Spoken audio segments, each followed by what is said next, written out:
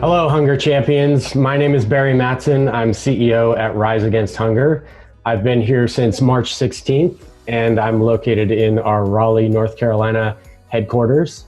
A little background, I've spent some time in the U.S. Air Force and the U.S. Army, and then time in development work doing capacity building, mainly in East Africa and the Middle East, as well as in the United States. And this is my colleague, Rick.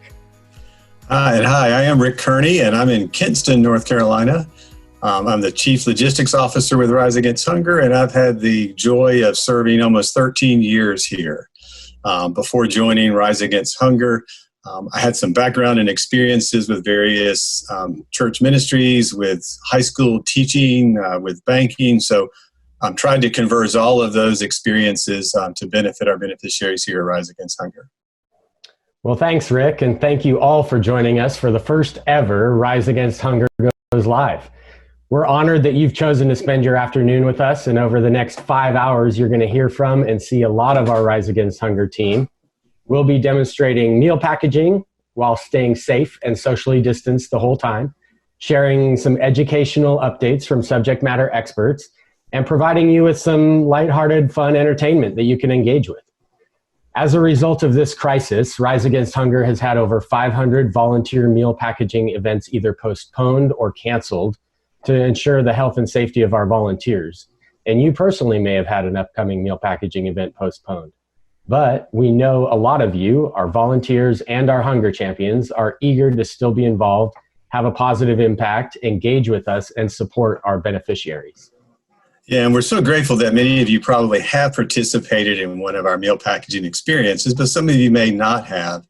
But irregardless, I think all of you probably just want to know more about our beneficiaries and what we're doing to support them during this really unusual and unprecedented time. And as we go through this afternoon with Rise Against Hunger Goes Live, we're going to be sharing more information with you. We're going to be talking about fundraising because we want to continue to meet the commitments we've made to some 400,000 school children and 1.7 million people worldwide. So during this time, there's been so many interruptions, but one thing that has continued is the hunger and poverty that affects our beneficiaries. And our mission is more important than ever right now, and there are still ways that you can get involved and be engaged and work with Rise Against Hunger right now. You're doing it right now. You're watching this live stream with us as we go live. And you may be unable to go out to your community. You may be unable to participate in one of the meal packaging alternative sessions that Barry mentioned earlier. But we're going to still bring that experience to you live today as Rise Against Hunger goes live. And we just are anxious for you to engage with us the way you can. You're right, Rick. And our mission matters now more than ever. And today is also Giving Tuesday now. So many of you may have heard of Giving Tuesday before and are familiar with it happening in late November or early December. It's a day like Black Friday or Cyber Monday. Giving Tuesday focuses on and encourages a day of charitable giving around the world. And so the organization behind Giving Tuesday acknowledged the unprecedented need people are experiencing around the world due to COVID-19. So they announced Giving Tuesday now, today, May 5th, Cinco de Mayo, as a global day of giving and unity. And it's a chance for people to give back, respond to this emergency, and help those in need now. So some of the steps that we're taking in response to COVID-19 so far are to continue our food distribution efforts, first and foremost, to the beneficiaries around the globe that Rick mentioned. Also to provide short-term grants to procure food locally in countries around the world. And finally, continue our Empowering Communities pathway to ending hunger through sustainable agriculture programs. So you can support our efforts and this mission and our Giving Tuesday goal at riseagainsthunger.org/live.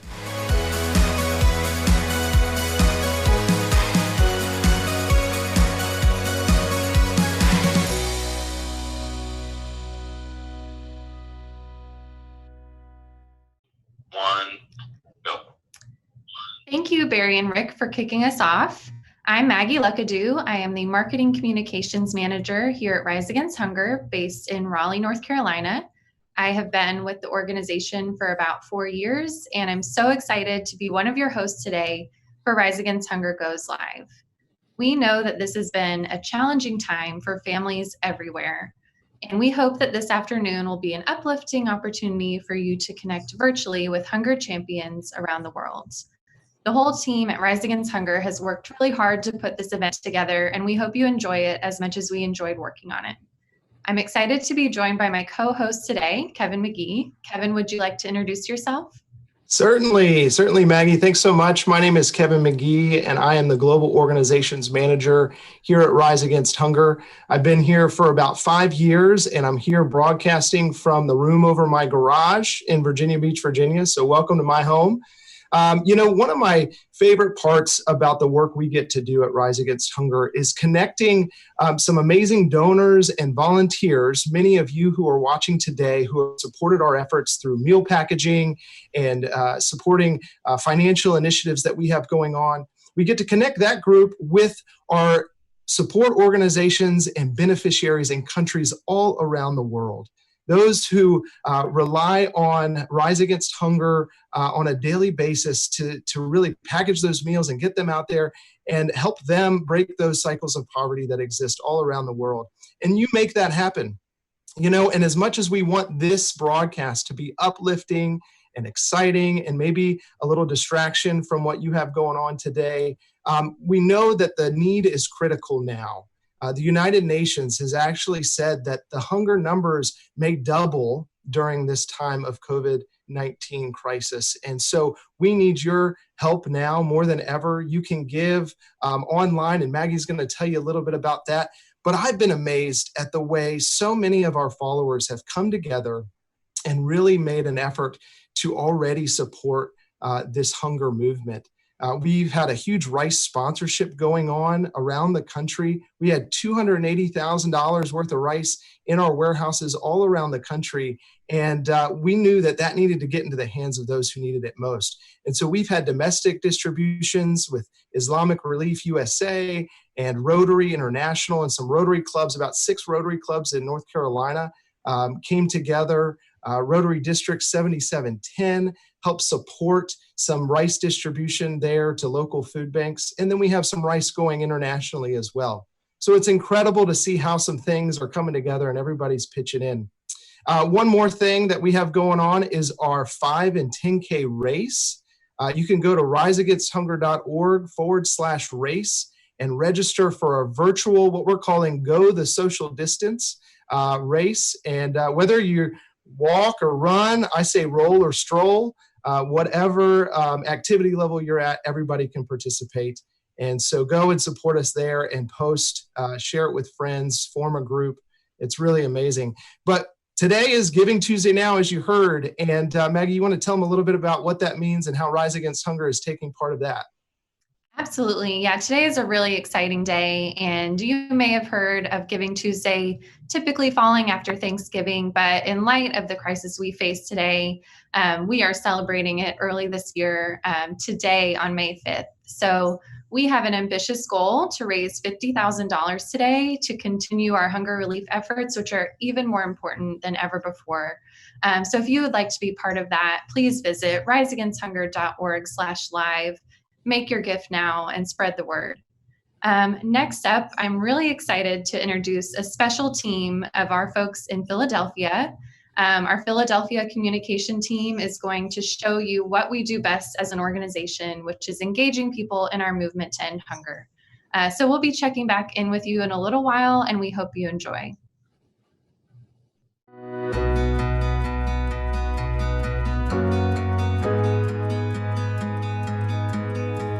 Hi, Rise Against Hunger Go Live audience. I'm Latoya Gilliard, the Community Engagement Manager for the Philadelphia location, and I've been working here for 5 years.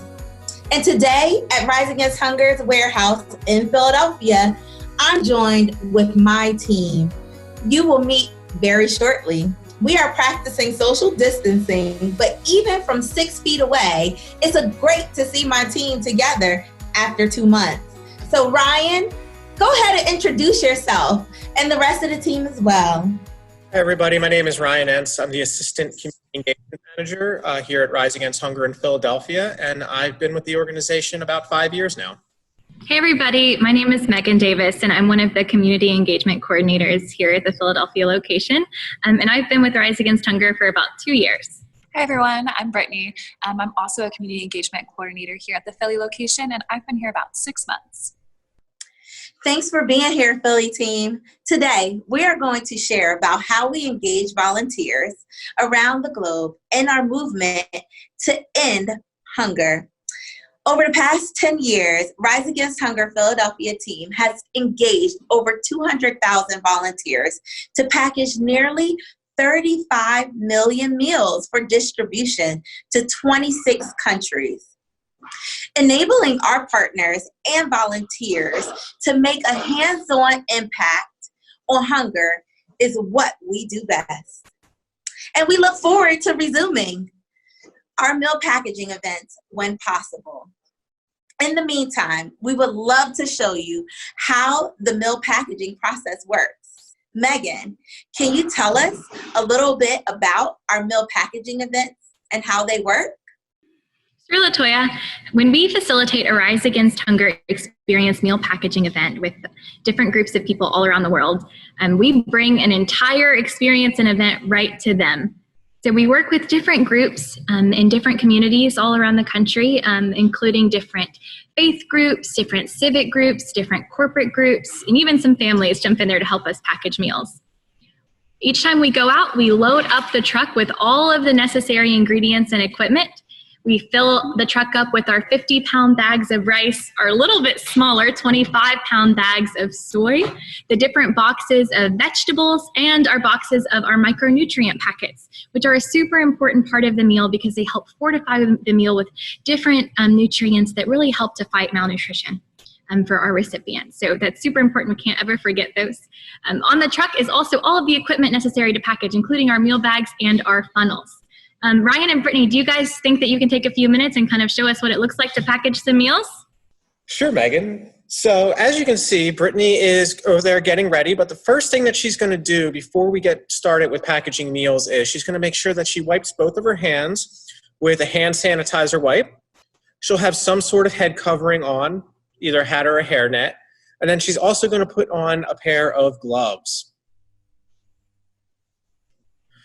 Once she's all ready, she's going to start off by picking up one of our meal packaging bags, and each one of those bags holds 6 servings worth of food once it's all filled, weighed, sealed, and ready to go. So the first thing that we're going to put in that bag is that micronutrient packet that Megan was mentioning. It's going to go directly in the bag, and then Brittany will now wrap that bag around the funnel. Now we'll put in our second ingredient. It is a textured soy flour, and it acts as the protein of all our meals. We'll do a nice level scoop and dump it right in the funnel. Our third ingredient to add will be a dehydrated vegetable blend. Do a nice little scoop of that and in the funnel. And then finally, and this is very important, rice always goes last. So Brittany will get a nice level scoop of that rice, and you guessed it, right in the funnel. Now that is almost a completed meal bag. So what Brittany will now do is she'll put that meal bag in one of the clear plastic runner bins, and then she's going to bring it over to our scaler and sealing station. So the first thing that she'll do is she'll make sure that she turns the scale on, and then she will place that bag in the white tray.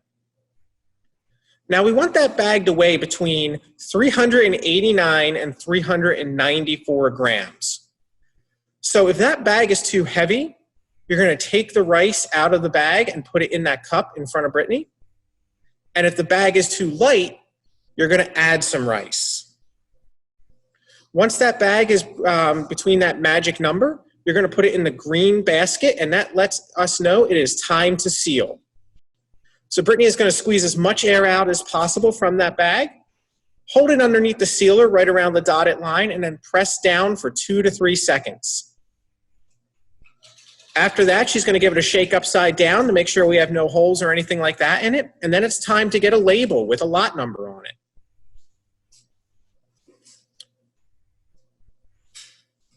Once that bag is labeled, we are going to place 36 bags in each box. And once we have a complete box, we're going to seal it with tape, and then we're going to put it on a pallet. Each pallet has 66 boxes, which is a little over 14,000 meals. Now, it's very important to know that once Brittany seals that box, her hands are the last thing to touch these meals before they get in the hands of the recipients. They're going from her hands to theirs. Now, this is just a small taste of what our meal packaging events look like. Typically, it is pretty much a big party. We have music in the background. We have a big celebration every 1,000 meals by ringing a gong. And it's really just to enhance the volunteer experience. So I hope that everybody enjoyed this small sample of what a meal packaging event looks like, and we hope to see you again soon. Thanks, team, for walking us through how to meal package. To our existing volunteers, we're excited to see you in the future to package more meals for our beneficiaries. And to those who are looking to package with us and our new volunteers, reach out to us at riseagainsthunger.org/host. Thanks for tuning in to Rise Against Hunger Goes Live.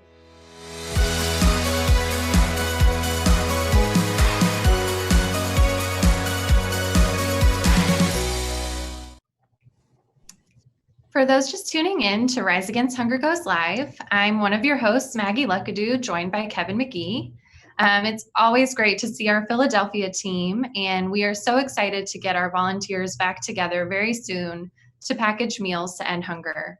But in the meantime, today is a great time to get involved virtually. So if you have any questions for our new CEO, Barry Matson, please submit those in the chat on Facebook and Vimeo throughout the day today, and he'll be answering a few of your questions later in the broadcast. So stay tuned for that.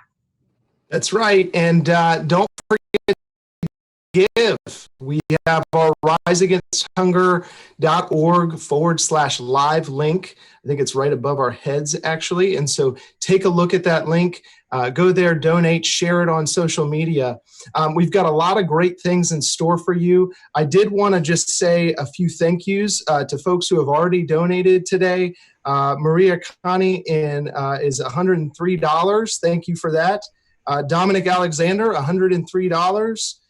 We have a $50 anonymous donation, so thank you, whoever is anonymous out there. Elizabeth Cox, Chelsea, connected to you somehow, $103. We have Julie Savani, Janet Newcomers out there, Rick Kearney. Thank you all so much for donating.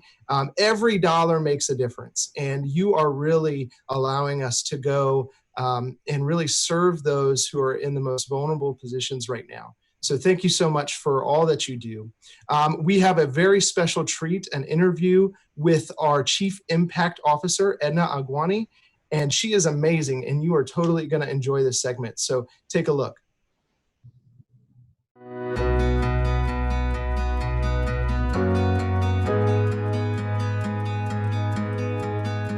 Hello, Rise Against Hunger Goes Live audience. My name is Dominic Alexander. I am the Regional Community Engagement Manager for our Mid-Atlantic region.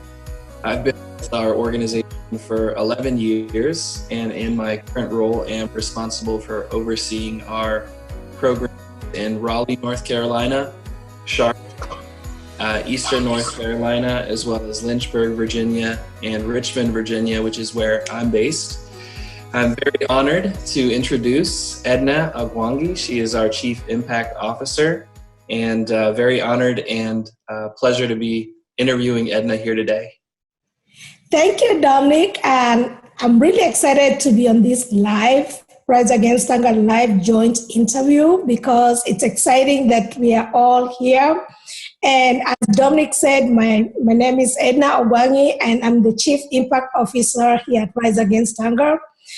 What that means is I oversee the impact of the work that we all do with the contribution from our donors, our volunteers, like you all who are listening, and all the people who receive our meals, our impact partners and our beneficiaries. I get that impact and share the good work we do.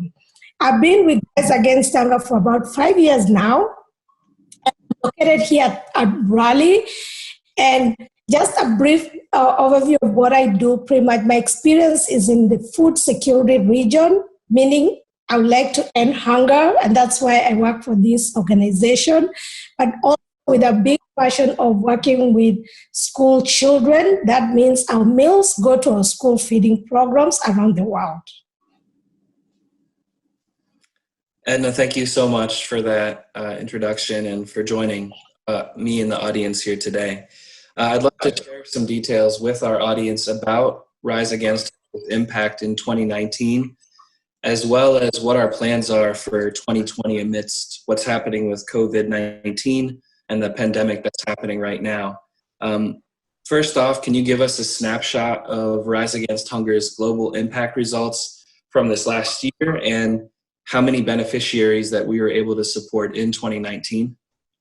Certainly, together with our 5 international locations, which are based in the Philippines, India, South Africa, Italy, and Malaysia, we were able to support almost 1.8 million beneficiaries.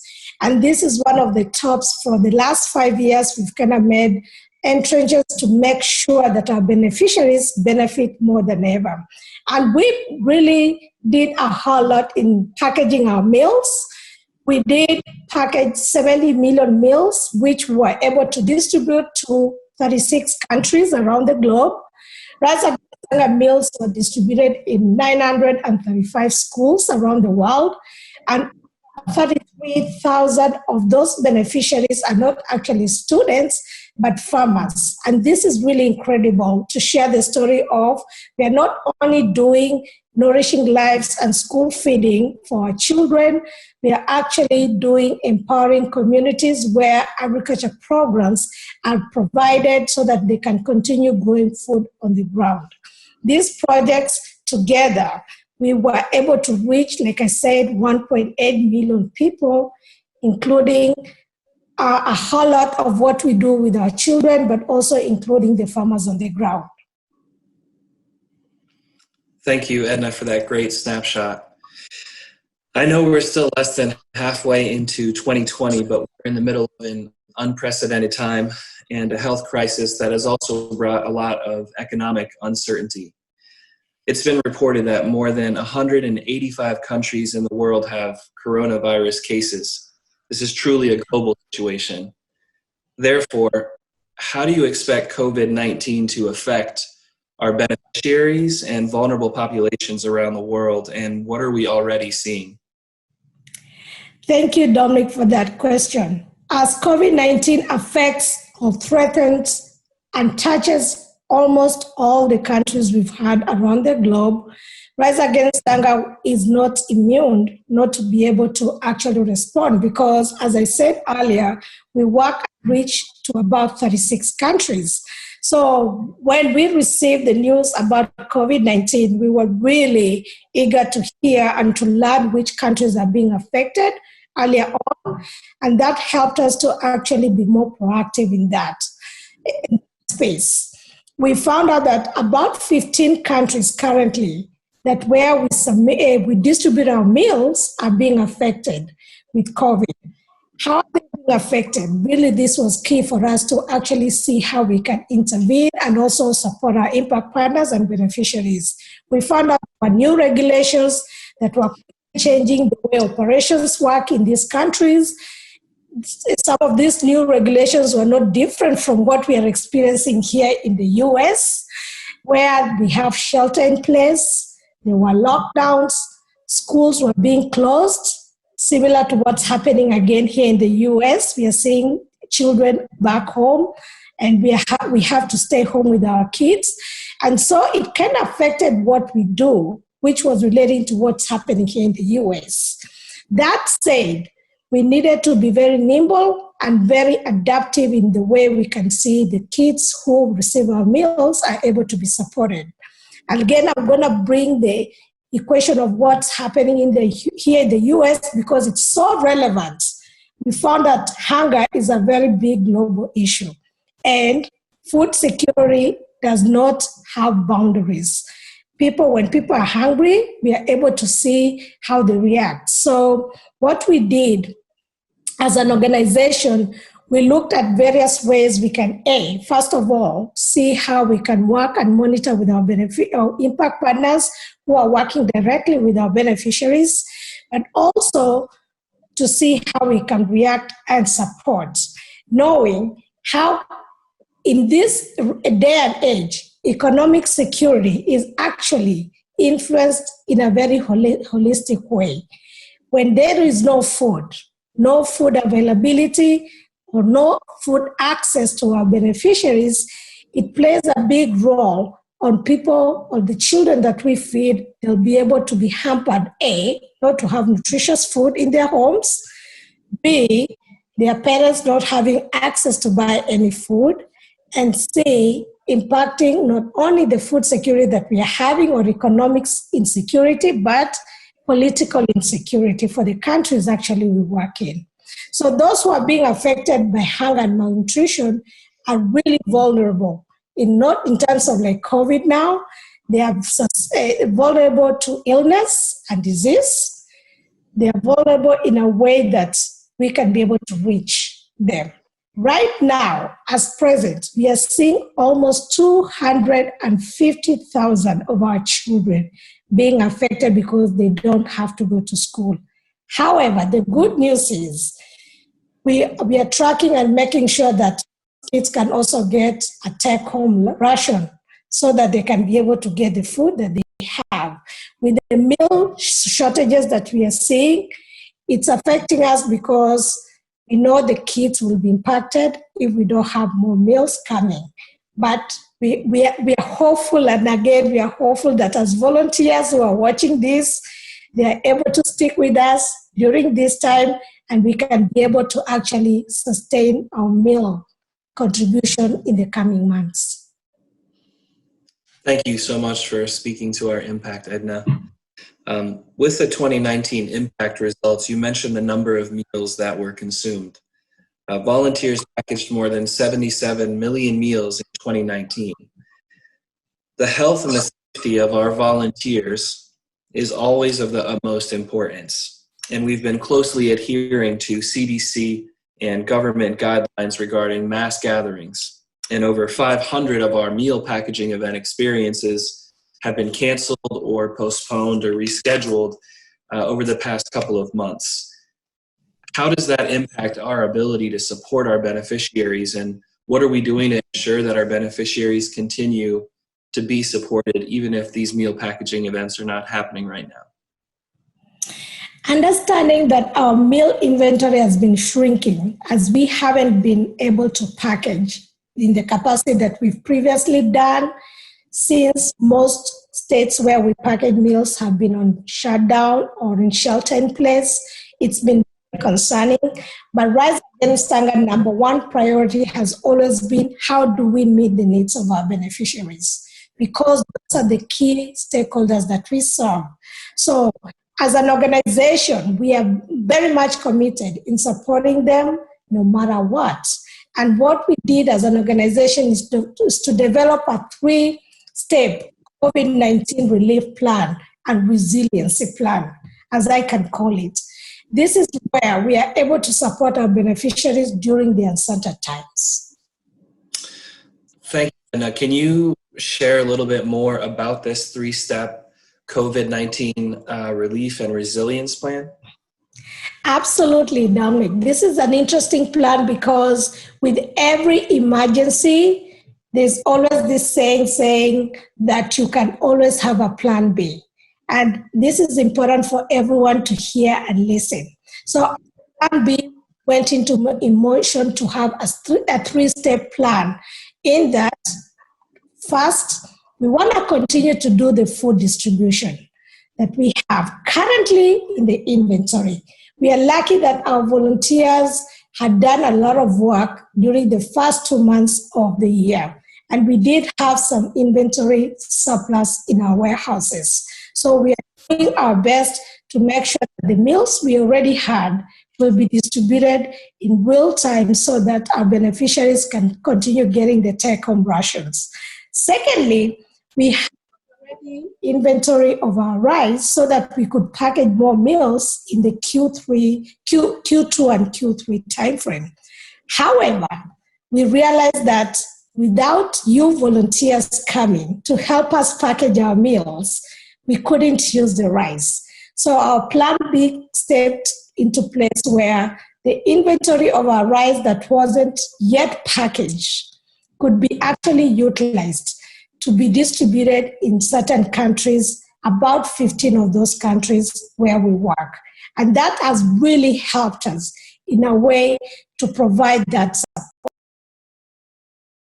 I would also highlight that food is, in the US, we've realized that people are also in need here in the US.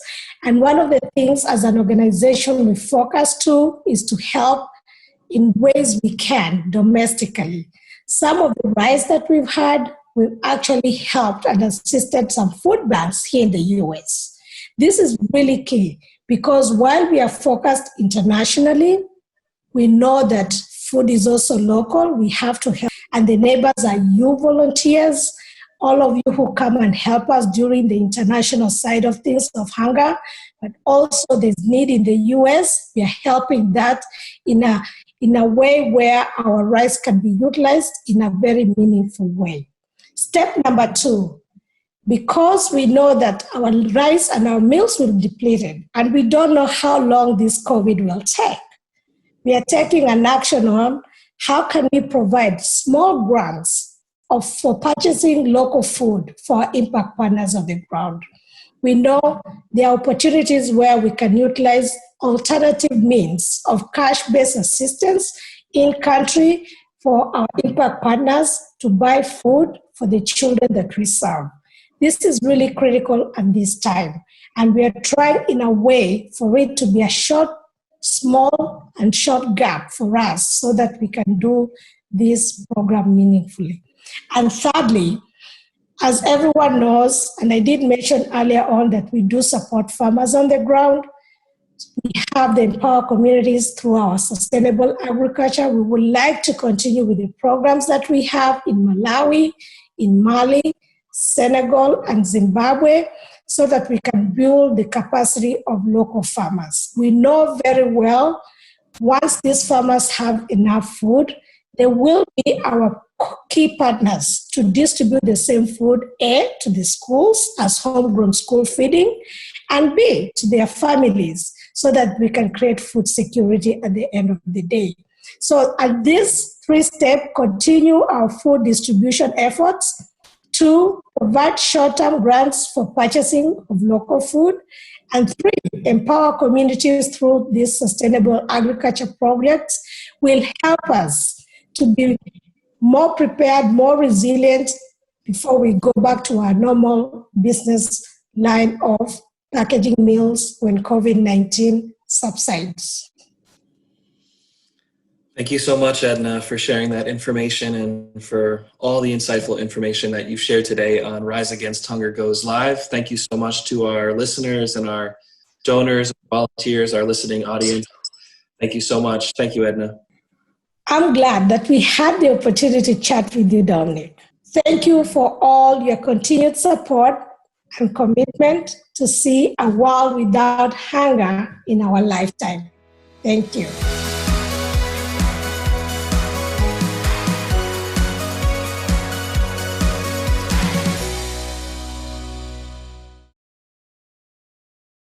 At this moment, hundreds of millions of people around the globe do not have the food they need to live healthy, active lives. At Rise Against Hunger, our mission is to reduce that number to 0 by the year 2030. Our approach centers around 4 pathways to end hunger: nourishing lives, empowering communities, responding to emergencies, and growing the movement. These pathways address the root causes of hunger and poverty in communities worldwide, changing the future for decades to come, nourishing lives through the distribution of nutritious meals to vulnerable populations, empowering communities by focusing on agricultural production and micro-enterprise, responding to emergencies to meet immediate needs and provide support on the path to recovery, growing the movement to end hunger around the globe. By working with volunteers around the globe to package nutritious meals for those in critical need and implementing sustainable solutions to hunger in communities worldwide. We enable children and families to rise and break the cycle of poverty. But we can't achieve this alone. Please join us. Donate today at riseagainsthunger.org/donate to make Zero Hunger possible. Hi, for those just tuning in, my name is Maggie Luckadoo, and I'm thrilled to be one of your hosts today for Rise Against Hunger Goes Live. We just heard from our Chief Impact Officer, Edna Agwangi, about the impact we were able to make in 2019 alongside you, our supporters, volunteers, donors, and partners around the globe. You also heard about our organization's response to COVID-19, which is so critical as the UN has reported that the number of people facing hunger could actually double this year as a result of the crisis. But you can help. You can help put our plan in motion to respond to COVID-19 and serve those facing hunger in the midst of this crisis. Please visit riseagainsthunger.org/live to donate now. Next, I'm also excited to share that today, Rise Against Hunger has launched a campaign to raise airline miles on United Airlines' crowdsourcing platform called Miles on a Mission. Mileage Plus members looking to give back today on Giving Tuesday or throughout the month can do so and donate miles to Rise Against Hunger to help us continue our critical work to end hunger around the globe. United has actually worked alongside Rise Against Hunger to engage their employees in meal packaging since 2017. They recently reached an incredible milestone of packaging 1 million meals. Please take a look at this video that highlights their accomplishment. United Airlines, we just hit 1 million meals packed for Rise Against Hunger! We're so proud to be with our partner Rise Against Hunger and their efforts to end hunger in our lifetime.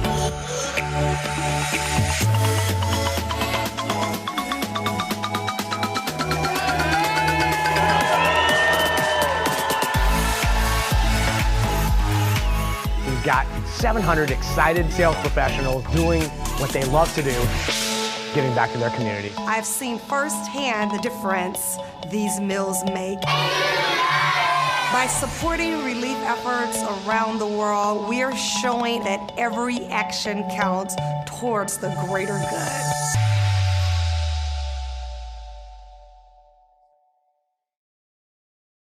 Next up in the broadcast, you'll have the opportunity to hear from our 5 international locations about their response to the health crisis. You'll also get to see an interview with one of our longest standing partners in Nicaragua about meal distribution and other efforts in country. So please stay tuned, and thank you so much for joining us for Rise Against Hunger Goes Live.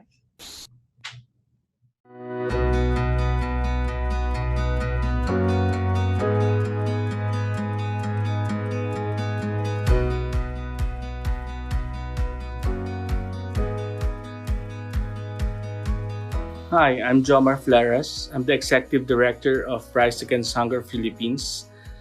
We're currently on lockdown here in Metro Manila. It's been a month and a half already of lockdown. And I have to tell you, it's been very difficult, especially for those people that are already nutritionally at risk. These are people who survive on a no work, no pay basis. These are senior citizens that have no access to food. The situation in the supply chain has made it very difficult for people to access food. Markets have been monitored. I mean, you can't just go out and buy anything right now. It's totally a mess here. But I'm glad to say that we here at Rise Against Hunger Philippines, we were able to respond, I think, quite adequately to the problem here of hunger.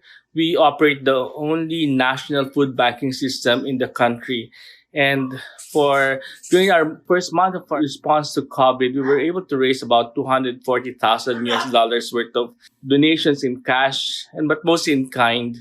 and we were able to reach over 20,000 families with relief goods, plus healthcare workers in 30 hospitals all over Metro Manila. I think that's not even enough because the population is about 110 million. We don't know the extent of the problem yet. We don't know how many are infected. The level of testing has been very low and slow. And yet we are number one in South Asia in terms of the number of infected people. I think the main challenge will come much later on when the dust has settled. Then you would have to work out recovery schemes. There will be a new normal.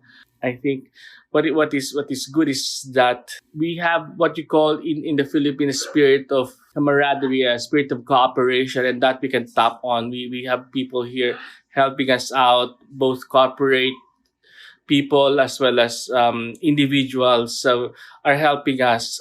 We don't have a very large fleet of vans to rescue food, but then we see a lot of people helping us in the rescue and distribution of food. So what I want to see is that this pandemic will bring us the best of us.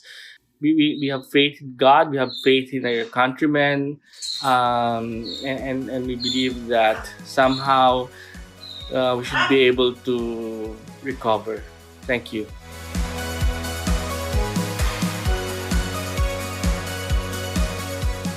My name is Brian from Rise Against Hunger here in South Africa. We're currently on day 28 of our national lockdown. Whilst the lockdown has certainly helped the spread of COVID-19, it has unfortunately impacted millions of people's lives. Unfortunately, so many people have lost their jobs, especially in the informal sector where people aren't able to get any work and therefore not be able to support themselves and their families.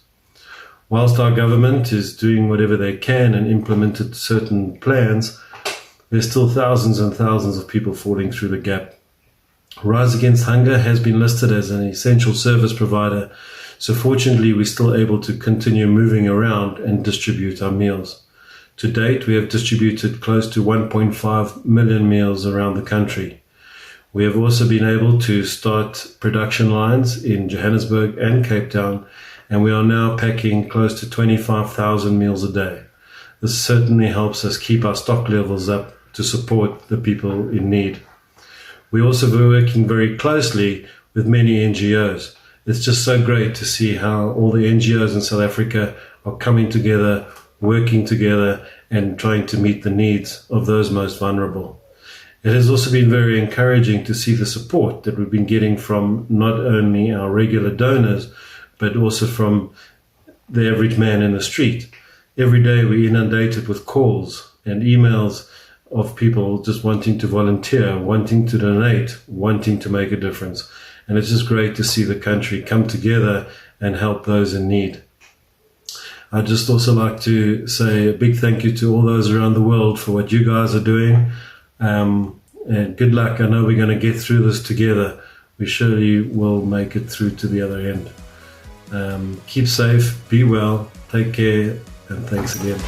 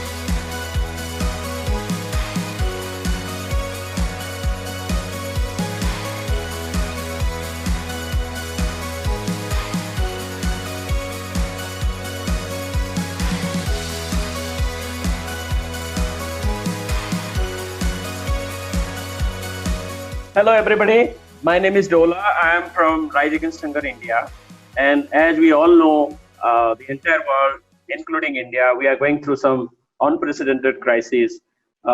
India actually went through lockdown since 22nd of March, and while general population was affected, one of the groups, which is migrant laborers, construction workers, contract workers, they were severely impacted economically because they live on daily wage. And these workers expressed they were more worried about hunger and food insecurity than the virus. So we received SOS calls from many of our partners who were working on the field, and they said, we need to immediately respond to this emergency. So within 24 hours of the lockdown, we reached out to communities and we started mounting an operation. What we thought was a small operation has become a huge one. And now my colleagues will brief you about, how much we have done so far. So over to Naomi. Hello, everyone. My name is Naomi and I'm in charge of operations.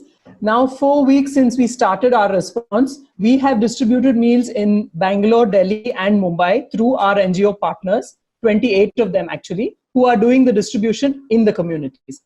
Procurement has been done through our regular vendors, because of which we've been able to procure all the ingredients required. Packaging, however, is being done by our own staff in the respective offices. Bangalore, being the headquarters, we have a big warehouse where most people have been able to sit and package by themselves, maintaining social distancing and all other norms that are required of the lockdown. Mumbai and Delhi, there are very few people, and the packaging has been slow and not like it happens at events. But still, we've managed to pack a lot of meals, and now my colleagues from the 3 offices will talk about how many meals have been packaged so far. Hello, I'm Shaiju from Mumbai, coordinating all the meal packing from here. So far, we have packed and distributed 250,000 meals. Hi, I'm Sudhir from Bangalore. We have packaged more than 106,000 meals at Bangalore and distributed across. Hi, I'm Sumit from Delhi office. We have packed 105,000 meals packets till now. Hi, my name is Mohar. I'm looking after the coordination and distribution pan-India. We have distributed 515,000 meals to 121,000 people. The demand is huge and we are not able to cater to everyone. That is why we are assessing the situation daily so that we can identify areas in dire need and we plan the distribution accordingly. The distribution data we are taking every day from our partners so that we are on track on the distribution numbers. Looking at the current scenario, we are shifting from Rahi fortified meals to dry rations. Very good. It has not been an easy task, but this is the team, with 6 people, we are mounting 500,000 meals we have already given. And we have already been receiving requests from many partners from many areas. And India being an informal economy, that means 90% of the workforce is informal. And many of these workforce, which are now rendered jobless, almost 300 million people will be, out of job for the immediate future, which means the mission of Rise Against Hunger is much more important now than ever before. Thank you so much for hearing this video, and thank you for your solidarity. With 1.3 billion people under lockdown, millions of migrant workers who survive on a daily wage are stranded in Indian cities. Last week, hundreds and thousands of them began walking towards their villages. Some are calling it one of the largest migrations in modern Indian history.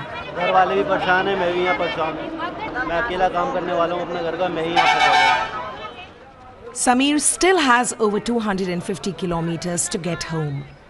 Others even longer. While some managed to board buses, others were forced to turn back or taken to one of several makeshift shelters set up by the government in the city's schools.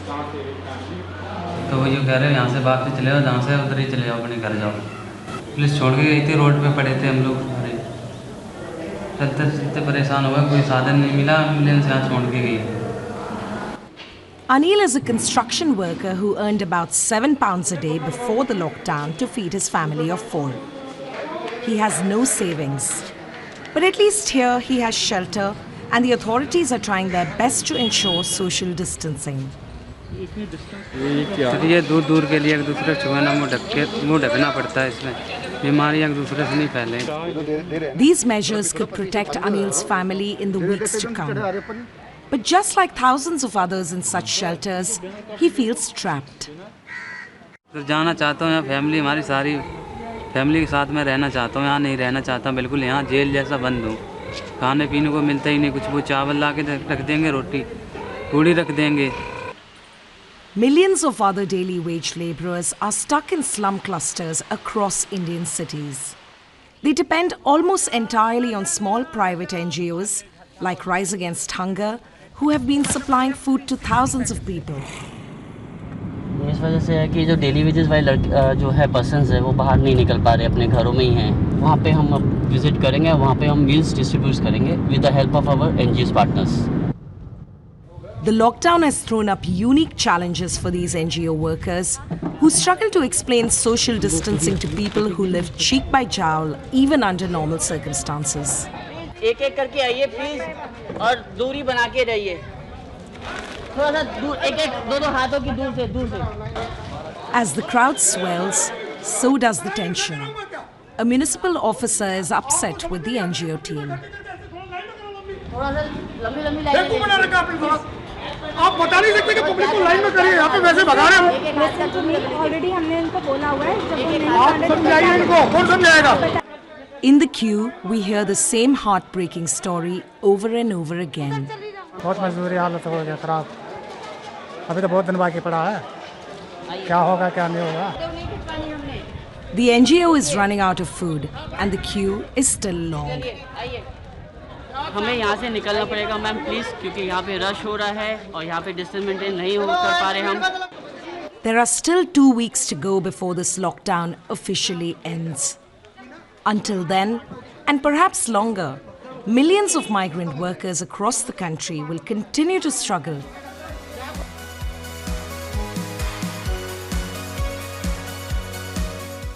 Hi, my name is Roberta Baldazzi and I'm the country manager of Rise Against Hunger, Italy.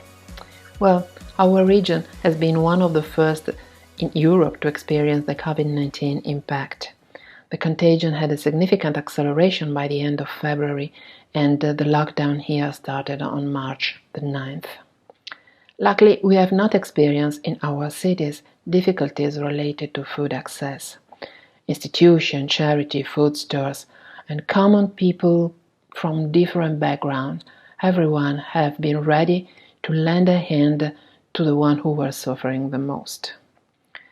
Main risks were related to the functioning of our health system, specifically to the availability of intensive care structure compared to what seemed to be an unstoppable emergency progression. Lockdown was actually the only viable solution, and it is still very strict. Of course, for us, it became impossible to run events, but I'm glad to say that thanks to the huge work we have done between the end of 2019 and the beginning of 2020, we have been able to secure all our beneficiaries. We have recently delivered 6 containers. 2 of them are still on their way, meaning we can assure foods to almost 10,000 families in the 6 countries we are serving for a significant period of time.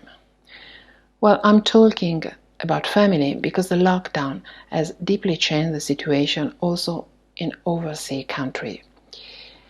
The citizens are obliged to stay at home. Schools are closed, so our partner decided to redirect distribution to the family that in this dreadful condition don't have enough supply to survive. With this said, it's time for a brand new start. In these days, it has become clear that the COVID-19 curve has started its decline. Death tolls are the lowest since weeks, and our government is loosening the restriction imposed to all Italian citizens. We will rise again, even if for a certain period of time, what is expecting us will be different from what we have experienced till now. It's time to be creative, it's time to be effective in finding a new role for Rise Against Hunger, and we are all focused on this.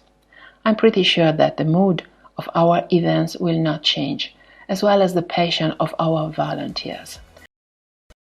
This experience has brought us closer than ever to the one in need, and this will for sure help us in building a bright new future. Thank you very much indeed.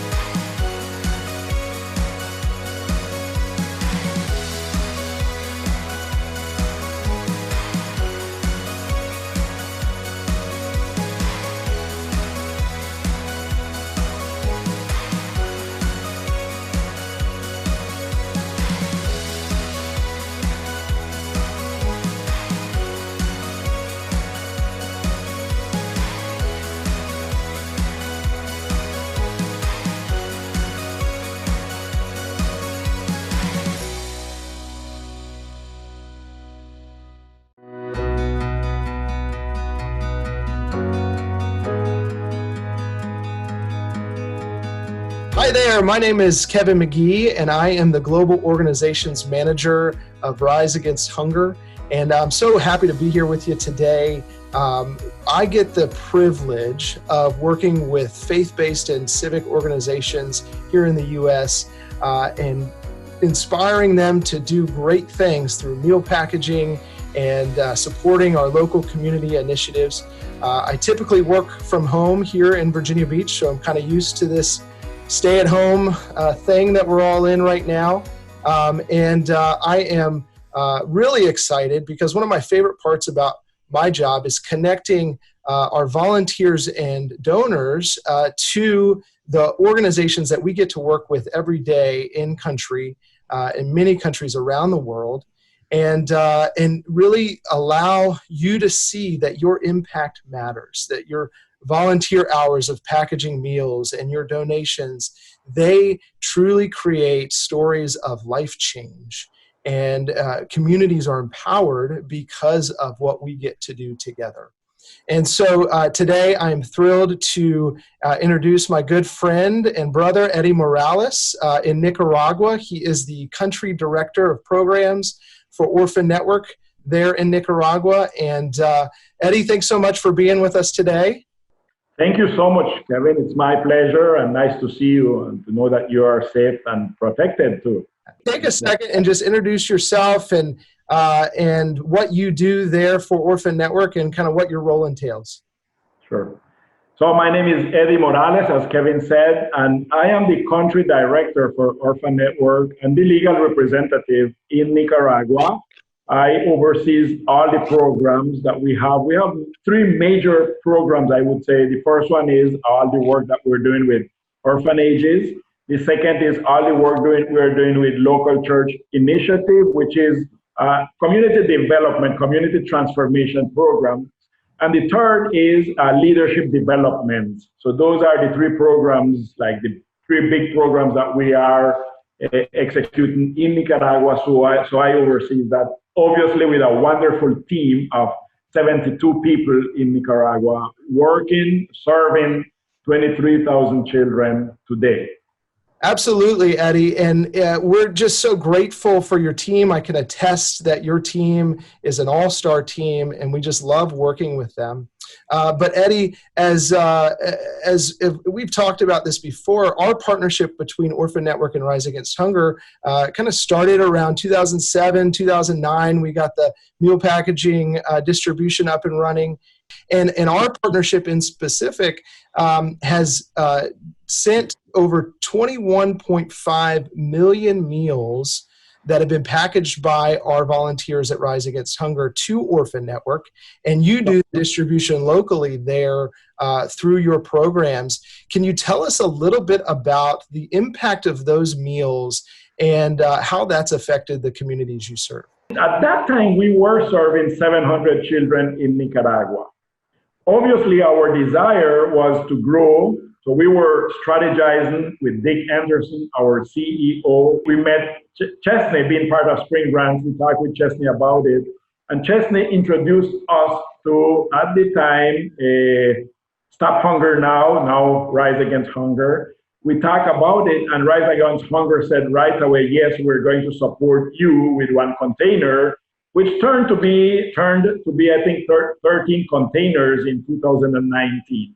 Sure. And, as we're talking about the meal, I actually have one here. I keep it here on my desk. And this is what brings life change in so many ways. What the little nutrient packets that are in here, and the soy and the rice, and like you said, is a crucial part of your program. I've seen this firsthand. And in fact, our relationship was what got me excited about working with Rise Against Hunger. The first time I came to Nicaragua in 2006, I saw and got to build relationships with students and families who their hair was orange and brittle from malnutrition, right? Their skin was dry and cracked, and their eyes were a bit hazy. The effects of malnutrition was evident in their appearance, and simply just a 9-month difference of a 9-month diet on these types of meals just really makes a major impact. And the next time I was back, their hair is darker, and they're able to braid it without it breaking off, right? And their skin is healing, and their eyes are full of life and hope, and they're able to learn in a school environment because they're not hungry anymore, right? Sure. Education is a big part of your programs. So just an amazing impact that the meals have, but we know the meals are only one part of the programs that you offer. What are some of the other programs that Orphan Network offers in the community?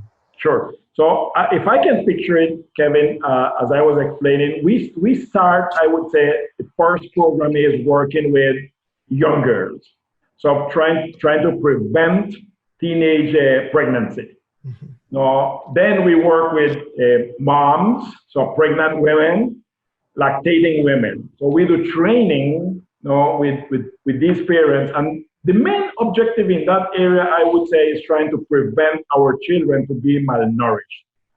So we would work with pregnant women providing their prenatal vitamins, all the follow-up.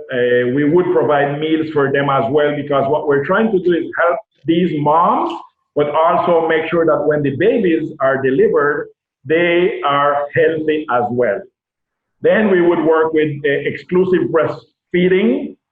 Then we would work with the first meals after 6 months. Then tied into, when they're 2, they would come to our feeding program. And that would take us through age 5. Now, this is important because, as you know, if our kids are malnourished, even dreaming with higher education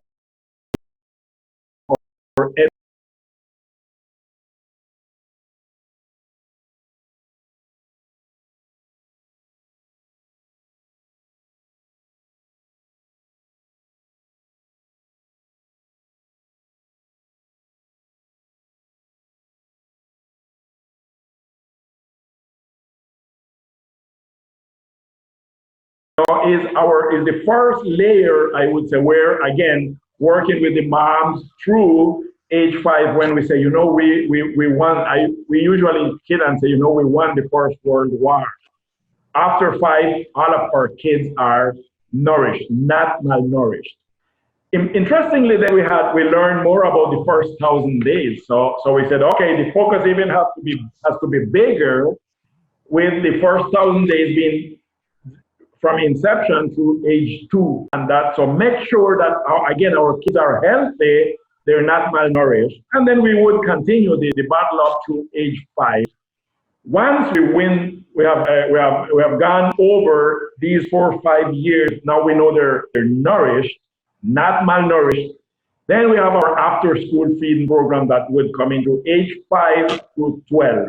And that's where we would work with them in order to win the second war, I would say, where in Nicaragua we have seen the statistic of UNICEF, the United Nations, saying, the average is 48% of the kids are finishing 6th grade. And then the more rural you go, only 22% of the children finishing 6th grade. Now that's really bad. So we're saying, no, we want our children 90%, 100%, why not? The children that we are to grow. Now, if I can go one step below again, in the 0 through 5, we also do water program, sanitation, hygiene, hand washing, which is big today, dental care, training. All of that is part of that 4th layer of wanting to make sure that once we get through age 2 and then 5, our kids are nourished. So then we would come in with the after-school education program, and that would take them through training for jobs. No, so the 3rd layer is training for jobs. As I said, I came on board in 2008. In 2016, we were able to get the first 2 jobs for our kids, and we really celebrated that. But God has blessed us so much that has just been increasing. So from 2, we went to 14, we went to 42 jobs, we went to 98 jobs, we went to 143 jobs, and every year we're just increasing the number of children coming from all these stages through getting jobs and breaking the cycle of poverty by providing for them, for their family. And interestingly, in many communities, they're now saying, no, we don't need to send our kids to a feeding program anymore. We can take care of our kids. And by the way, these children are going to school and they're taking advantage of the after-school education program. Now, so these are the programs that we are executing on. And now we're even talking about the next step, which is self-reliance. Okay, once we wipe out malnutrition, once we get jobs for a lot of these kids, what next? You know, in our effort of community transformation, community development, I would say. And then the 3rd, as I mentioned, the 3rd is our leadership development program. You know, working with these same kids, but mostly with our pastors, leaders, orphanage directors, and every person who are involved, just training and developing them. Because the more we can do that, they would really become great leaders who would then work to transform their community. It's interesting because we really don't want our programs to be a hand out. We want our programs to be a hand up. No, and in this process of hand up, a key component is the development of our leaders, so they can really understand the importance of we growing, we having ownership, we being developed, so we can take care of our children, our community, and work really hard towards development or transformation of our community. And then, as I mentioned, also we have the other program with orphanages. We're working with 5 orphanages today, serving roughly 260 children. Now, for these children, we have goals as well. You know, we have 7 targets for our children in order to change their community. Now, remember the 2 big picture. We want them to break all the cycles, these evil cycles. No, so for them, the 7 targets is English, computer, finishing high school, and even going to college or vocational technical training, jobs, give back. No, so we also have clear targets for the children in orphanages, just as our own children. We really want them to be successful. We want all of our children, through local church initiative, through orphanages, our leaders, everyone, just to be successful, just to break all these evil cycles, just to make sure that together we're transforming our communities and changing our life and earth. Thank you very much, and thank Rise Against Hunger and all the donors and investors and partners and everyone. It's really hard to do this work if it was not because of the meals that you are providing. So you gave us the resources that we would take and build on in order to transform the community and to change the life of the children. So thank you so much for all the hard work you have been doing. And I know now with COVID-19, it's been a lot more difficult. But overall these years, as you were saying, with these 21.5 million meals that you have been providing, we want you to know that you have been changing lives in Nicaragua. You have been making a difference in the life of so many children and even adults in Nicaragua. And frankly, their life unearthed in Nicaragua, it's not going to be the same because of what you have been doing, because of the support that you're giving us, because of all the meals you're packing, the support you're giving to Orphan Network, because all that you're doing. So I want to thank you so much on behalf of our children, on behalf of our staff and our organization for transforming Nicaragua one life at a time, one community at a time, one country at a time.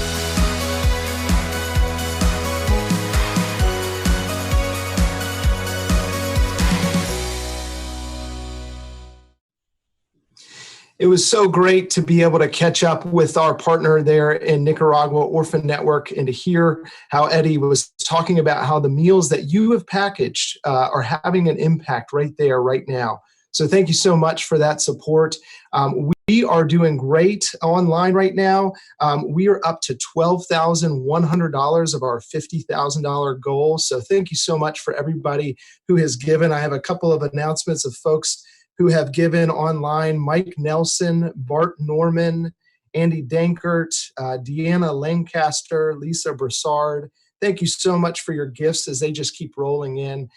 We're hopeful to hit $50,000 by the end of the day. So please share, please send this out to friends and family, and hopefully they'll enjoy the rest of the broadcast because we have so many great things coming up. We also have an exciting news to share from our friends at TD Bank. TD Bank has been so gracious during this time and has been launching a employee giving campaign where they are matching what employees have given. And so we are up to $47,000 through what TD Bank has given. We also have a group called fastpraygive.org. If you haven't heard of them before, check them out. They gave us about $4,900 towards a GIK shipment to Ganta, Liberia.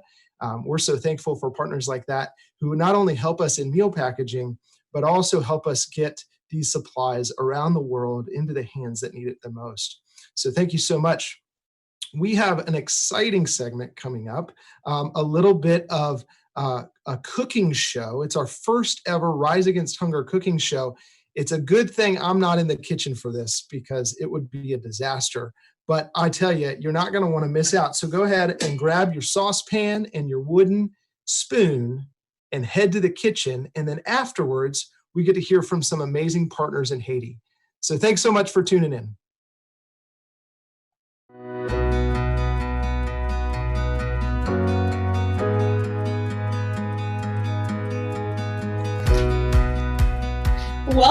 Welcome everyone. My name is Naomi Broussard and I am the Community Engagement Manager in Orlando, Florida.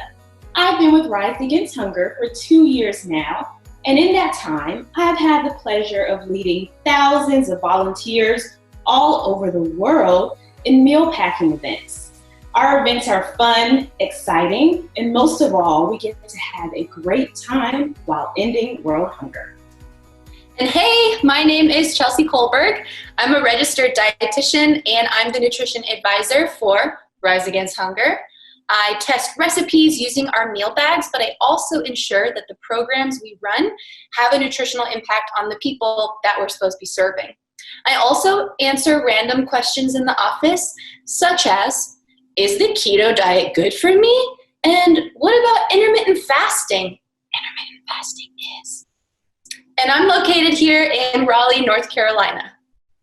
Welcome to our first ever Rise Against Hunger Cooking in Quarantine. Before we begin, we are going to wash our hands because, as you know, that is a first step in a really good meal. Let's get into it.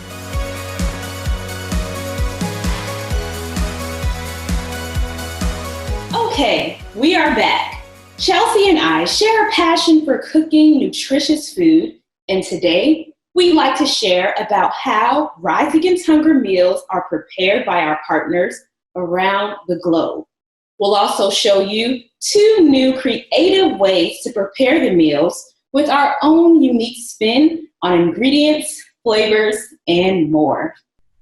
Rise Against Hunger sends meals all over the globe. Most meals are cooked in large batches and served to students at school lunch, like in this picture. Our meals are made up of rice, dried soy, dried veggies, and this micronutrient powder from Kraft Heinz, great sponsor. And in places with few resources, our meals are boiled in water and served plain, as is. In other locations, they'll have a local garden where they can put in some fresh local produce. And in other locations, they have animals that they can serve to make these meals super nutritious. You have to remember that a lot of the people that eat our meals only get 1 or 2 meals a day. So adding animal source foods ensures that we're giving them the ultimate punch of nutrition in the few meals that they are eating, especially the growing children. So because students at these schools get 1 hot meal a day, they're more likely to attend school. More likely to attend school than stay home and work on the land, which is great. So sending our meals to these schools actually increases attendance and it increases enrollment. And this is especially important for young women. Despite improvements, there is still a gap in opportunities between boys and girls. More and more, improving the lives of women improves the lives of the family and the surrounding communities. Our meals are also delivered in times of great need, like, say, a pandemic. Emergency situations like the coronavirus always hit vulnerable populations the hardest. Imagine your main caregiver is sick. Who's going to feed your family? If the market you visit every day is closed, where do you get your food? Rise Against Hunger works with partners around the world to deliver food to those who need it most. And we don't just do food. We'll do hygiene kits and medical aid and other things to help people maintain their dignity in times of crisis. I also want to say that while our meals are great temporary solutions, I think we can all agree that we need to do more than just deliver meals to people to end world hunger. This is why we started our Empowering Communities pathway. These pathways have projects that help communities with nutrition and agriculture skills and resources, and we work with local experts to design programs that build confidence and empower people to make their own healthy food choices. It's our goal that one day, people won't need our meals anymore. But until then, let's see some creative ways that we can actually eat these meals. Naomi, what are you doing in your kitchen? Thanks, Chelsea. Today, I'm going to use a Rise Against Hunger meal to make vegan lentil patties over rice with a sauteed vegetable medley. The ingredients I'll be using today, let me share with you. For the vegan lentil patties, I'll be using 1 cup of brown lentils, rinsed and drained. I'll also be using 2 cups of water, 1 tablespoon of olive oil, onions, carrots, green peppers, rolled oats, and our Rise Against Hunger fortified rice, along with a vitamin sachet pack. For the vegetable medley, I'll be using bok choy, green peppers again, carrots, onions, various spices and seasonings, and to top it off, I'll be adding a kick of spice with cayenne pepper.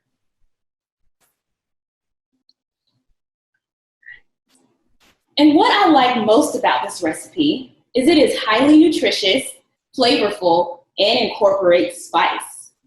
This recipe also shows another way our partners in Malaysia, Singapore, Australia, and various other countries incorporate lentils into their meals. Lentils are very high in protein, nutritious, easily digestible by the body, making it a very nutritious and delicious meal at the same time. I would also like to mention that by adding the Rise Against Hunger vitamin sachet, it increases the nutrient value even more. Now, let's find out what's cooking in your kitchen, Chelsea.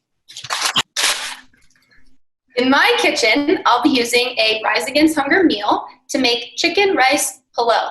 I just learned how to say that word properly.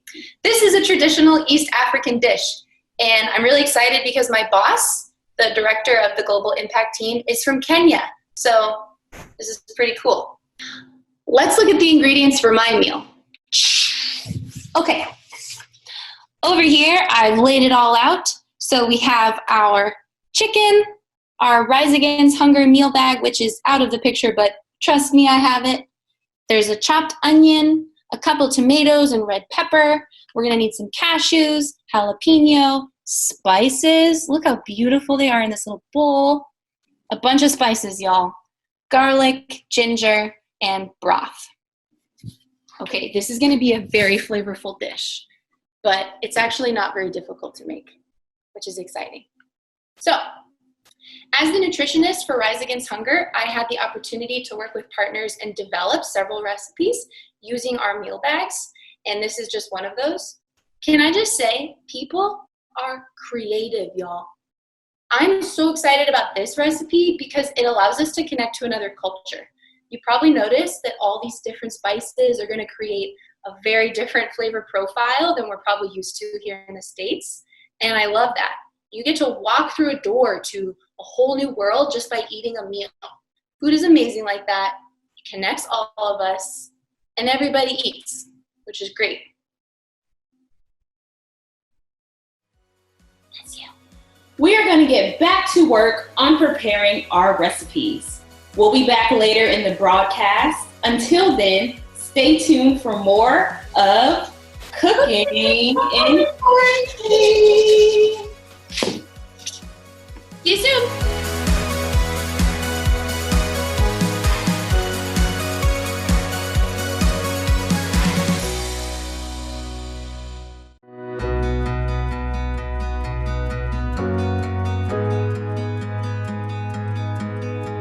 Hello, everyone, and welcome to Rise Goes Live.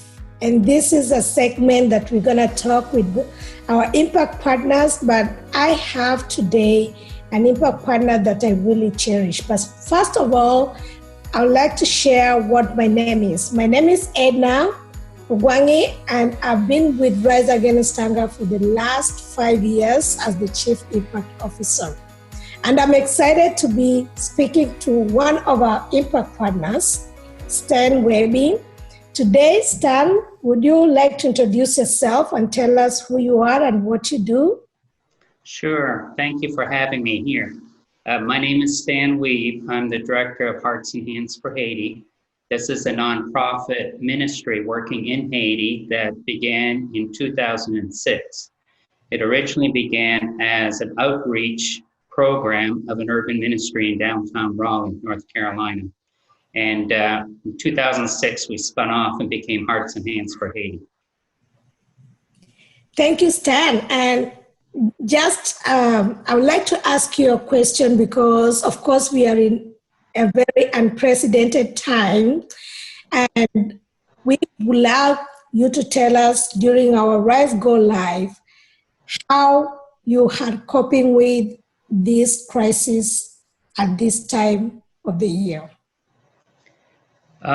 We have done fairly well, I think. Haiti came in lockdown in middle of March, I believe. They have been very careful, and the last I saw, I think they had 5 deaths and only 6-day cases with the COVID virus. At our children's home, the girls are confined within the girls' compound and the boys are confined within their compound.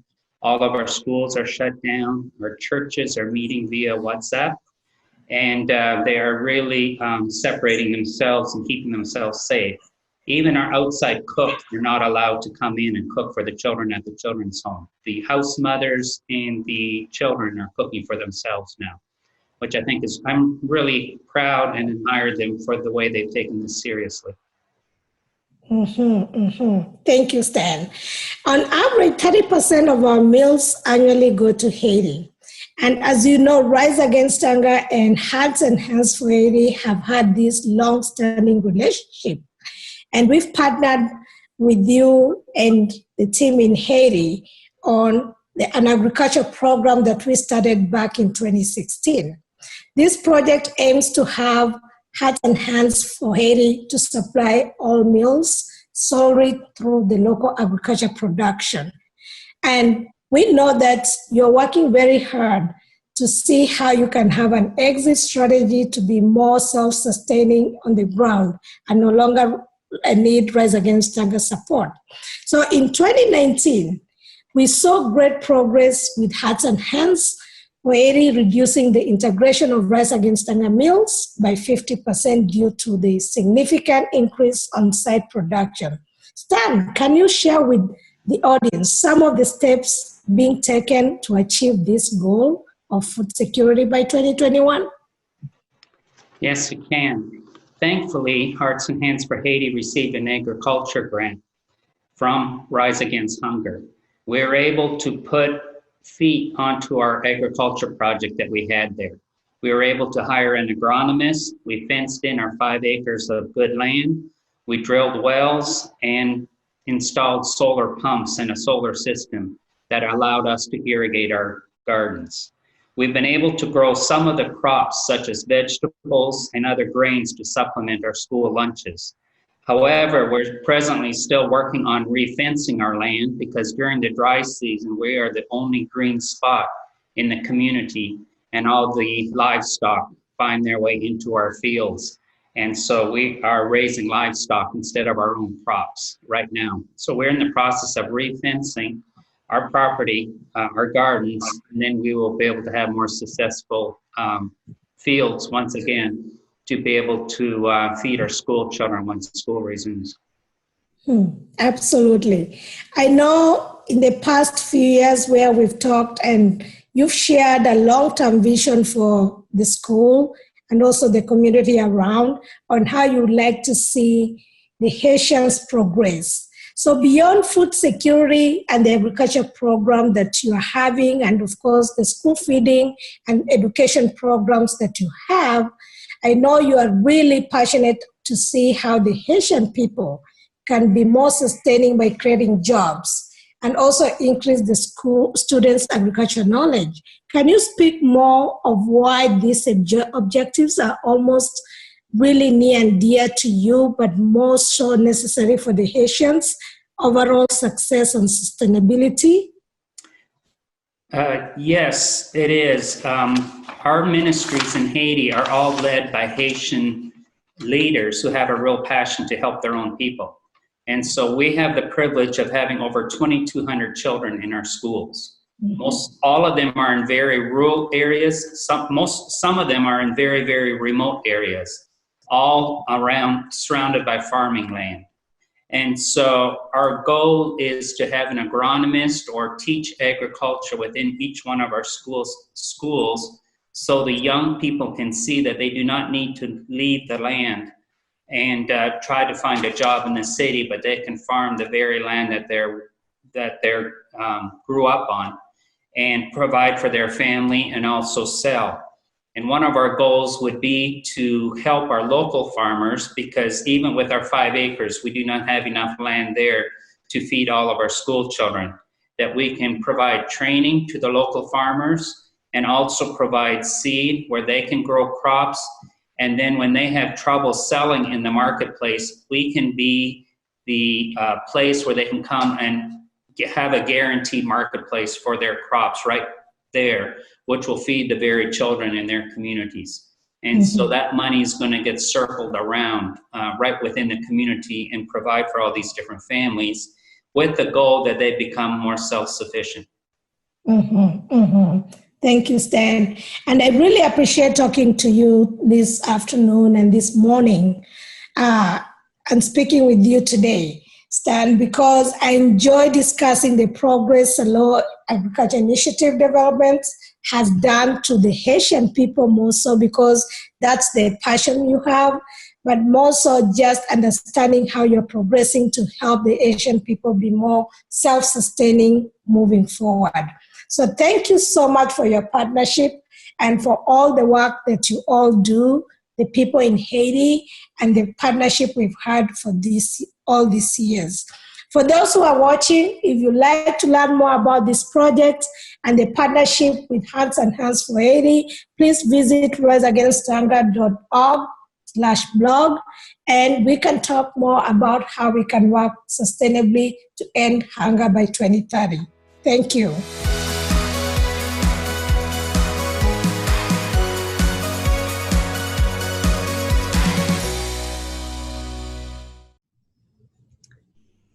Hi, everyone. For those of you just joining Rise Against Hunger Goes Live, my name is Maggie Luckadoo, joined by my co-host, Kevin McGee. How's it going, Kevin? It's going great. It's going great. We are up to, let's see, $26,000 so far. Is that right? Did I read that right? That's incredible. So we're very excited about all that have given, and we're so thankful. I've got a few folks that I want to just thank publicly. Timothy Miller for giving, Karen Sackett, Suzanne Bryant, Alice Rodriguez, FM Alexander says, much love to all with his donation. Much love to you, FM Alexander. Thank you all so much. There is still time to give. So don't hesitate. Share this link broadly. You can go to riseagainsthunger.org/live to give. Yeah, that's amazing to hear. And it's so exciting to see so many people being generous today for Giving Tuesday Now. And the funds we raise today will impact so many people around the world, especially in a time of crisis. We are committed to reaching the 1.7 million beneficiaries we serve around the globe, especially in this time of great need. And if you missed it, we recently announced that we are ready to start engaging our meal packaging groups again with the utmost safety for our staff and volunteers in mind. So if you'd like to learn more about that, please visit riseagainsthunger.org/event safety. That's right. We definitely want to get those meal packaging events back up in a safe and efficient manner. So thank you, Maggie, for sharing that. We have some great segments coming up for you. I'm going to don my cowboy hat for this, because when else can I wear a cowboy hat? Then Rise Against Hunger goes live, any excuse to do it, for our Texas native and founder, Ray Buchanan. We have an interview coming up with Ray. We're also keeping it in Texas. Out of Houston, Mike Bell will be interviewing our folks down in Venezuela about the Venezuela refugee crisis that we've been supporting. So some great updates. But first, we're going to kick it over to our all-star trivia team from our staff, Joseph and Hannah. It's very exciting. We want you to participate in this trivia segment. So pop some popcorn and saddle up for a great, crazy good hour on Rise Against Hunger Goes Live.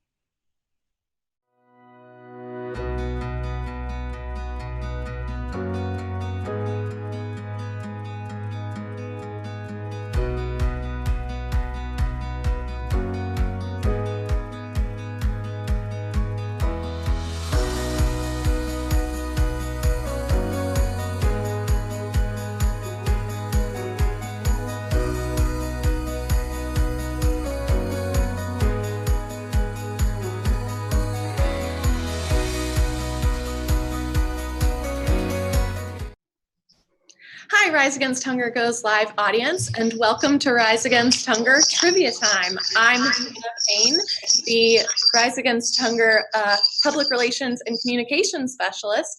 I've been with Rise Against Hunger for about 8 months now, and I'm based in our Raleigh, North Carolina headquarters. And I'm Joseph Brumley. I'm the Learning Manager here at Rise Against Hunger. And I've had the privilege of onboarding and training our staff now for the last 4.5 years, including Hannah several months ago. And I'm here in my home office. We're isolated in Raleigh as well, but welcome. We're thrilled to have you join us today. During this unprecedented crisis, though, the world's been facing, Rise Against Hunger's commitment to providing food and aid to people in need around the world is stronger than ever. And it's a commitment we've had since 1998, when we were originally founded under the name Stop Hunger Now. Did you know that? Yes, 1998. That's 20 plus years of Rise Against Hunger history and 20 plus years of working to end hunger.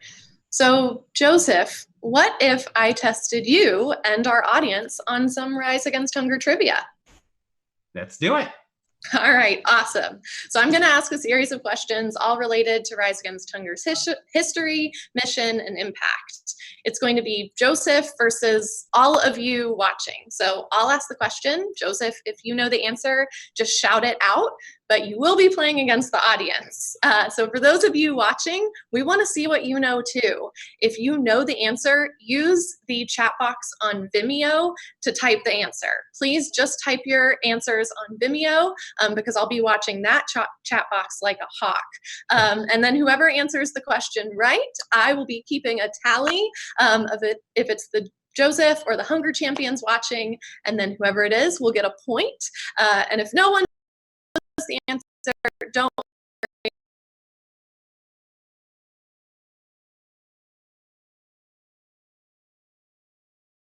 First question, how many countries have Rise Against Hunger meals been shipped to? 76. Very close. Anybody want to guess another thing in the chat? If not, I'll give you a hint, Joseph. It's slightly higher than that, just slightly. I remember from the presentations. 7? One more. 78. So you were very close. All right. What 3 countries have received the highest number of meals to date? Ooh. Haiti. Nicaragua. And starts with a Z. It does. Zambia. Yes, you got it right. Joseph gets a point. What was the year and location of the first Rise Against Hunger, formerly Stop Hunger Now, meal packaging event? That was December 2005, and that was here in Raleigh. Yes, it was correct. Do you know the date and the host as bonus points? Ooh, the host was Fairmont United Methodist Church. Yeah. I remember that. And let me see, I started on December 1st. The event, because we have an anniversary event every year, December 20th? Yes, got it right. Awesome. Next question, what country was the location of the first hosted international meal packaging event? Just the country. I know this one. South Africa? Ding, ding, ding. Yep. All right. The next one's a little trickier. To the nearest million, how many meals were packaged in 2019? 2019. Oh, shoot. You guys just put out the material, the annual report. It was 77. Yes. 77? Yep, 77 million. That is correct. Killing it. And I'm seeing quite a lot of correct answers coming in through the chat too. So awesome. But Joseph's beating you guys by like a second a couple times.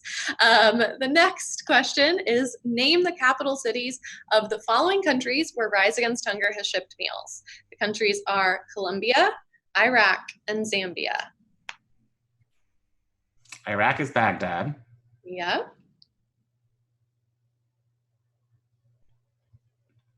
Geography is not my strong suit.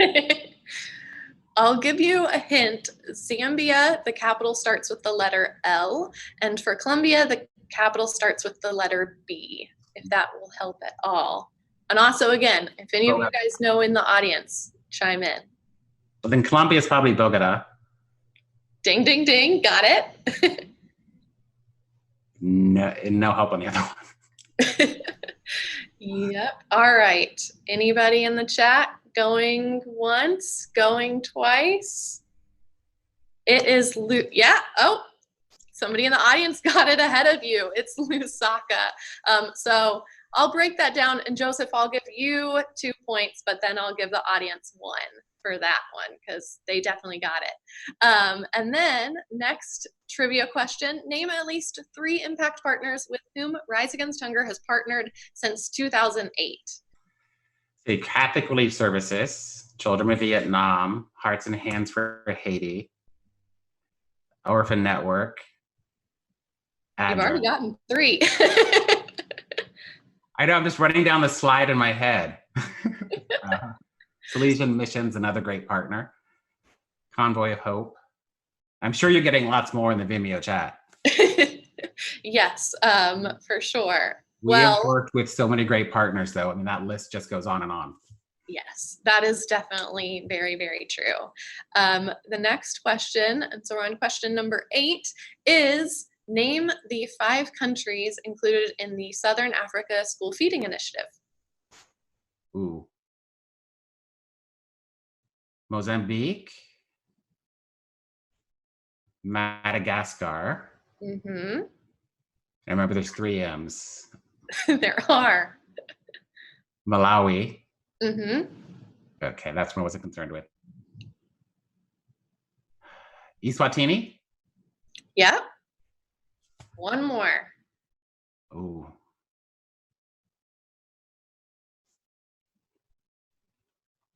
It's a tough one. I'm trying to remember. Zimbabwe? There you go. Got it. Did I get that one? And some people were getting some of the answers right in the chat too. So good job, guys. Thanks for them. Give a point to everybody. If you got one right, that's a point. Yes, for sure. All righty. Question number 9. Another 2019 question. In 2019, how many schools received Rise Against Hunger meals through our Nourishing Lives pathway? See, I was watching earlier, it said just over 900. It is just over 900. Want to take a guess on what that exact number is? 925? Very, very close. This will give you, the hint will give you kind of a help with this. Okay. So it's a number, again, 900 and just over 900, but all 3 digits are an odd number. Okay. 935. There you go. Killing it. All right. I think which ones are the odds? I'm like, okay. Yep. So question number 10, we have 4 more questions left. What Empowering Communities project began in 2017, was completed in 2019, and worked on assisting single mothers improve their incomes? I never remember the exact name of this. I remember it's in Vietnam, through the Children of Vietnam. And it's empowerment through community. No, hold on. Empowerment through enterprise. There you go. Yes. All right. 3 more questions left, guys. So now there's plenty that you could go with here. Name 5 of our 28 U.S. locations. Just any 5. Let's say our newest is Phoenix, my hometown. My other hometown, Tampa. Here in Raleigh, New York, LA. Is that 5? Because I can go on. If you want to keep going on, feel free. See, we've got Eastern North Carolina, Charlotte, Houston and Dallas, LA, Silicon Valley, Bay Area, Pittsburgh, Now, if I miss anybody, they're going to be upset that I missed their warehouse. You're including a lot of people. You're doing pretty good. You're getting some comments as well. I mean, 28 great locations across the United States. I mean, no excuse for anybody not to find us to help. So yeah, we're in a lot of places, that's for sure. All right, 2 more questions. What year did we change our name from Stop Hunger Now to Rise Against Hunger? Oh, that was the end of 2017 as we were moving from the old location to the new office location. Yep. There you go. Bonus points. How I remember it is we did everything at once. All right. And the final question, what number United Nations Sustainable Development Goal does our mission support? Number 17 of them. Number 2. Yep, that's correct. All right. Well, that was Rise Against Hunger trivia. The winner is Joseph, but you guys in the audience also really killed it. I hope everyone had fun. Thank you all so much for playing. Yeah, I certainly had a lot of fun as well.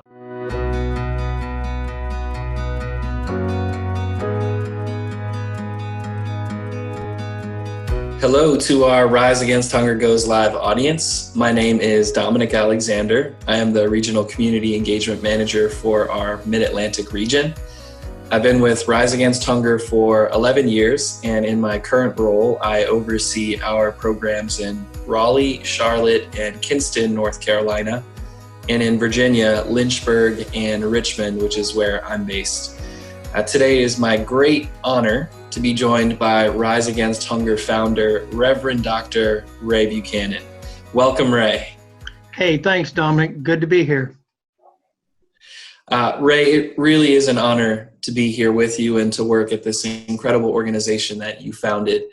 We've had the opportunity to travel together to visit partners in the Philippines, Vietnam, and Malaysia. Rise Against Hunger's first International Million Meal Packaging event occurred in Kuala Lumpur with over 5,000 volunteers, and being there with you has been one of the highlights of my career here. I'd like to also share with our audience, Ray, that if I hadn't been working here at Rise Against Hunger, I may have never met the woman who has since become my wife, and you should know that because you are the one who married us. I'd like to blame me for everything. I know. I'd like to really, truly, sincerely thank you for your friendship, your leadership, wisdom, and guidance all these years. And your wisdom is especially important now, more than ever, as our global community is facing this unprecedented time of crisis and uncertainty. When you founded Rise Against Hunger, was serving people in need during times of crisis part of your vision? And can you talk about times that Rise Against Hunger has done that? Absolutely, Dominic. When I started Rise Against Hunger, it was to follow up on my first organization, which was dedicated to helping the hungry in the United States. And during that time, I had the opportunity to travel internationally to Sierra Leone during the height of their civil war. And some of the atrocities I saw there and some of the stuff that was going on there just struck me to my core. And I realized that we had a responsibility to really meet the needs of those whose need was far greater than our need at that time in the United States. Hunger is real in the United States. We all know that. And it hurts wherever it is, and it's an obscenity in the United States because we're so rich. But internationally, hunger was so bad that still today, 18 to 20,000 people are dying every day from lack of food and being sick and not having the nutrition they need. And so starting Rise Against Hunger was prompted by meeting the need internationally for food relief. And for the first 7 years, all we did was crisis relief. There would be times in the early years when I would leave home and be gone for 3 weeks or 4 weeks. I'd be in 9 countries and 3 war zones.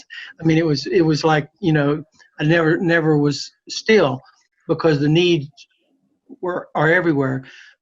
The needs of the hungry are just as bad today as they were when we started 22 something years ago. But now with the crisis of the COVID-19, it's horrible. It's getting worse, and we haven't seen the worst of it, I'm afraid. Thank you, thank you, Ray, for sharing. I'd like to piggyback what you said and share a brief personal story about when I was in Port-au-Prince, Haiti, visiting with some of our impact partners for a week in early 2010. I returned to the U.S. only one day before the earthquake that caused such widespread damage and devastation. But thankfully, I had just been there and just seen firsthand the 1 million+ meals that we had on the ground there that would prove to be life-saving over the next few months. The response from our volunteers, donors, and advocates during that crisis was simply incredible, and we could not have done it without their support. Indeed, one of the most important parts of our organization's mission is to engage a global community of volunteers and advocates in our work to end hunger. That obviously has become challenging in the face of COVID-19. Even from a distance, what does our global network of volunteers and partners mean to you during this time? Well, it means everything, Dominic. The only way we're going to end hunger in our lifetime is to create a global community of people who realize that hunger does not have to exist. We have to understand as a global community that we can end hunger if we desire to do so. And you can't do that just with a group of people in the United States or in Malaysia or in South Africa. It takes a true community of people around the globe holding hands, as it were, to say, no more. We will not tolerate hunger. And that's what Rise Against Hunger is really trying to do. That's why it's so critical to have our partners in South Africa and Italy and Malaysia and Philippines and India, because we are a global community, and working through all our offices, we are touching people all around the world, giving people the opportunity not only to be engaged in actually doing something about hunger, but understanding that they're part of something much larger than just themselves. And so for me, especially during this crisis, it's just beautiful to see that we still are a community and we can make a difference. Thank you, Ray. I know that our folks are certainly excited to resume meal packaging with our great volunteers whenever we're able.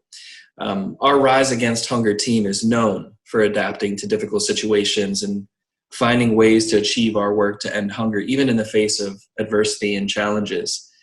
Can you share with our listening audience maybe a favorite memory of a time when our organization or our volunteers or supporters had to overcome obstacles to continue our mission? Oh, absolutely. When you were mentioning the earthquake in Haiti, that was the very first major international crisis that we faced as an organization. I mean, we'd worked with crises around the world, but as a somewhat fledgling organization, we had never dealt with an emergency of that scope. And when the staff came together that first day and you came in the office that day, everybody looked like deer caught in the headlights. So because the magnitude of the disaster was so large, but because we had partnerships on the ground in Haiti, as you said, we had 1 million meals on the ground. So we had implementing partners in place.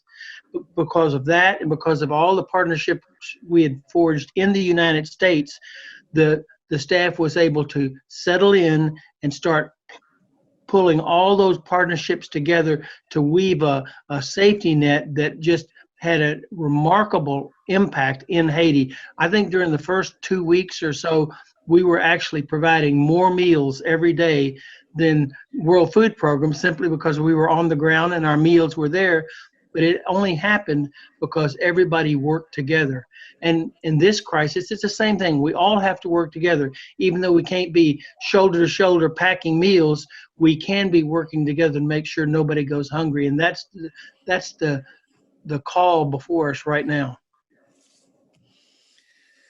Thank you so much, Ray, for those inspirational words and for spending time with us today, for interviewing, and for to all our listening audience out there. I know everybody appreciates hearing from you.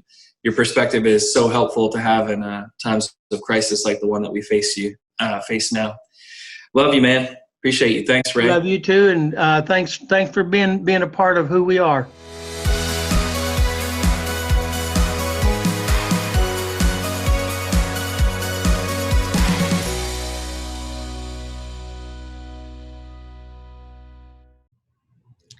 Hi, everyone. I'm Maggie Luckadoo, one of your hosts for today's event. Such an honor to hear from our founder, Ray Buchanan, who is incredibly inspiring anytime you get the chance to hear him speak. So thank you, Ray, for joining us and for sharing those words. As Ray mentioned, Rise Against Hunger was founded really with the purpose of responding to people in a time of crisis. And so that's what we're here to do today. That's what this is all about. We're having some fun and we're getting everyone together, and this has been an amazing experience so far for all of us. But really the key is that we want to continue our efforts to end hunger, especially in the midst of the ongoing global health crisis. So if you haven't given yet, please make your Giving Tuesday Now gift at riseagainsthunger.org/live. It will make so much of a difference and will really help us to put our COVID-19 relief plan in motion to reach 1.7 million beneficiaries, 400,000 of which are school children. So thank you so much for your support today. We are so excited for the rest of the broadcast, and pretty soon, along with what Ray had mentioned about our crisis response work, you will get to hear from 2 of our partners who are implementing emergency response initiatives on the ground. So please stay tuned.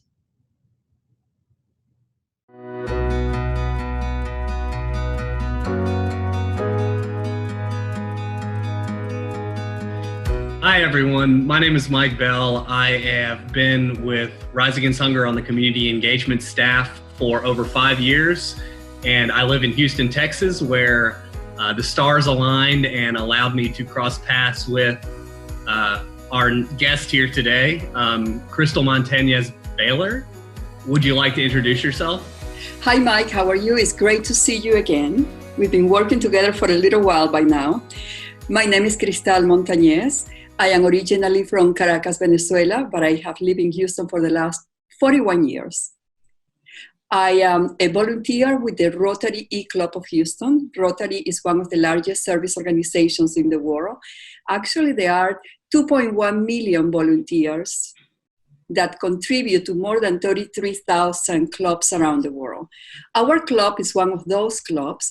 We work with teams through internet. It's an e-club, and we have members from all over the world that collaborate in the different projects that we're supporting. Great. Well, I'm excited to chat with you today, Crystal. And back in 2017, I had the privilege of working with Crystal and her team to establish the partnership between our organizations to provide assistance to Venezuelans who are migrating to Colombia in the face of crisis. Crystal, can you tell us about how the Hope for Venezuelan Refugees project came about? What are the goals, and what is your role in the project? Absolutely. The Hope for Venezuelan Refugee came about as a result of the crisis. We wanted to somehow, through the E-Club of Houston, respond to the food insecurity on the ground. A partner, a fellow Rotarian, Isis Mejias, and myself, created the Hope for Venezuelan Refugees with 2 main objectives. Number 1, to provide meals, in this case, Rise Against Hunger meals, to the refugee migrants and workers that came from Venezuela into Colombia, and also the Colombian returnees. Those are the Colombians that used to live in Venezuela that the regime expelled from the country. And that's the word that they use. They expelled these people. So many of them didn't even have a way or a place to stay in Colombia. So when we partnered with Rise Against Hunger for this incredible project, that was the number 1 objective, to identify organizations that already were doing the job on the ground so we can increase their capacity and help them reach more people. Objective number 2 was, with the generous contribution of Rise Against Hunger, we were able to buy complementary food commodities in order to increase the nutritional value of the 45 Rise Against Hunger meals, and also to provide a local flavor to these meals, purchasing the local commodity. At the same time that we increase and promote the local economy, and hopefully it was our hope that that will help to decrease the xenophobia towards the migrants. Wow, yeah. It's incredible to see the situation down there and the migrants being in harm's way and, you know, being in such a high-risk situation. So through our partnership, Rise Against Hunger has provided over more than 435,000 Venezuelan migrants in Colombia with at least 1 hot meal each day for the past year. Can you talk to us about the impact of those meals? Oh, absolutely. Rise Against Hunger provided 46 tons of Rise Against Hunger meals. Let me give you the exact number. 647,136 meals were distributed across 11 food distribution centers and 7 communities in Cucuta, 6 shelters, and 3 distribution centers from the region of Los Patios, all the way down to Pamplona. The project lasted 46 weeks. So I had the privilege to be on the ground several times, including when the Rise Against Hunger team visited all these different distribution centers, and have to see the impact, because the Rise Against Hunger meals got to be the pillar of the nutrition for all these centers. Everything else was served around the Rise Against Hunger meal. And why it was so important? Because for the period of time that we work on the ground, people knew what to expect. We have weekly distributions in Cucuta and in Pamplona for that length of time, for 41 weeks. So all the beneficiary organizations, our partners and allies, knew exactly that once a week they were going to receive Rise Against Hunger meals, and every 2 to 3 weeks, it depends on the availability, they will receive the complementary foods that included proteins like chicken, grains, lentils, eggs, included bread, vegetables, all kinds of different things to complement and allow the migrants to have a complete diet. So the impact was huge, very tangible.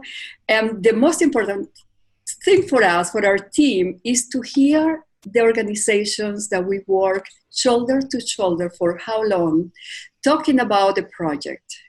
And when in September 15, about that time, one of the other donors that was working parallel with us on the ground left, Rise Against Hunger and the Rotary Club of Houston and the Rotary E-Club of Cucuta One, our local partner, raised to the occasion, and we provided meals to all this population from September the 15th. Our last distribution was in December the 28th, and the utilization of the RAM meal lasted until January the 31st. So we were the only donor on the ground at that time, and I am very proud to say that, and thank you to Rise only to our team and allow us to implement this project, but to the hundreds of thousands of people that benefit from these donations. Oh, yeah, Cristal, we are honored to be a part of it. And I'll never forget the first time we met, and you suggested that we try to put some Rise Against Hunger meals onto a container that we were trying to ship. And I asked you what else was going on the container, and you told me teddy bears. Yes. Of course, among other things, but it's a reminder of how important it is to be able to create hope in a situation like this, and something as simple as a teddy bear for a child can really, do that alongside, especially the meals that are provided. So what is your vision for the Hope for Venezuelans Refugees Project moving forward? Hopefully this all blows by and you can get back to, moving forward with the goals of the project. What is your long-term vision for it? Yes, I see that once the shelters are open, because the truth of the matter is all the food distribution centers and shelters that we supported, they are closed by national and local government orders. However, I'll tell you a story in a second. So once everything is regular again, back to normal regarding the COVID-19 and all the regulations that are in place that need to be in place, I would like to see that we continue with the project, because the crisis in Venezuela is not going to end up now. People are going to continue to migrate from Venezuela, and the natural, easiest way for them to go are two different countries, Brazil and Colombia. Most of them choose Colombia, where there are 1.8 million Venezuelans at this point. So the country, Colombia, is not only trying to deal with the challenges of the migration crisis at this point, also dealing with the COVID-19 crisis and the natural crisis of border countries that Colombia has to deal with. So the situation, to say the least, is very complex. So the story that I want to tell you is one of the shelters that we support that is on the road where most of the walkers decide to walk, to go to different cities in Colombia or other countries. Unfortunately,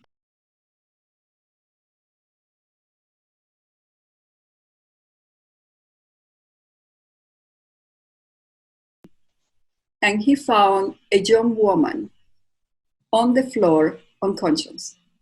They picked this woman inside, and when she recovered, the first thing she said is, "I am so hungry, I haven't eaten in a long time." So she actually fainted for hunger. So the number one need in Colombia right now, and all the countries in Latin America affected by this crisis, is food. And actually right now, because of the COVID-19, with health.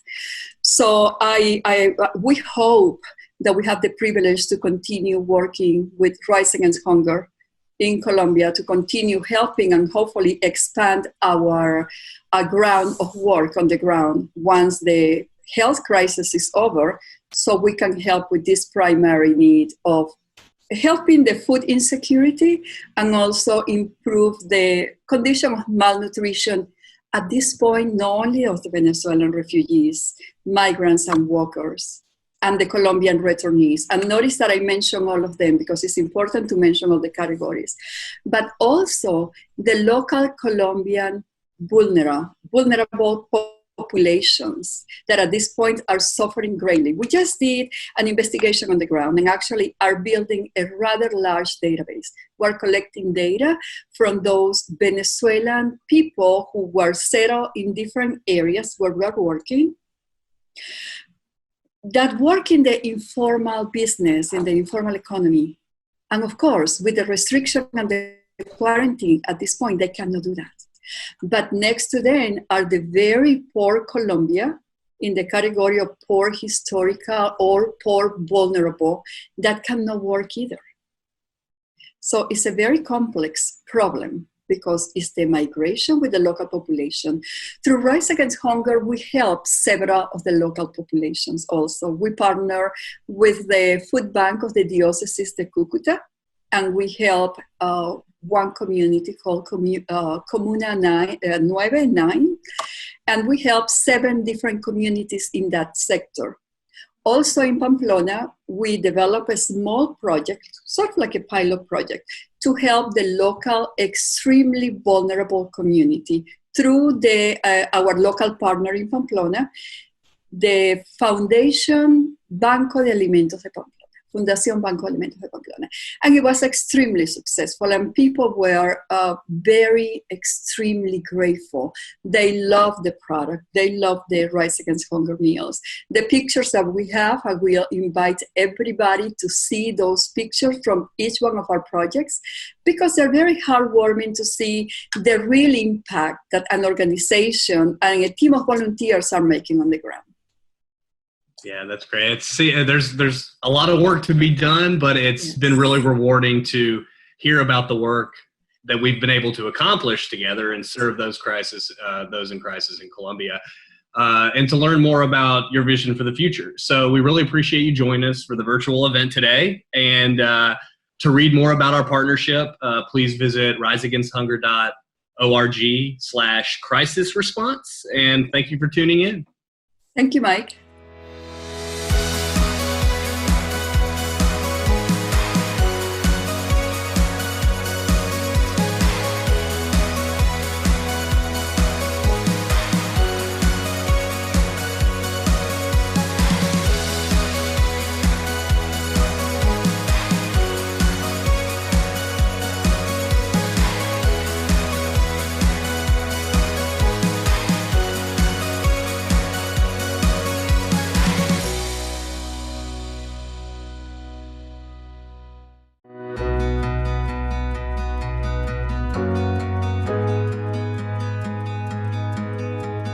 Hello, everyone. My name is Maggie Luckadoo. I am the Marketing Communications Manager for Rise Against Hunger based in Raleigh, North Carolina.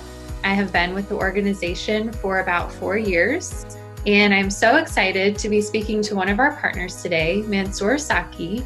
Mansoor, would you like to introduce yourself? Hi, Maggie. Thank you for giving me the opportunity to be part of this live broadcast with Rise Against Hunger. My name is Mansoor Saki.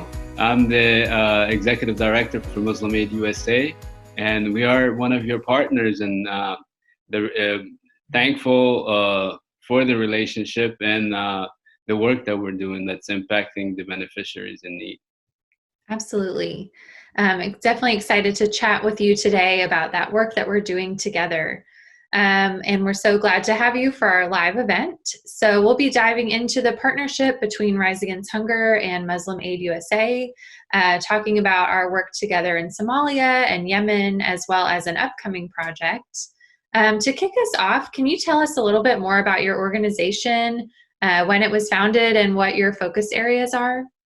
Absolutely. So Muslim Aid USA was relaunched initially 2 years ago, but as part of the Muslim Aid global brand. So we're a partner to Muslim Aid UK, which has been around for 33 years.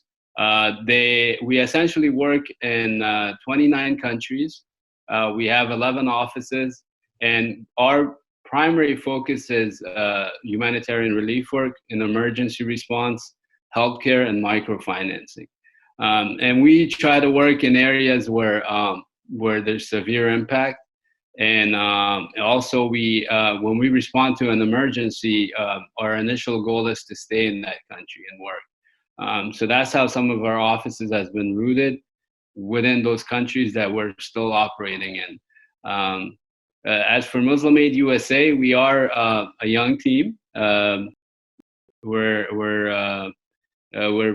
as I mentioned, we're 2 years old, and most of us are ex-members of other organizations, and we wanted to do things a little bit differently. Our mission statement is humanity elevated, and we like to live by that bio of serving humanity. So most of the work that we do is to ensure that orphans, widows, and people in need have exactly what they need and are not suffering. Well, thank you again for giving us that overview of your organization and the work that we're doing together in Somalia and Yemen. I want to chat a little bit more about that. So we know that Somalia has been impacted by severe droughts and flooding, especially in recent years. Numerous fatalities have been reported there. Crops are being damaged. We've seen mass displacement. Also in Yemen, the UN considers Yemen to be the world's largest humanitarian crisis, with 14 million people at risk of starvation and repeated outbreaks of fatal diseases. Since 2018, Rise Against Hunger has worked with Muslim Aid USA to provide nutritious meals to those in displacement camps, maternal health clinics, and hospitals. Mansoor, can you share some additional details about the situation on the ground in both of those countries and the impact that the meals have made? Absolutely. So I'll start with Somalia. Somalia is a country that's been in a state of emergency for almost a decade now. When I started my career in the nonprofit sector, almost 16 years ago, one of the first campaigns that I did was Somalia Emergency. And just like before this pandemic hit, a few months ago, I did an event and I mentioned this, that now I'm still calling this Somalia Emergency. It's one of the most prolonged emergencies. It's basically affecting 6.7 million people. So in a country that has 13 to 15 million people in population, it's very severe. And 350,000 of those are children under the age of 5 that are malnourished, that are in need of food. And as soon as we were ready to relaunch our campaigns in Somalia, we thought about Rise Against Hunger. Because as I mentioned in one of our events, I held the packet up and I said, this means between life and death. There's no alternative. These meals, when they eat it, it actually gives them the nutrition and the food for them to move on. As one of the mothers, I always talk about her, she mentioned that she's in one of the IDP camps. And there's always stories about, mothers in Syria or Syrian refugees or Somalia, they boil roots. And she said that, I can't boil roots anymore because everybody else is doing it. The land is barren, it's full of mud, and because of sanitation, there's feces, so there's nothing. All we do is we wait and we pray to get some aid. And that's the reality of it in Somalia. So the meals that we provide to these places is to the severe dire need. essentially this food packages are going to places like IDP camps, hospitals, and it's saving lives. And we have been able to work with Rise Against Hunger through our Somalia office and our partners, and we have shipped close to 6 containers, which is, I would believe, close to 500,000 pounds of rice and nutritional meal packs. And there's still more to be done in Somalia. And Yemen is another country. So in Yemen, essentially 24 million people are in need of aid, humanitarian aid. That's 80% of the country. And just today, I talked to our colleagues in Yemen, and there's a flood there now, which is increasing to the need. And I think they asked us that we have containers of rice that we have shipped, and they asked if they could divert that to help the people that are in need now from this disaster. And so essentially in the countries like this where people are starving, and these meals it's not just a packet of rice and soy nutritional meal. It's actually a life-saving tool. Mm-hmm. And that's how we look at it. So when we get these containers in these countries, we make sure that it goes to the people that it's going to impact them in a major way. So we are very grateful and thankful for this. And it's amazing because the countries that we serve, Afghanistan is the other one that we're looking into. A new CNN report came out, and they mentioned that there's 10 countries that is going to be biblical proportion of famine due to the coronavirus. Mm-hmm. And 3 of those countries are countries that we actually work in.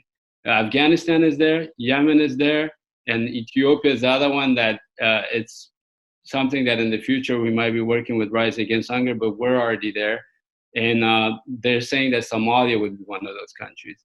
And I know Rise Against Hunger is helping in Venezuela with the neighboring countries, and that's one of the countries on that list as well. Right. So these countries are essentially they're desperate for the aid that we're sending them, and they just can't get enough of it in terms of the impact that it's making. So that's why it's very important that we continue to support Rise Against Hunger and the mission that they have, and to understand the impact that this is making. So we are, with Muslim Aid USA, we're very grateful to our partnership with Rise Against Hunger, and we're hoping that it would expand beyond the countries that we mentioned. Thank you so much for that answer. And absolutely, I think that report that came out from the UN in the past week illustrates even more how important the work that our 2 organizations are doing together, and to see those countries listed out was something that we noticed right away as well. And very appreciative that we can work with your organization to get the meals to those who need them most. So I hope we can continue that work. And I'm hoping that you can also tell us a little bit, you alluded to it, but can you tell us more about the upcoming work in Afghanistan and what that will look like? Yeah, so we're really excited about actually being able to work in Afghanistan. My family is from Afghanistan, so it has a very unique place in my heart. Unfortunately, a lot of the NGOs are leaving Afghanistan, so that's leaving a big humanitarian gap. We have been able to work through our partners where we could directly help the people. So in Afghanistan, there's essentially 6.3 million that are in need of humanitarian assistance. There's 800,000 IDPs inside Afghanistan, and those are the people that we're going to actually impact and try to help. And the rice that we're getting in Afghanistan will go directly to those beneficiaries. And it's amazing because Afghanistan is always known for their food, right? Mm-hmm. And I believe we have almost 12 types of different rice that they make, right? So initially when I was speaking to our partners, I was a little bit hesitant to mention the nutritional meal packs because they're so choosy about how they eat rice. Mm-hmm. But it's completely, the dynamic has changed where there's so much need that people are not as picky anymore. They don't cook it the way they traditionally used to cook it. They just want to quick meal that they could feed to their children so they're not starving. So it's definitely something that we're looking forward to. And also we're looking to expand that once, this pandemic is done and we could get into our normal operation.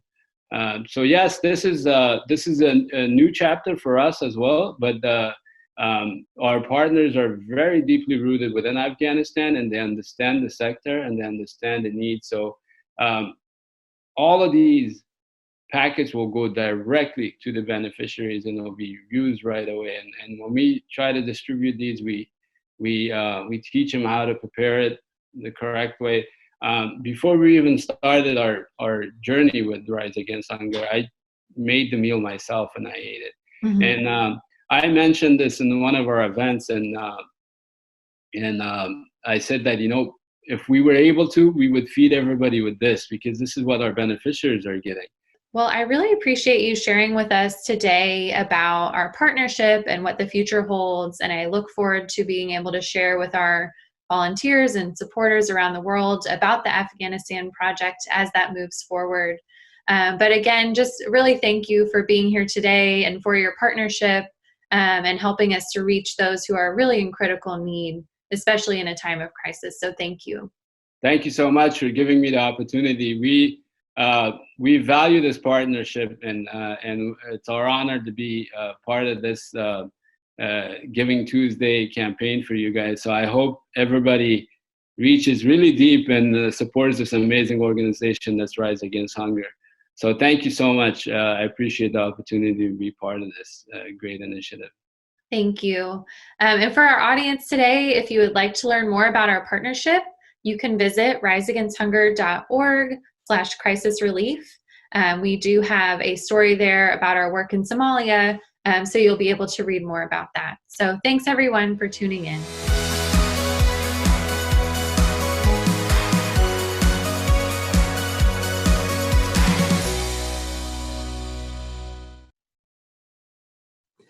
Hey gang, this is Kevin McGee checking back in with you. We are so grateful that you're here watching and tuning in today on this Giving Tuesday. It has been incredible. We're so excited about where we are, and it looks like we're up to about $15,000, just over $15,000. I got a little ahead of myself on the last one and said we were at 26, but I'm just saying, we're going to get there, right? Just putting it out there. So help us get there. Help us get halfway to our $50,000 goal, maybe in the next 30 minutes. Let's see if we can do it, gang. There is so much that goes into a production like this. And so we just want to thank a few of those folks that are making this happen. We have an amazing marketing team at Rise Against Hunger, and they are behind the scenes helping us with the chat and all the different things that go into this, and have been working for weeks on this. So thank you so much, marketing team. Method Productions in Wichita, Kansas. We could not be doing this without them.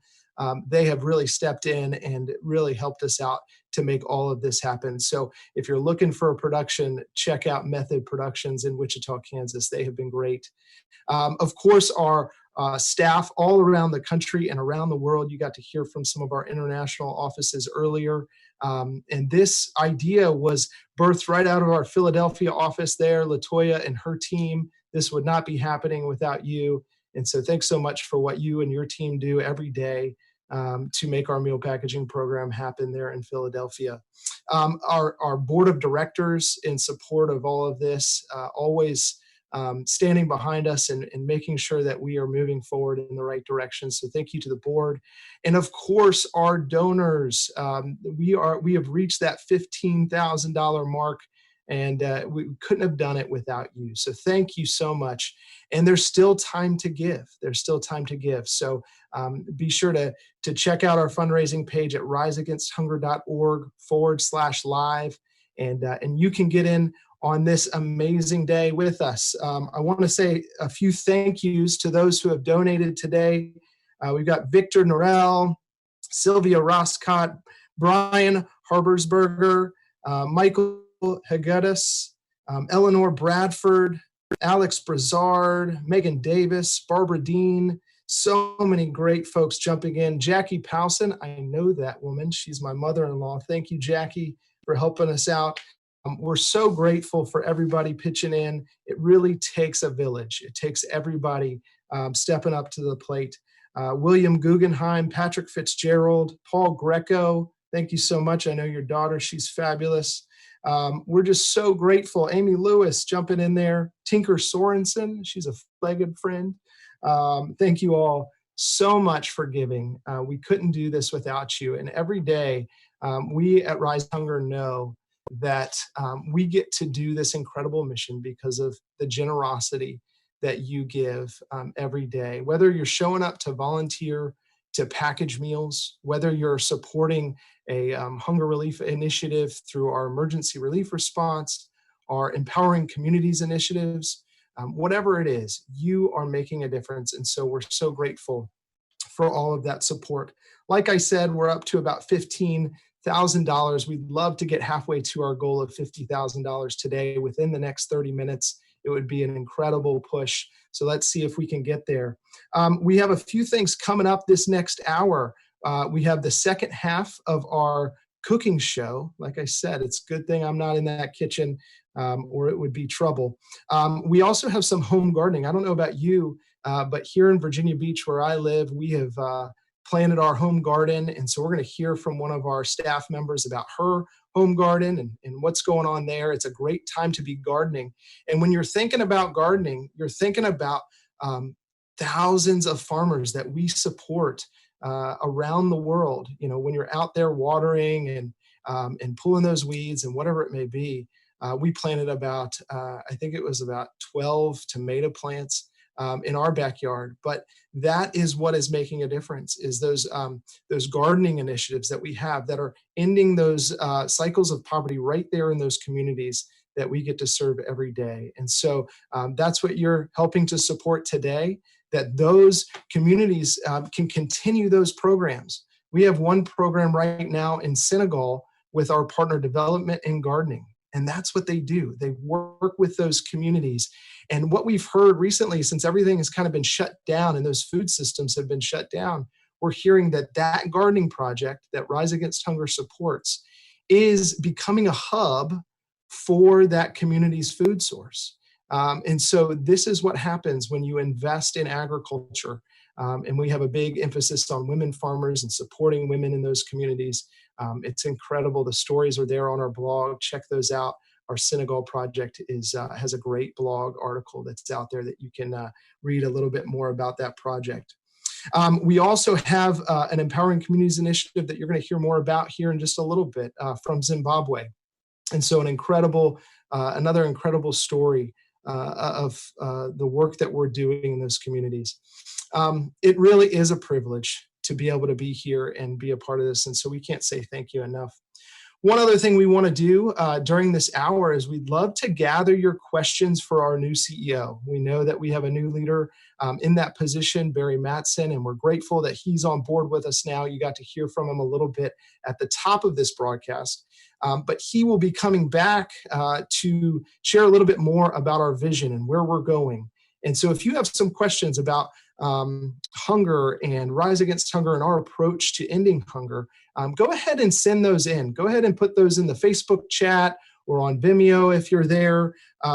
Check those out or send those in because we want to answer those live during that segment towards the end of our broadcast. And so we'd love to hear those questions. We'd love to interact with you a little bit. So throw those in the chat bar and we'll try to get to them during that segment. You know, folks, on behalf of all the beneficiaries who get to serve every day, gifts truly change lives. Thanks so much.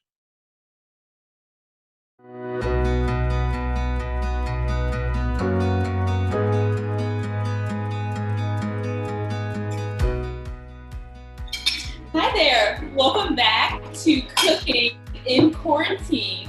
We are back to share with you how our recipes turned out. Chelsea, how's yours going? Well, it's so good. Obviously, I couldn't stop eating it so we could record this. But in case you missed this earlier in the broadcast, I'm Chelsea and I'm the nutritionist for Rise Against Hunger. I used a Rise Against Hunger meal bag, I have several of these, to prepare a chicken rice pulao. And it turned out So incredible. Like the smell is so good. It's like Chelsea, my whole polite with your mouth open. Yeah. Oh, okay. Okay, I have to stop eating. Oh my gosh, it's so good. So all I really used in my kitchen was a small pan. I had a big stock pot and a spoon to stir. That's it for utensils. I did have a lot of ingredients, but it was such an easy meal to make, so feel free to go download this recipe and try it for yourselves. I feel like I'm in East Africa right now. It smells so good. How about yours? Thank you. That looks amazing, Chelsea. I can taste and smell all the flavors through the screen. And if you missed my introduction earlier, my name is Naomi Broussard, and I'm the Community Engagement Manager in sunny Orlando, Florida.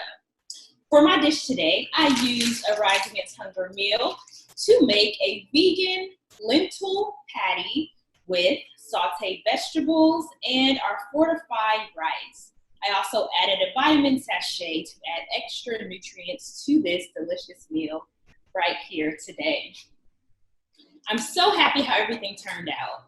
This meal took about 1 hour to prepare and cook. And what I love most is that you can customize the flavors based on your unique preferences. I decided to add extra cayenne pepper because I'm a girl who likes spice.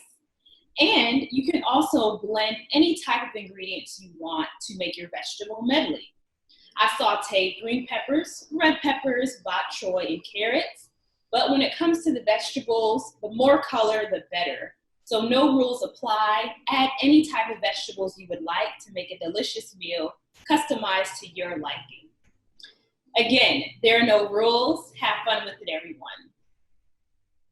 So in my role as Community Engagement Manager at Rise Against Hunger, I get to work with thousands of volunteers and engage them to package millions of meals like this for school children, for mothers, for families, and ultimately for communities all over the world.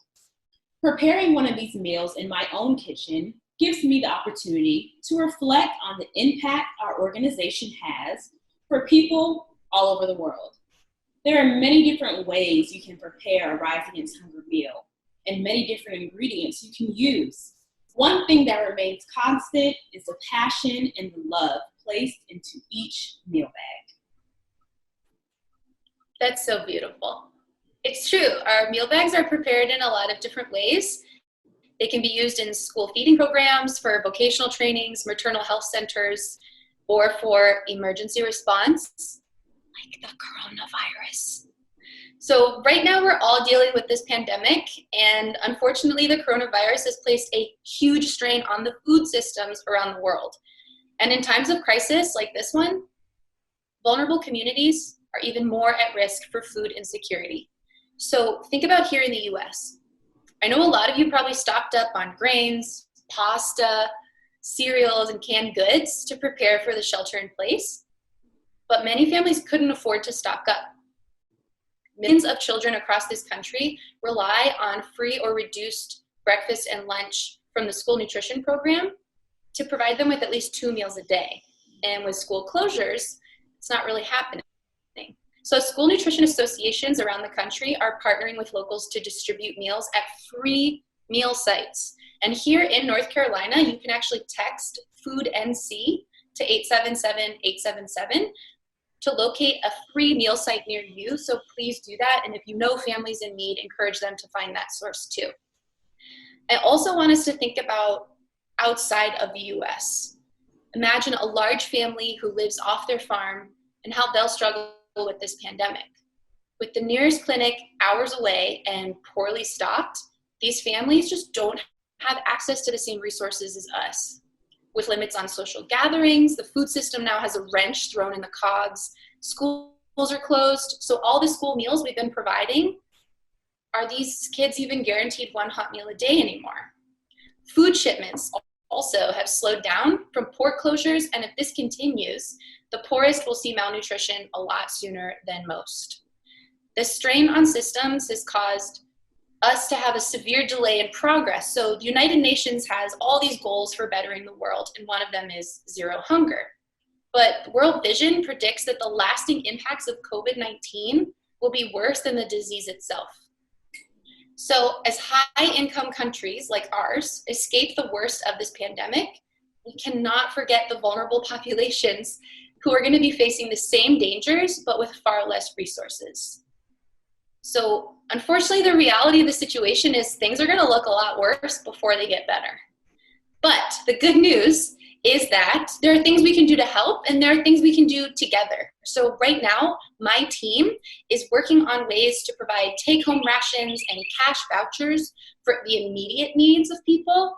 And we're also working on preventive measures to lessen these devastating impacts of crises in the future. And if you'd like to help us do that, then please donate today. At Rise Against Hunger, we are oh so appreciative of the support of our volunteers, partners, and donors around the world. They are enabling us to continue to reach the children and families who are counting on us at a time like this one today. Yes, that's so true. Thank you guys so much for tuning in today. Go ahead and look up a recipe for another country and test it out. Maybe look up some facts about that country and talk about that with your family over dinner. That'd be a cool idea. And don't forget to tag us at Rise Against Hunger. Let us know how your meals turned out, where they had nailed it, where they had failed it, what happened. And don't forget to stay connected to those around you. Donate to your nearest food bank and follow Rise Against Hunger to stay up to date with what we're doing to rid the world of hunger. All right, bon appetit from Cooking in Quarantine.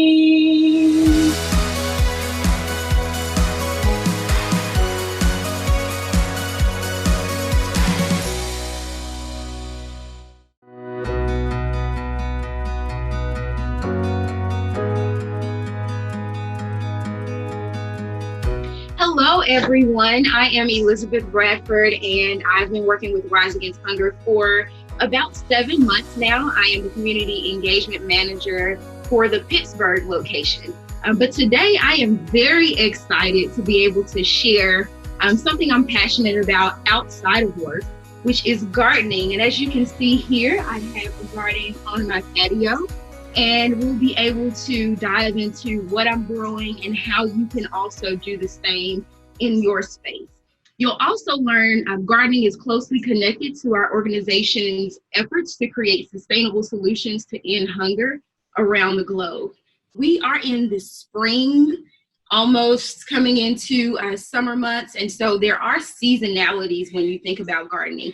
So here, if you can see, I have lettuce in this garden here. It's really good for spring planting. Lettuce really likes kind of the cooler weather. So if you're in a cooler temperature, right now, lettuce is something great you can plant. I'm getting a jump start on summer, and so I have some sweet banana peppers and then some peppers here in this pot. And then also kale and Swiss chard. So if you can't tell, I love greens. I love all leafy greens, and they're really easy to grow, and they don't take long at all to grow. So if you're looking for something that doesn't take 2 or 3 months to see the fruits of your labor, then you can always count on leafy greens. They'll be great for you to grow here. So what we're going to do is plant 3 different items. So I have radishes here that we'll plant in this garden container. And then also we will plant Swiss chard here, some leftover Swiss chard, just to show you how to transplant a plant from here to your garden bed. And then we'll also do something really fun with a mason jar. So what you need to actually plant is a container. Any container that you have, anything that you can put holes in the bottom or create a filtration method, you can, and I'll show you how to do that. But anything that you can put soil in and put seeds in, you can pretty much use. So that's great. And also you'll need your container, you'll need soil. So my recommendation for soil is to get something that is heavy in nutrients.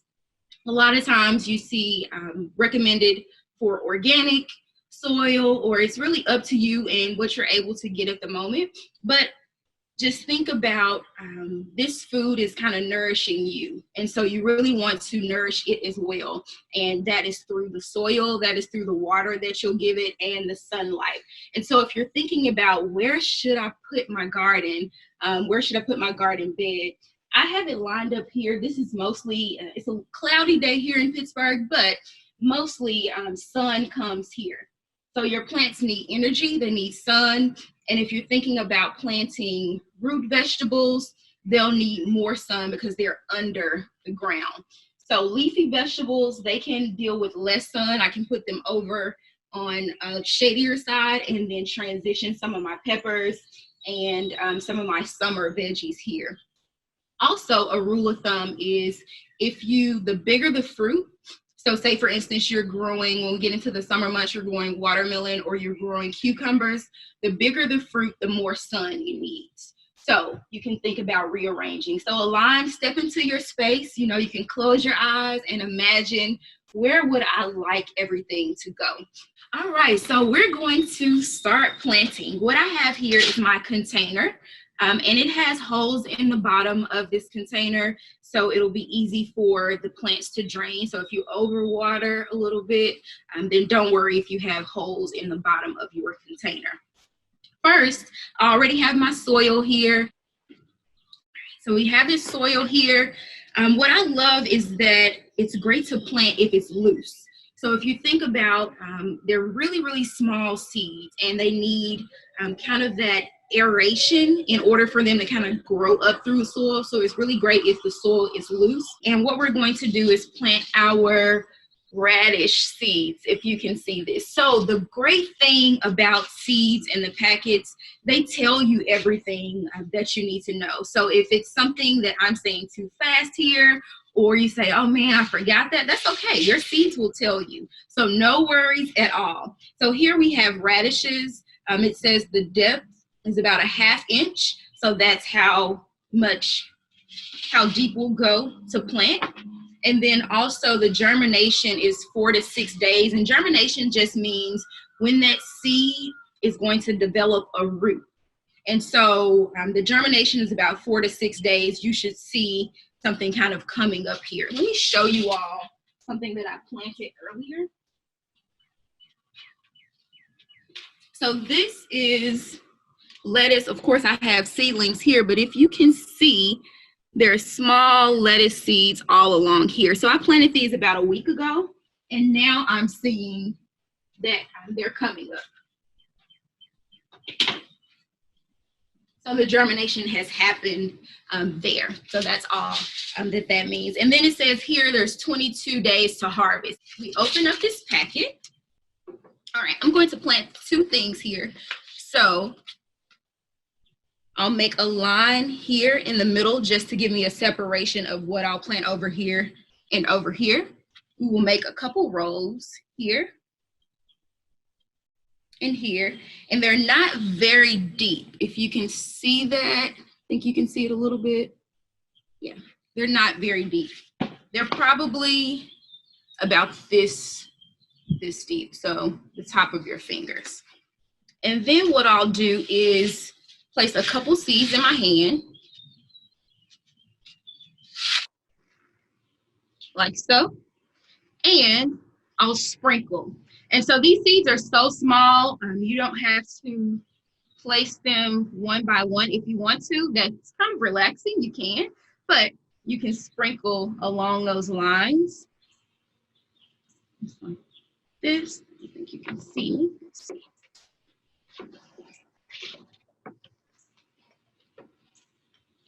So I'm sprinkling along these lines, and then what I'll do is just cover it up lightly. So we're keeping in the same vein of making our soil light and fluffy, and so I'll be able to just cover those up gently there.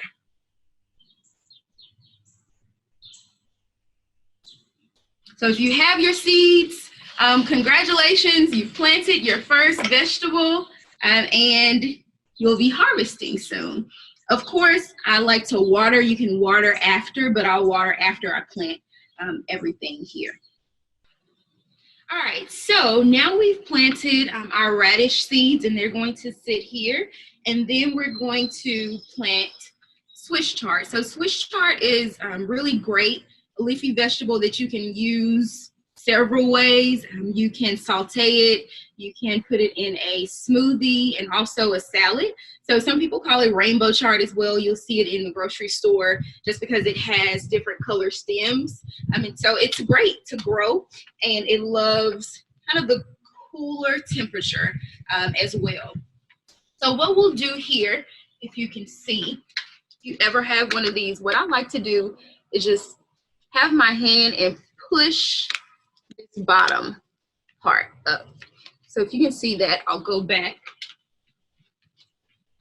So I'm pushing this part up. And sometimes the soil is a little loose. It's okay if you have to grab in the bottom. Voila, we have a plant. Now, in some instances, if they've been at the store for a while, they can become root bound, and that just means that the roots here are intertwined really deeply around here. This isn't bad at all, and the roots are hanging down. But if your plant is root bound, if you have maybe a herb or anything, then all you would do is take it loose like here and make sure some of those roots are sticking down, so they'll grow down instead of around and suffocate your plant. So we have this. I've made the hole, and we'll put it here and then cover up the bottom of it. So we have our first seedling. And so we planted seeds. These are seedlings. And then what we'll do is also use a method to transplant herbs. And so you may say, well, I really don't have the space outside, to grow a garden. I want to start something small. Can I do it in my house? And the answer is absolutely. Absolutely you can. So we have a jar here, mason jar. And again, you can use any jar that you have at your house already. And what we're going to do, since we can't drill a hole in the glass, but what we will do is create a method for the water to stay down at the bottom, and it won't create rot for our roots, if you're following me. So I have rocks here, and I'm putting them at the bottom. There's also a method where you can use clay or sand. And so if you have sand, you can put sand first at the bottom and then put your rocks and then put your soil. So, but both will work if you only have rocks or if you only have sand. Both will work fine. Now what I'll do is put in soil. I won't promote the soil that I have, but it is organic potting soil and a mixture. It's really important to make sure too that you get soil that is for what you're growing. So I know sometimes they're in the same space, sometimes the flower and vegetable, but as long as it says, potting soil mix and it has vegetables on the bag and flowers, then that's okay. If it just has flowers, then look for something that is for vegetables, something that you're growing. So we'll take this and put some soil here. And we won't fill it all the way up to the top. We'll fill the soil about halfway.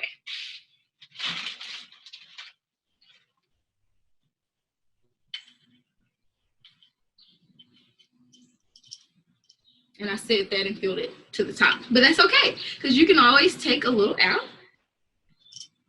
like so. So I mentioned herbs. Herbs are really great to, of course, season your food and to have in your home as well. So what I have is a dill plant here. I love dill. I love to add it to everything. And I'm going to show you how to transplant this in here so that you can have it in your home. So again, I know we worked through the method of the finger here.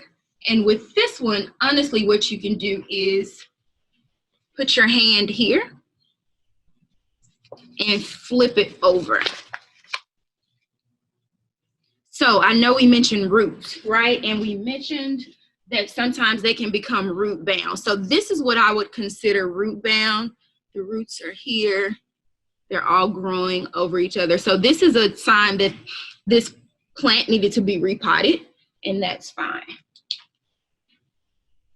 And the roots are the most important part of the plant as well. So you want to make sure that you're very careful with the roots and very careful, just being very gentle with what you're doing. So we're separating. As you can see, we have 2 plants here. So we're going to separate and get this one. And don't worry about wasting soil. It's okay.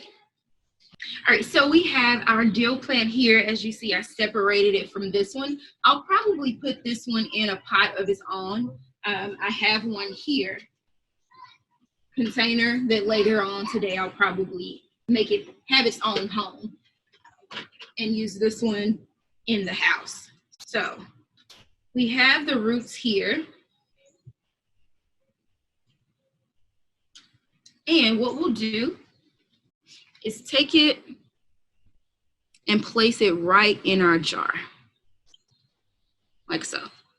So we have rocks, and then we have soil, and we have our plants. And what I'm going to do now is put a little more soil on top of here, and we'll be good to go.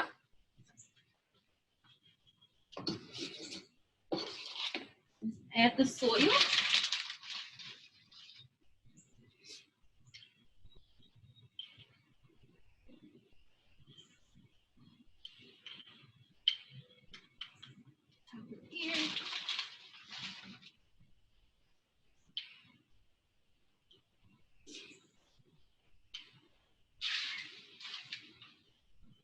So now we have created our in-home garden that you can put on your windowsill. It does need a little light. And so if you have a window in your home that the light shines through often, feel free to put it there.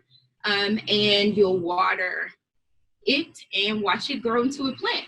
So as you water, while we have the rocks here, is of course so the roots won't rot, and that water will come down through here and be able to kind of stay. It's like a filtration method here. And it's pretty aesthetically pleasing, I think. So today we've been able to do a couple of things. Thank you so much for sharing this time with me. We planted radishes here that we'll be able to harvest in about 22 days. We also planted Swiss chard and lettuce.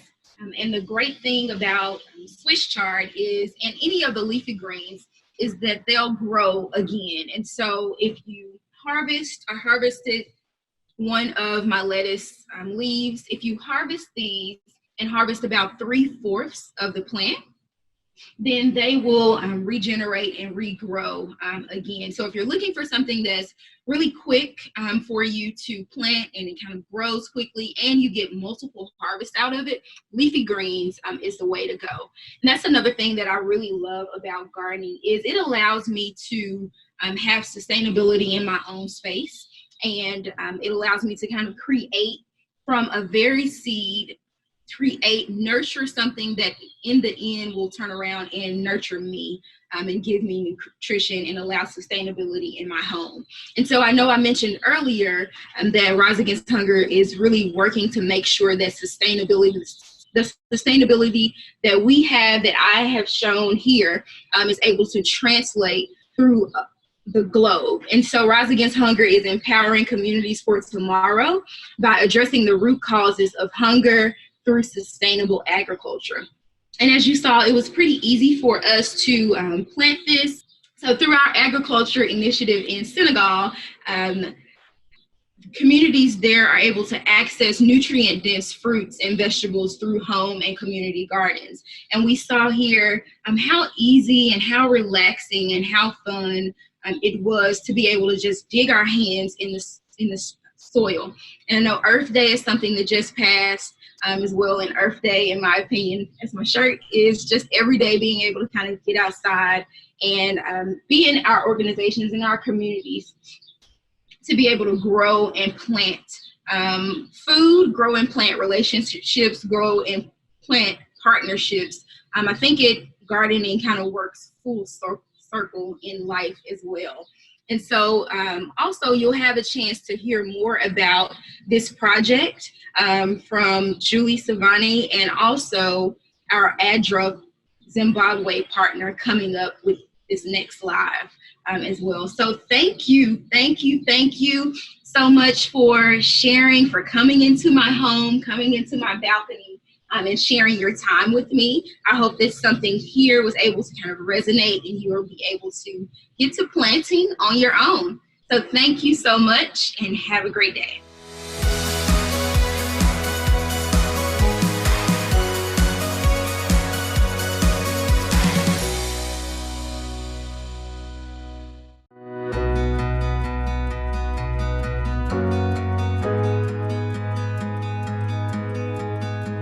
Hello, my name is Julie Savane. I'm the Food Security and Livelihoods Manager at Rise Against Hunger. I'm based in Raleigh, North Carolina, where I've worked with Rise Against Hunger for 5 years. I lead our portfolio of agricultural development projects. Because these projects aim to improve vulnerable communities' food security, they typically include a variety of approaches, not only climate-smart agriculture techniques, but also training on nutrition and access to credit and market. I'm excited to be joined by one of our partners today, Patisiwe Zaba. Patisiwe, would you like to introduce yourself? Hello, everyone. My name is Patisiwe Zaba. I'm the Programs Director for ADRA Zimbabwe, based in Harare, Zimbabwe. Basically, my role within ADRA is to coordinate all the programs that ADRA Zimbabwe is implementing in the country. This also entails monitoring and evaluating all their programs and ensuring that we respond to the donors' needs and guidelines. I also manage the partnerships with donors and also the key stakeholders. So I've been with ADRA since 3 years. I joined ADRA in 2017. So yeah, I'm so excited to be part of this interview. Thank you so much, Patisiwe. We're so grateful to have you join us for Rise Against Hunger Goes Live. I'm looking forward to chatting with you about Planting Seeds for Strong Communities, our joint project in Zimbabwe. We began this project in 2019. It will continue until 2021. The 5 schools targeted through this project received Rise Against Hunger meals since 2017. To ensure the continued provision of school meals through local efforts, Rise Against Hunger and ADRA Zimbabwe are supporting 5 schools in a rural area to grow their own vegetables and grains and raise chickens. Through income-generating activities, the schools will purchase food from local farmers, supporting the agricultural economy. ADRA is also providing training to the farmers, enabling them to adopt climate-smart agriculture techniques. Patisiwe, can you tell us about how the partnership between Rise Against Hunger and ADRA Zimbabwe came about for this project? Okay, so for this particular project, Planting Seeds for Strong Communities, it came after an opportunity was announced by Rise Against Hunger. I think sometime in October 2018, Rise Against Hunger posted an annual program statement for its Empowering Communities portfolio of agriculture and livelihood programs.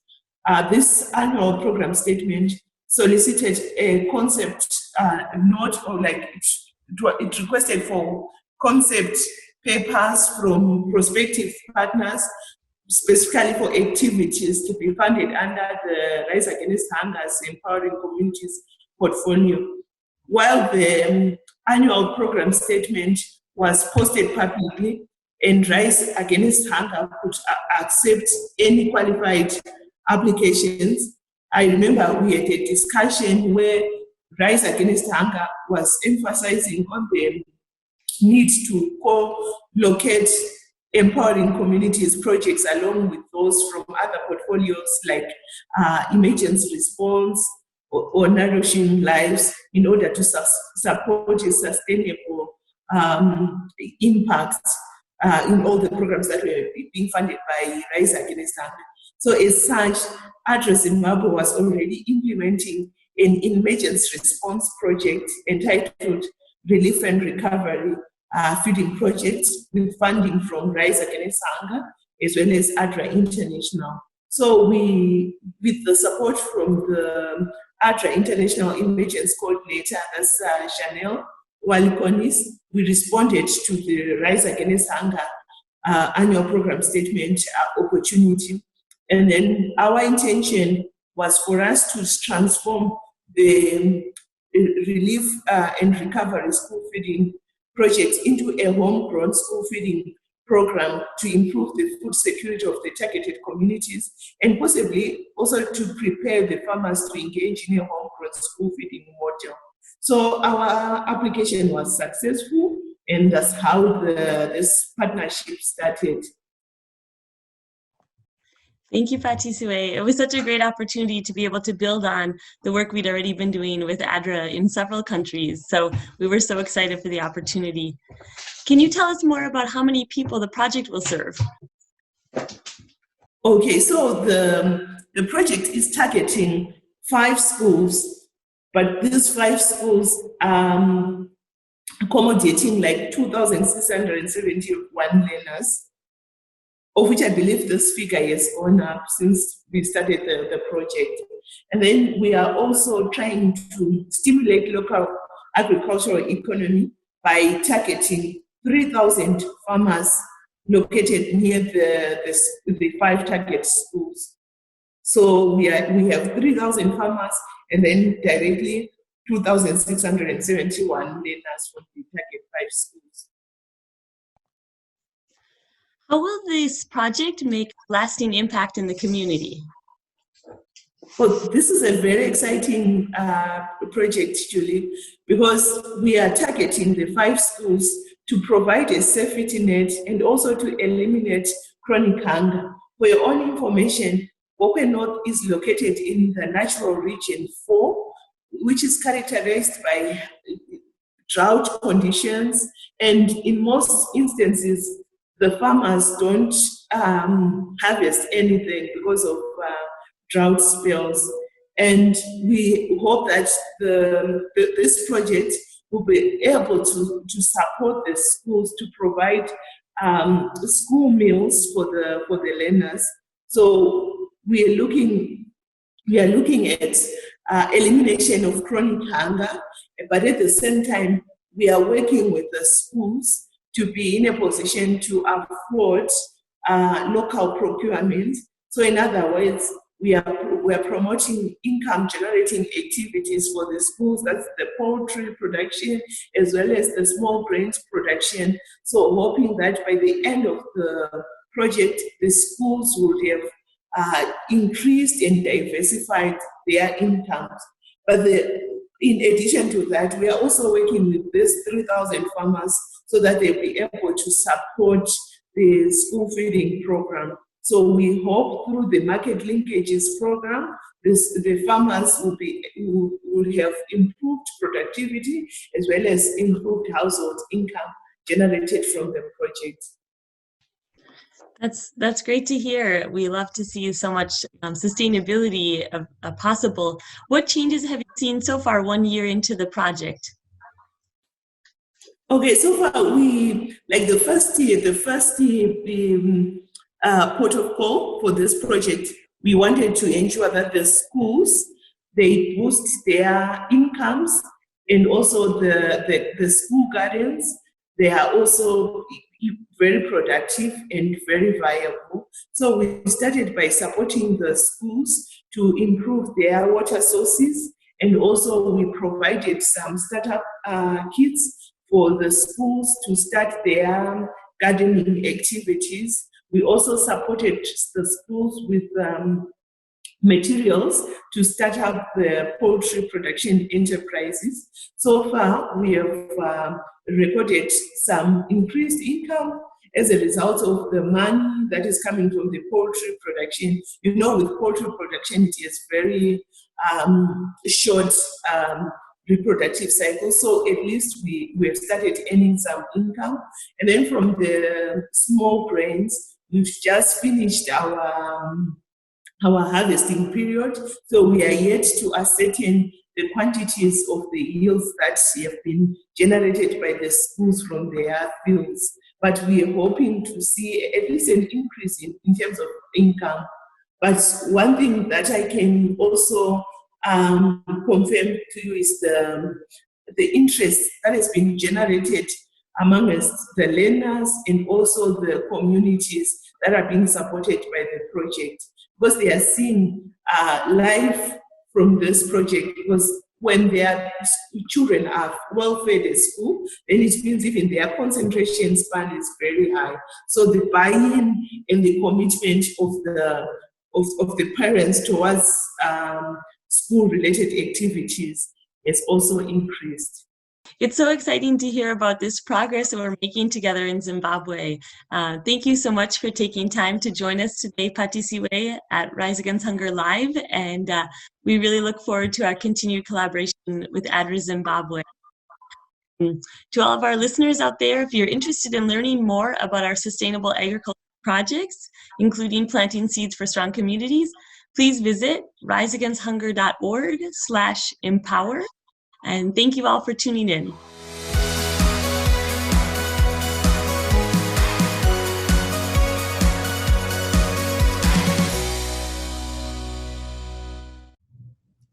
Hey everyone, it's great to see you all. My name is Maggie Luckadoo, one of your hosts for today's events. I don't know about you, but I am super inspired and impressed by the gardening segment, the cooking segment. Here at Rise Against Hunger, we have a really talented team of people who can not only plant their own home garden, but then also drive a forklift and carry 50-pound bags of rice and create an amazing volunteer experience. So I'm impressed as always and super grateful to hear from our partners who are creating sustainable solutions to hunger around the globe. Kevin, what did you think? Absolutely. It's so fun being able to watch all these segments and learning right along with our donors and volunteers who are watching. Thanks so much for tuning in, everybody. And I'm inspired by everyone who's giving out there today. It is an incredible effort. We are up to $17,600 right now on our fundraising page on this Giving Tuesday. You may be familiar with Giving Tuesday, as we normally do that after Thanksgiving every year, but in light of our circumstances, are back here in May, on the 5th of May. So thanks so much for joining us for this Giving Tuesday and Rise Against Hunger Goes Live. We've got some folks who are giving online. I'm just going to read a few names. Teresa Iacono, Judith Schwartz, Brian Lumpkins, thank you. Joe Overby, we got Morgan Hartman, John Mitchell, everybody who's giving, thank you so much. We've also had some different gifts throughout the last couple of weeks. We had rice sponsorship going with Islamic Relief USA and Fast Pray Give and Rotary International, 6 Rotary clubs there in North Carolina, along with Rotary District 7710. Helping us get our rice that we had in our warehouses out to food banks, both locally and internationally. We had a gift from PepsiCo, who helped us send rice to El Salvador and Honduras for some of the children that we serve on a regular basis there. So thank you, Pepsi. Everybody grab a Pepsi. It's always a good time for a Pepsi. And then Sage Foundation with their $10,000 gift and support, what they had planned to package meals with. And since we can't get together and gather in groups for meal packaging, they transferred to serve the COVID-19 response efforts. So what a great redistribution and help with what you had planned to do, and then shifting on a dime to help out in what is required right now. So a lot going on right now. We've got a great couple of segments coming up that you'll definitely want to tune in for. We have a long-standing partner in Vietnam, Children of Vietnam, that many have heard of. I know I was talking with my friends at Menlo Church out in San Francisco. That's where your meals were planned to go before we had to redirect. And so tune into that segment and listen to some amazing partners. We're also going to hear about MAP International, and one of the groups that helps us with a lot of gifting kind that we ship, our medical aid and vitamins and all those types of things. We also are going to hear from our community engagement team in DC, our nation's capital, a great team of folks who make meal packaging and GIK shipments happen every day. And so I'm looking forward to hearing from them and that segment. So a lot of great things coming up in the next hour. You're not going to want to miss it, but be sure to get out there and give at riseagainsthunger.org /live. Go ahead and give on that page. Leave us a comment. We'd love to hear what Rise Against Hunger means to you. And don't forget to submit those questions for our CEO, Barry Matson, is going to be coming on live here at the end of the broadcast, and he's going to want to answer your questions. So don't forget to submit those. We are so thankful for everybody who's given today. Thanks so much for watching.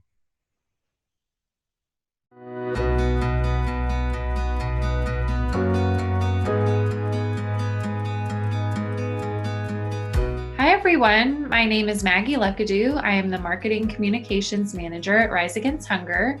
I am based in Raleigh, North Carolina, and I've been with the organization for about 4 years. I am very excited to be joined by one of our partners today, Nancy Lettieri. Nancy, would you like to introduce yourself? Well, thanks, Maggie. I'm so delighted to be here, particularly speaking in partnership with Rise Against Hunger. So I work for an organization called Children of Vietnam. I am their executive director, and we focus primarily on lifting children from poverty in central Vietnam, Da Nang, Quang Nam, and Quang Ngai. And I've been with Children of Vietnam for 15 years, if I include my volunteer experience with them. It's been a long time. Great. Well, thank you so much for being here. We're so happy to have you join us for this special live event today and talking about the longstanding partnership between our organizations. I actually had the privilege of traveling with Nancy in Vietnam in 2017 and seeing the impact of the work firsthand. So this is really exciting for me especially. Would you like to tell us a little bit more about Children of Vietnam, when the organization was founded, and the types of work you're doing in Vietnam right now? Okay, great. I'd love to. Children of Vietnam was founded in 1998 by two people, an American and a Vietnamese. Ben Wilson was doing some work in the early 1990s. He's an engineer and he was in charge of building a factory. And he met our current country director, Lung Thi Huong. They struck up a great friendship. They had similar passion about helping the children that they saw, and one thing led to another. And when Ben retired to go back to the United States, they decided to start Children of Vietnam. So this was Ben's second career. And Huong then became the first employee of Children of Vietnam. And of course, now she's our country director and manages all of our programming. It's a nice, exciting partnership and illustrative of a little bit of the paths, history of Vietnam and the US, having come from being enemies at one time and now forging a wonderful partnership into the future. And our focus, again, as I said earlier, was trying to alleviate poverty for children. It's a pretty complex issue. Children don't have control of their environment. Poverty in general is multidimensional. There's, you just don't give a child a bike and think that they're going to get to school and have a wonderful life. There's many more layers on that. So we look at targeting very specific vulnerable populations and then overlaying that with multiple services at one time. So with the Rise Against Hunger program, where we have a school distribution program, a school feeding program, we distribute roughly 10,000 plus meals every year, or two meals to the 10,000 plus children. And those are school lunches. The children are going to, we call it kindergarten, but really it's preschool, years 3 to 5. And they get this very nutritious meal every day, hot, warm, and they love it. And you could see if you go there, my God, sometimes these kids eat 3 bowls. Yeah. Who would know their stomach would be that large? They're so little, but they do. And it actually increases attendance. So parents know they'll get a good meal with that. So that's a pretty exciting program for us. Other areas are with children with disabilities, where we layer multiple programs, multiple services for not just health and nutrition, but also school and therapies and home improvements. We have another program for children who live in single parent households. And in that, we focus on the single moms, so that the single moms have better skills to run their own small businesses and better social connections to build resiliency and self-confidence. And the last thing, we focus also on definitely education for children up in the mountains, ethnic minority children, and children down in the lowlands, focusing on providing after-school tutoring, university scholarships, and we even build kindergartens and community-wide water filter systems up in the mountains. So we do quite a bit. Yes, it's amazing the breadth of the programming that you're doing. It sounds like it's a really holistic approach to serving the populations there. So that's exciting to hear. Since we have been partners, Rise Against Hunger has distributed more than 11.6 million meals to children of Vietnam. And then on the ground in the country, your team actually distributes those meals to the schools and other places that you serve. You mentioned a little bit about the school feeding program, but in your time with the organization, can you talk a little bit about maybe some of the long-term effects that you've seen of the meals? Well, the long-term effects, as I said earlier, it's keeping the kids coming to school where they'll get a good primary education and be able to compete with their peers when they get into 1st and 2nd grade. That's very important. And they're going to have a stronger body. You know, if you're not hungry, you're playing, you're growing, you're developing, you're learning how to count, all the things that little children need to do. So we think we're keeping kids in school and we're keeping them healthy long-term. And that's pretty exciting. The other exciting part of this is really just the structure of the feeding program in general. Let me explain what I mean by that. So Rise Against Hunger facilitates all these volunteers and brings food together. And that food, Children of Vietnam pays for the shipping, and we do the warehousing and we monitor what's going on. But then we have partners in country who actually on their own, with their own staff and their own costs for trucking, deliver all this food to 70, 80, 100 schools across the countryside. So this is a partnership that spans across the globe to make sure our 10,000 kids have appropriate nutrition. So the impact is phenomenal for the children, and the effort behind it is equally phenomenal. It is really amazing to think about that journey from the hands of our volunteers at the meal packaging event and all the different steps that those meals then take to reach that child in a kindergarten in Vietnam. It really is, it's a really big picture project to get the meals from point A to point B, and so many people have to work together, and that's really inspiring to think about. Inspiring when you think about it. It's one of the reasons why I love this program so much. Plus, I love to watch kids eat. Who doesn't?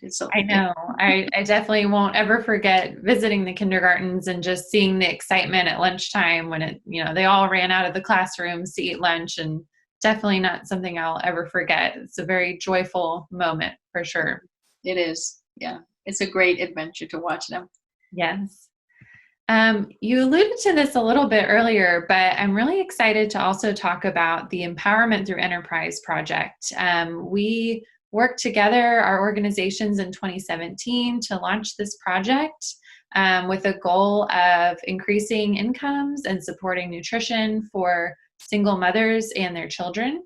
I know the project wrapped up late last year, but it provided financial literacy and business development training. Can you tell us a little bit more about that project and what the outcomes were? Yeah, that was a really exciting project, and we've actually incorporated everything we've learned in that project into a broader program called Empowering Foundations for Women and Their Children. But the empowerment through enterprise was critical in giving us experience in doing micro enterprise business training. And what do these women need to learn, and how do they learn, and how do we teach them so that they can leverage their new skills and build their small businesses. And they're small businesses. We're talking corn or sugarcane juicers where they sell sugarcane drinks, or maybe selling the traditional banh mi, which is a Vietnamese sandwich on the roadside. Sometimes it's raising chickens or ducks, or could be a seamstress, or even a daycare, a little tiny daycare center, depending on what the woman, what her skills and desires are. So we really learned a lot. We think the women learned a lot. They ultimately, we did measure what their income increase was, and we found a 7% increase in their revenues, which is pretty big when you're if you have little amount to begin with. 7% is a lot. The other item that we found out, we were quite surprised about, because we were not planning on measuring it, but we learned that the women mostly valued their ability to meet each other and share their experiences and share their skills and build it. What it ultimately did was build their confidence and resiliency, so that if they encounter a problem in the future, they're not going to be in our program forever. So they have a network in which to depend on. And one woman said, I remember this, she said, I know if my business doesn't do well, that's okay, because I'm just going to pick myself up and I'm going to keep on getting it. Obviously said it in Vietnamese, but that was the essence. And I thought that's what resiliency is all about. And that's what this program has been able to provide for her, in addition to all the skills. So something we didn't expect would happen, happened. And we're incorporating that now into our whole program. That's great. And I love that was, not a goal initially, but it is so important to build that community and have that sort of mentorship among peers. And that's exciting to hear that you're continuing efforts like that. And it sounds like it'll have an impact for years and years to come. So I think it will. And I would also like to say, this is sort of an aside to the actual program and its input. But the partnership between Rise Against Hunger and Children of Vietnam has been phenomenal, because the other impact of that program is that Rise Against Hunger was willing to provide expertise and time and commitment, traveling to our organization all the way in Da Nang several times, providing training opportunities for our staff to learn, just learn how program design works and how to monitor it, and then ultimately how to learn from what we've done. And so that partnership not only provided for the women beneficiaries, we had 200 women beneficiaries and their 400 children, but it also built the capacity so that our staff can go forth and help more women and do a better job at it, so that the women's improvement is even greater. Mm-hmm. Yeah, I think what we learn every single day in this area of work is that collaboration is really the number one way to make any of this happen. And we know we wouldn't be able to do it without partners like you and our volunteers as well. So I appreciate that a lot. Yeah, it was a big part. It was wonderful. And we're just very, very pleased, and hope our partnership can keep on going. Absolutely. Well, thank you so much for joining us today, Nancy. It's been so great to hear about the impact that Rise Against Hunger and Children of Vietnam have been able to have in Vietnam in many different ways. So we've really enjoyed having you here, and I know our audience has as well. So thank you so much. Yeah, well, thank you. I'm delighted to share. So we're just very grateful to Rise Against Hunger and all of the supporters of Rise Against Hunger. Thank you. Thank you. And to our audience, if you're interested in learning more about our partnership and reading some of the stories of the women and the children who have benefited, please visit riseagainsthunger.org/blog. Thank you so much for tuning in.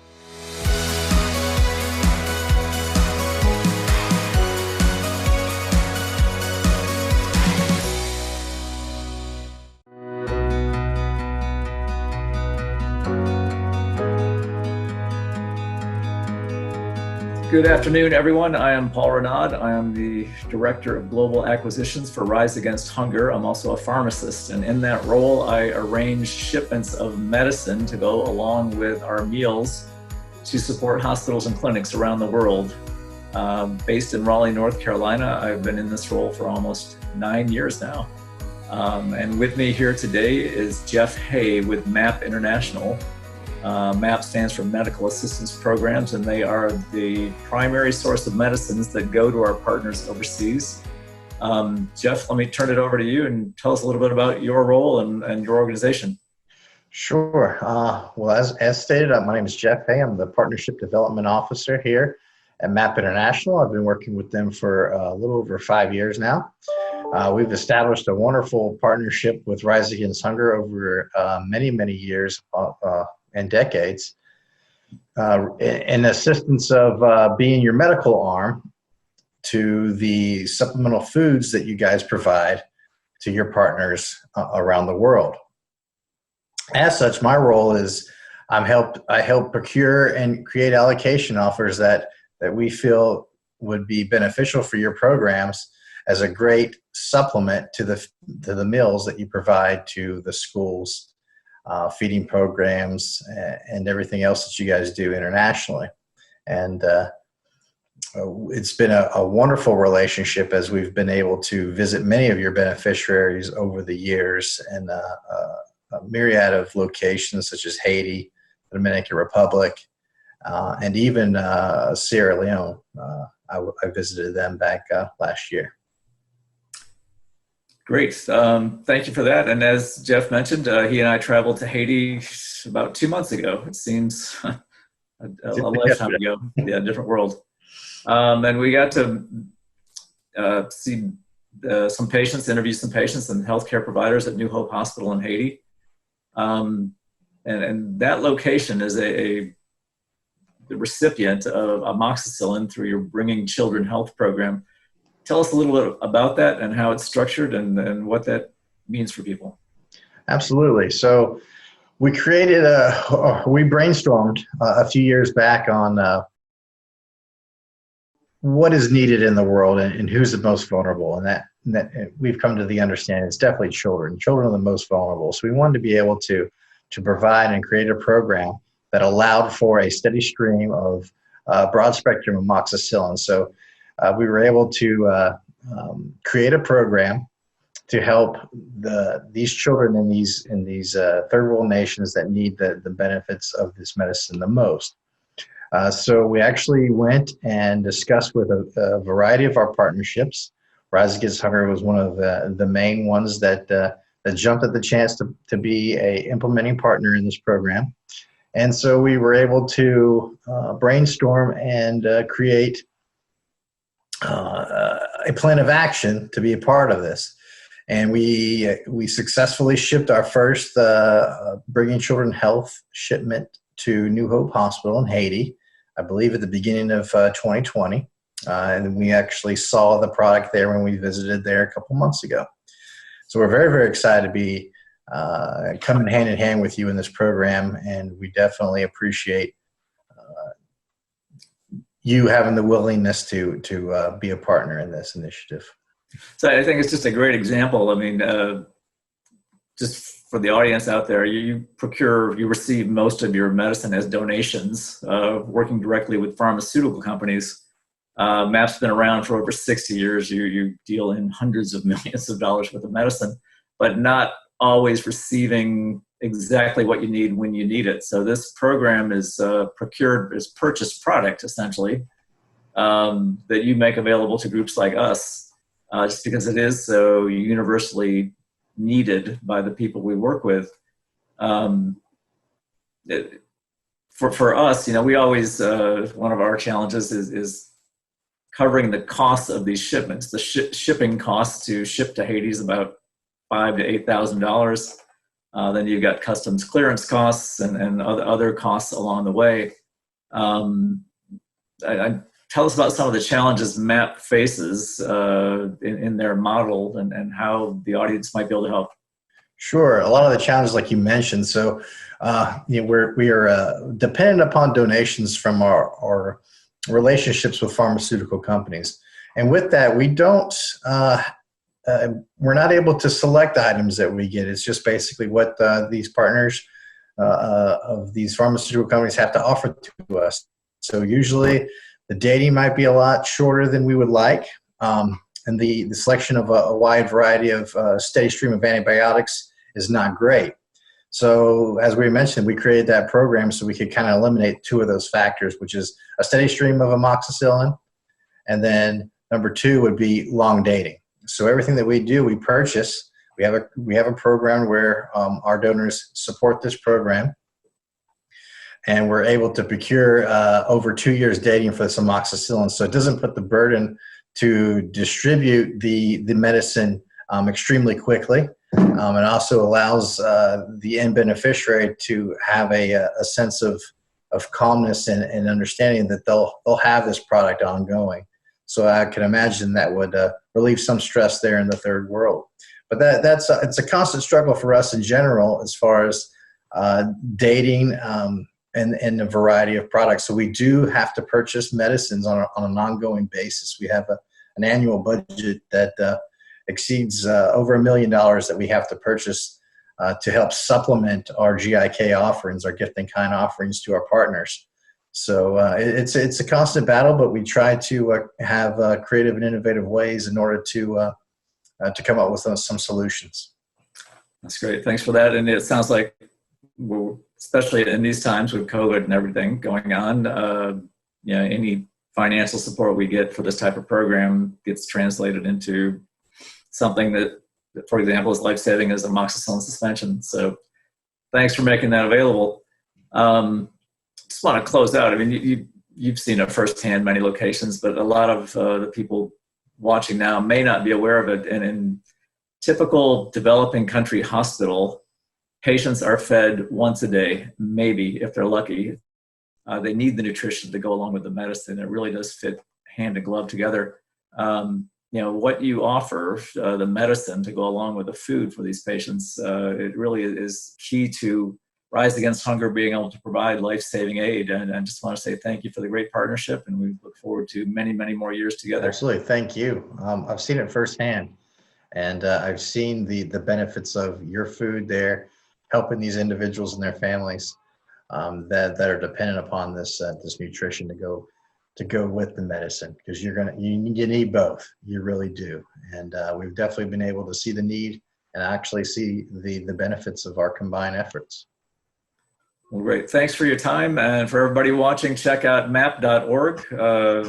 Great organization and great partner. So thank you very much. Thank you.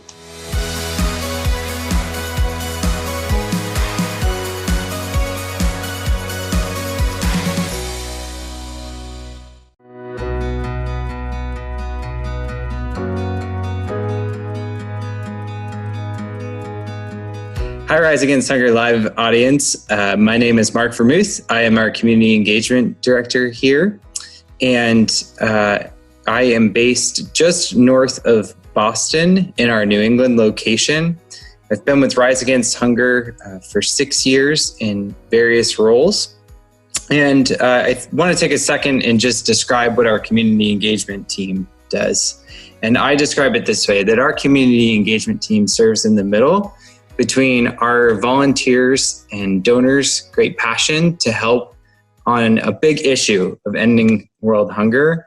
And then we serve in the middle between that audience and our beneficiary audience, so our partner organizations who receive our meals. And the typical way that we serve in the middle there is by providing volunteer meal packaging experiences where large groups of people come together to package meals for those beneficiaries that I mentioned. And then we take them back to our warehouse locations, and they're added to other events until they total full containers worth of meals. And from there, they're shipped. So our community engagement team is facilitating that whole experience. They work behind the scenes in warehouse locations, sometimes in their homes as well, out of our centralized distribution network, and then go out to facilitate those events with community-based organizations around the country. I'm pleased to be joined today by our national capital team. They are based just northwest of Washington, D.C., and it's my pleasure to have these folks on today. I'm going to turn it over to Yasmin Ibrahim to introduce herself and talk a little bit about what she does. Hey everyone, my name is Yasmin Ibrahim. I'm the Community Engagement Manager for Rise Against Hunger in the National Capital Area. I have been with Rise Against Hunger for just over 2.5 years. I've been a coordinator and assistant manager, and I'm the manager of this office. Hey guys, my name is Hannah Schnall, and I am the Assistant Community Engagement Manager at our National Capital Office. And I've been with Rise Against Hunger for about 3.5 years now. A year of that was working part-time, just helping with running meal packaging events. I was a coordinator down in our Charlotte office, and now I've moved back up here to Virginia. Hi, Rise Against Hunger Goes Live audience. My name is Alzina Fashadeju. I'm from the National Capital location as well. I'm the Community Engagement Coordinator. I have been with the organization since the end of October 2019, so just over 6 months. Hey everyone, I'm Stephanie Ritter. I also am a Community Engagement Coordinator at the National Capital team. And I just started back in February, so I've been here about 3 months. Awesome. So as a team, one of my first questions for you is, what do you enjoy most about engaging volunteers and partners in your region? I can go ahead and start it off. So I think I speak for all of our team when I say that one of the things that we most enjoy is the opportunity to connect with volunteers across many different avenues. We bring together people across generations, occupations, organizations, and even sometimes across nations. And I think there's something that's so powerful about empowering others to come together for a common cause, especially in this world where it's often divisive.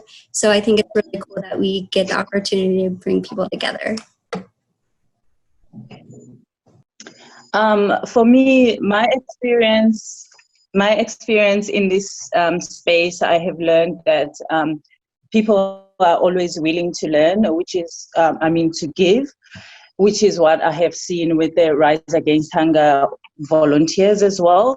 So I enjoy interacting with them because I feel like I'm interacting with people who have already bought into the Rise Against Hunger mission and are already working hard to help us meet that mission. I enjoy walking into the room to host an event and not having to convince people of the value of their time and work they're about to do, because already they are passionate and they're ready to just go. They are pumped and just want to pack those meals because they know they're going to go wherever they're supposed to go and they're going to make immediate impact. I enjoy the meal packaging event a lot.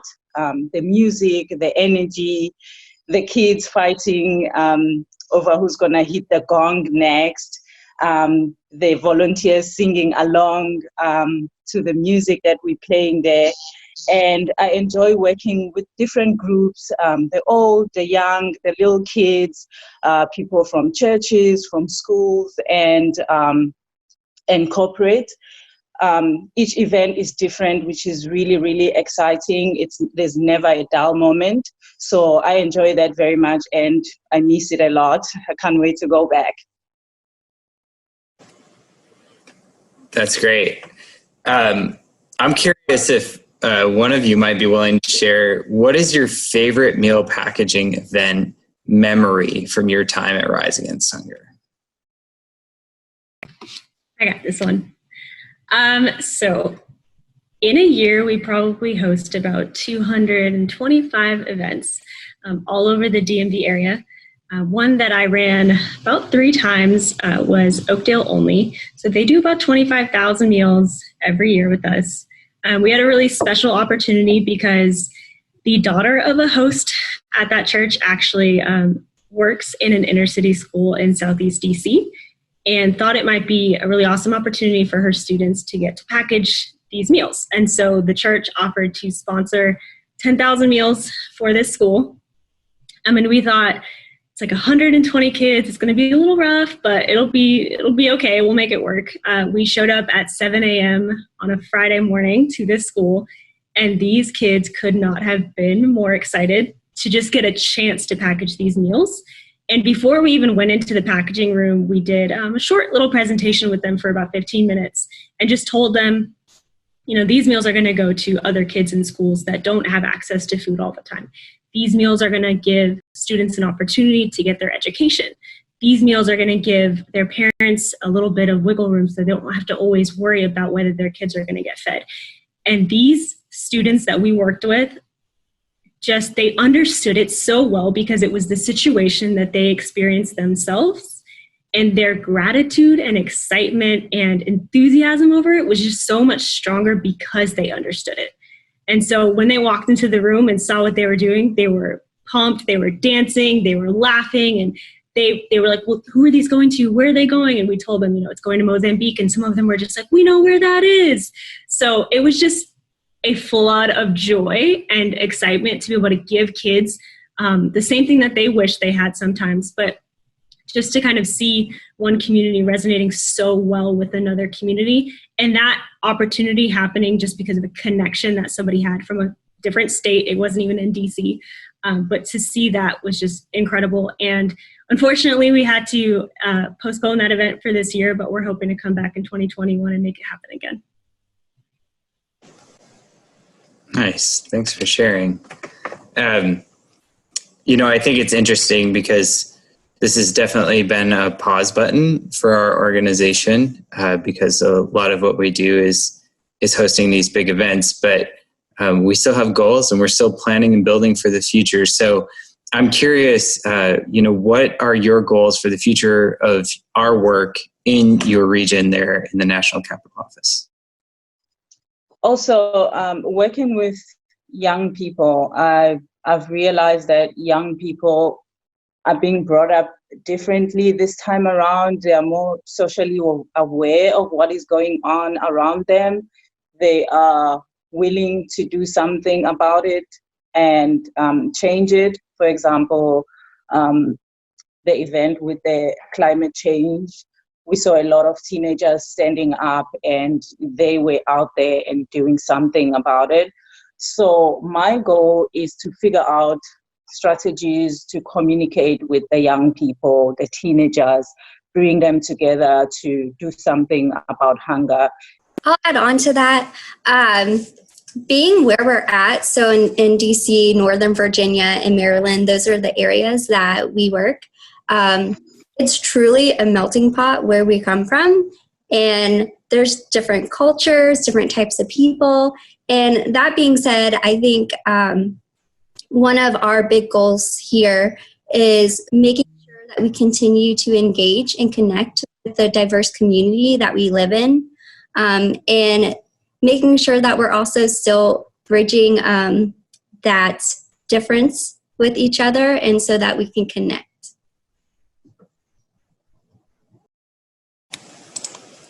Nice. I think for a lot of folks who are with us today, their weeks and days have been changed dramatically. What has your team been doing in the midst of the crisis to keep yourselves busy and to focus on Rise Against Hunger's work? I can speak to that one. So it's really hard when a lot of the things in our normal life would be running big meal events, meal packaging events. with a lot of people. So since we can't do that, some of the things that we can focus on that we can do are finding sponsors for pallets of rice that we can distribute to local communities so that we can make an impact there, as well as getting a jump start on our own warehouse fundraisers that we want to hold later in the year. And also company fundraisers like this one or the virtual 5K. We are also playing a role in doing what we can to support those fundraisers. And we also have had a lot of time to help tidy the warehouse and organize it a bit, since sometimes it gets really crazy, so we don't always have extra time to do that. Also, we've been keeping our partners in the loop, making phone calls every week, letting them know what's going on, telling them how they can help us. And we're also doing virtual meetings with our community engagement board to keep them updated and to see how they might be able to help us as well. So we're just really trying to do our best to play our part in fighting this crisis and continuing to reach our beneficiaries. Thanks, Stephanie. Is there a particular message that your team would like to share with our volunteers and our partners? Yes. Really, we just hope that you and your families are staying safe and staying healthy. Appreciate all the support and the partnership that you guys have with us, and just kind of standing alongside us during this time. We know it's hard for you guys as well, but to see that show of support has been really great. And you can still be involved right from where you are, even though there is social distancing. So you can go to riseagainsthunger.org/takeaction to see how you can be a part of our movement, even from the comfort of your own home.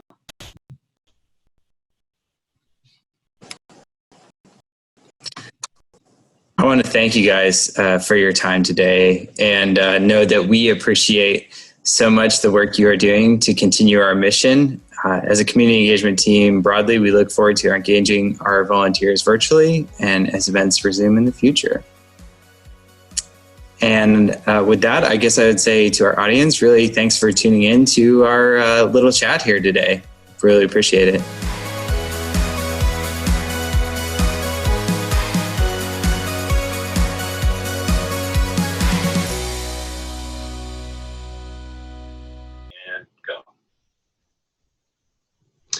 Hey, it is hard to believe that we are almost on our home stretch here for this Live Against Hunger Goes Live broadcast. We are so thankful for everybody that's been tuning in this whole time. We started at noon Eastern today, and we have just been cruising. A few more thank yous to come. Those have given recently. Michelle Rainey, thank you for your donation.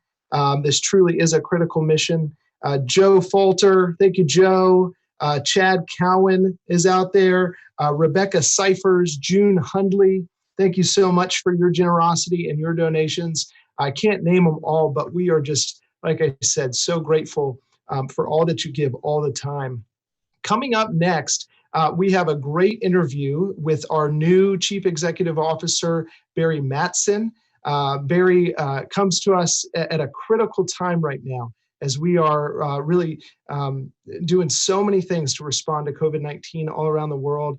And so we're excited to have him and our Chief Logistics and Engagement Officer, Rick Kearney.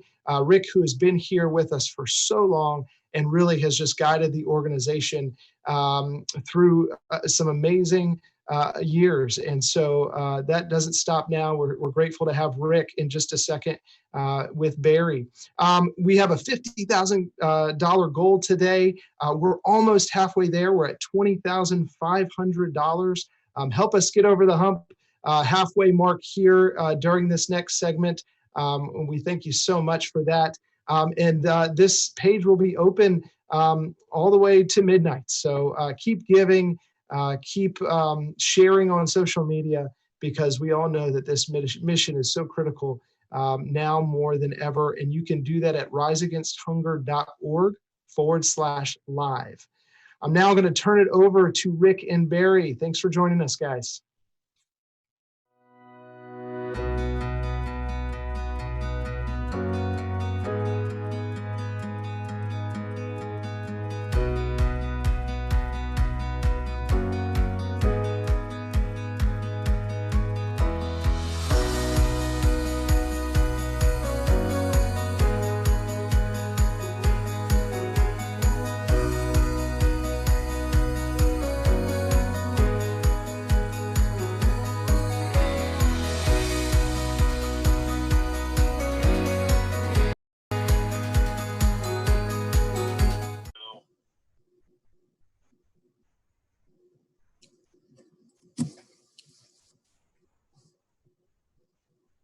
Well, hi, everyone.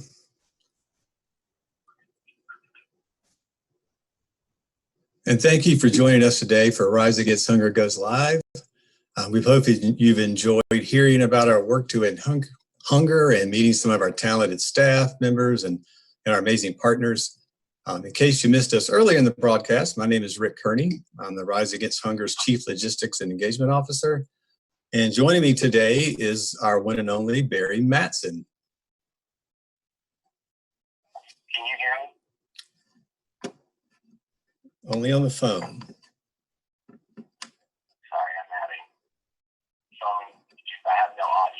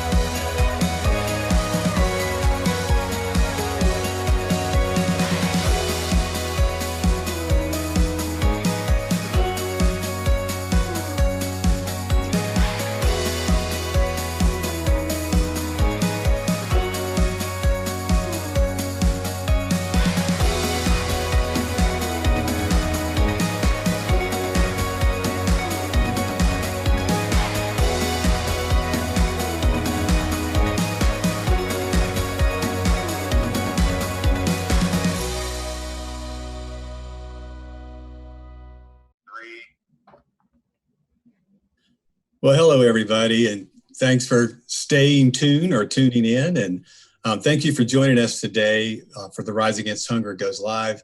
We hope you've enjoyed hearing about our work to end hunger, meeting our talented staff, and our amazing partners. So in case you missed us earlier in the broadcast, my name is Rick Kearney. I'm Rise Against Hunger's Chief Logistics and Engagement Officer. And joining me today, again, is our one and only Barry Matson. Thanks, Rick, and hi again, everybody. I'm Barry Matson, CEO of Rise Against Hunger, and I joined the team here on March 16th. And over the past month and a half, I've learned a lot about our mission, and I want to say a big thank you to the team members, the volunteers, the partners around the globe who make this work possible. Well, Barry, you mentioned you joined on March 16th, and as we all know, that means you joined us right in the midst of this COVID-19. So that's been an interesting experience, to say the least. Could you talk just a little bit more about some of those challenges and mostly the opportunities that this has presented for you? Yeah, you're right. It has been an interesting experience, and it was not the first week that any CEO expects to walk into a crisis like this. But working virtually with all of you at Rise Against Hunger, we've collaborated to find solutions to the challenges that have been presented by this global health crisis. And so far, as you've heard earlier, we've had over 500 meal packaging events postponed or canceled due to CDC guidance on restrictions on mass gatherings. And that impacts two really important groups of people to us, our beneficiaries and our volunteers. And in this time, volunteers want to help. And we've explored new and virtual opportunities to engage with them. For example, this broadcast, and our beneficiaries, the people at the heart of our mission, need our support more than ever. And about 60% of them, of our meals are distributed through school feeding programs like you heard about today to nearly 500,000 children in vulnerable communities. And the effects of this pandemic on these kids are dire because for many of them, a school meal is the only nutritious meal that they receive that day. And an interruption in the distribution of these meals impacts their nutrition, their health, their ability to learn. And in nearly all of our locations, we are classified as essential services because we're food, and the increasing need for food in this critical time. So we are still shipping meals, we're still shipping medical supplies and other forms of emergency relief, both globally and domestically.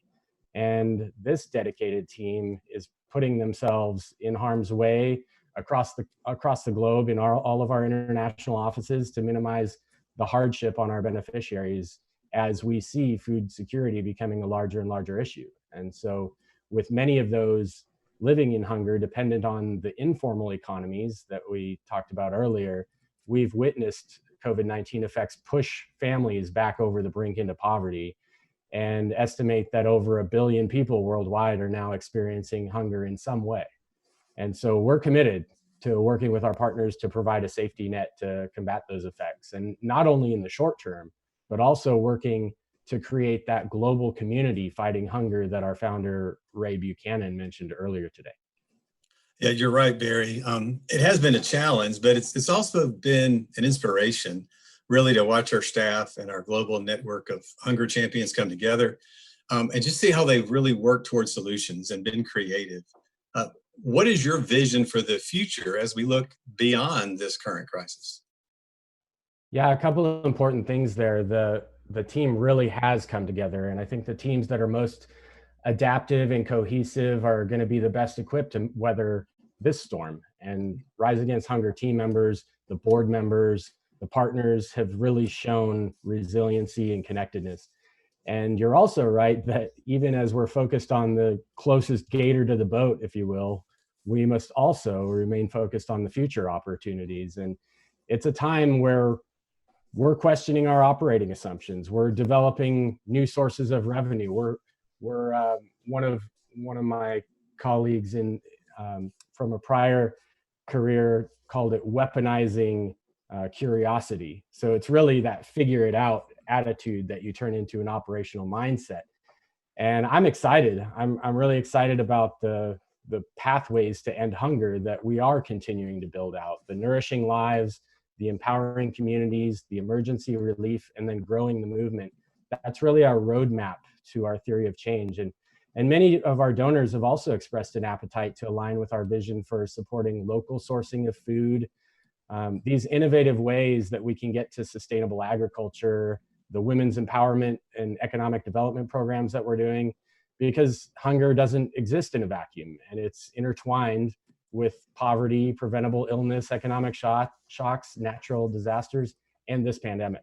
So it goes back to that global community and our ability to scale rapidly. But what we can do from here is to create awareness of this global crisis and create opportunities to really support sustainable development through local leaders worldwide. Well, Barry, really appreciate you sharing some of that with us. Yeah, my turn to ask you a question, Rick. Since you're a graybeard with us and been with the organization for more than a decade, I'd love to hear from you. Can you talk about a time maybe in the past where Rise Against Hunger has brought people together to overcome a crisis? I'd love to, Barry. And I started thinking about that the other day in the midst of this COVID-19. I remember the earthquake that hit Haiti in 2010 and how we had such a surge in response. We packaged, I think it was nearly 7 million meals to respond to that earthquake. In 2013, it was Typhoon Haiyan in the Philippines. But it really hit me as we've endured this interruption or this change. You know, hunger is a crisis every day.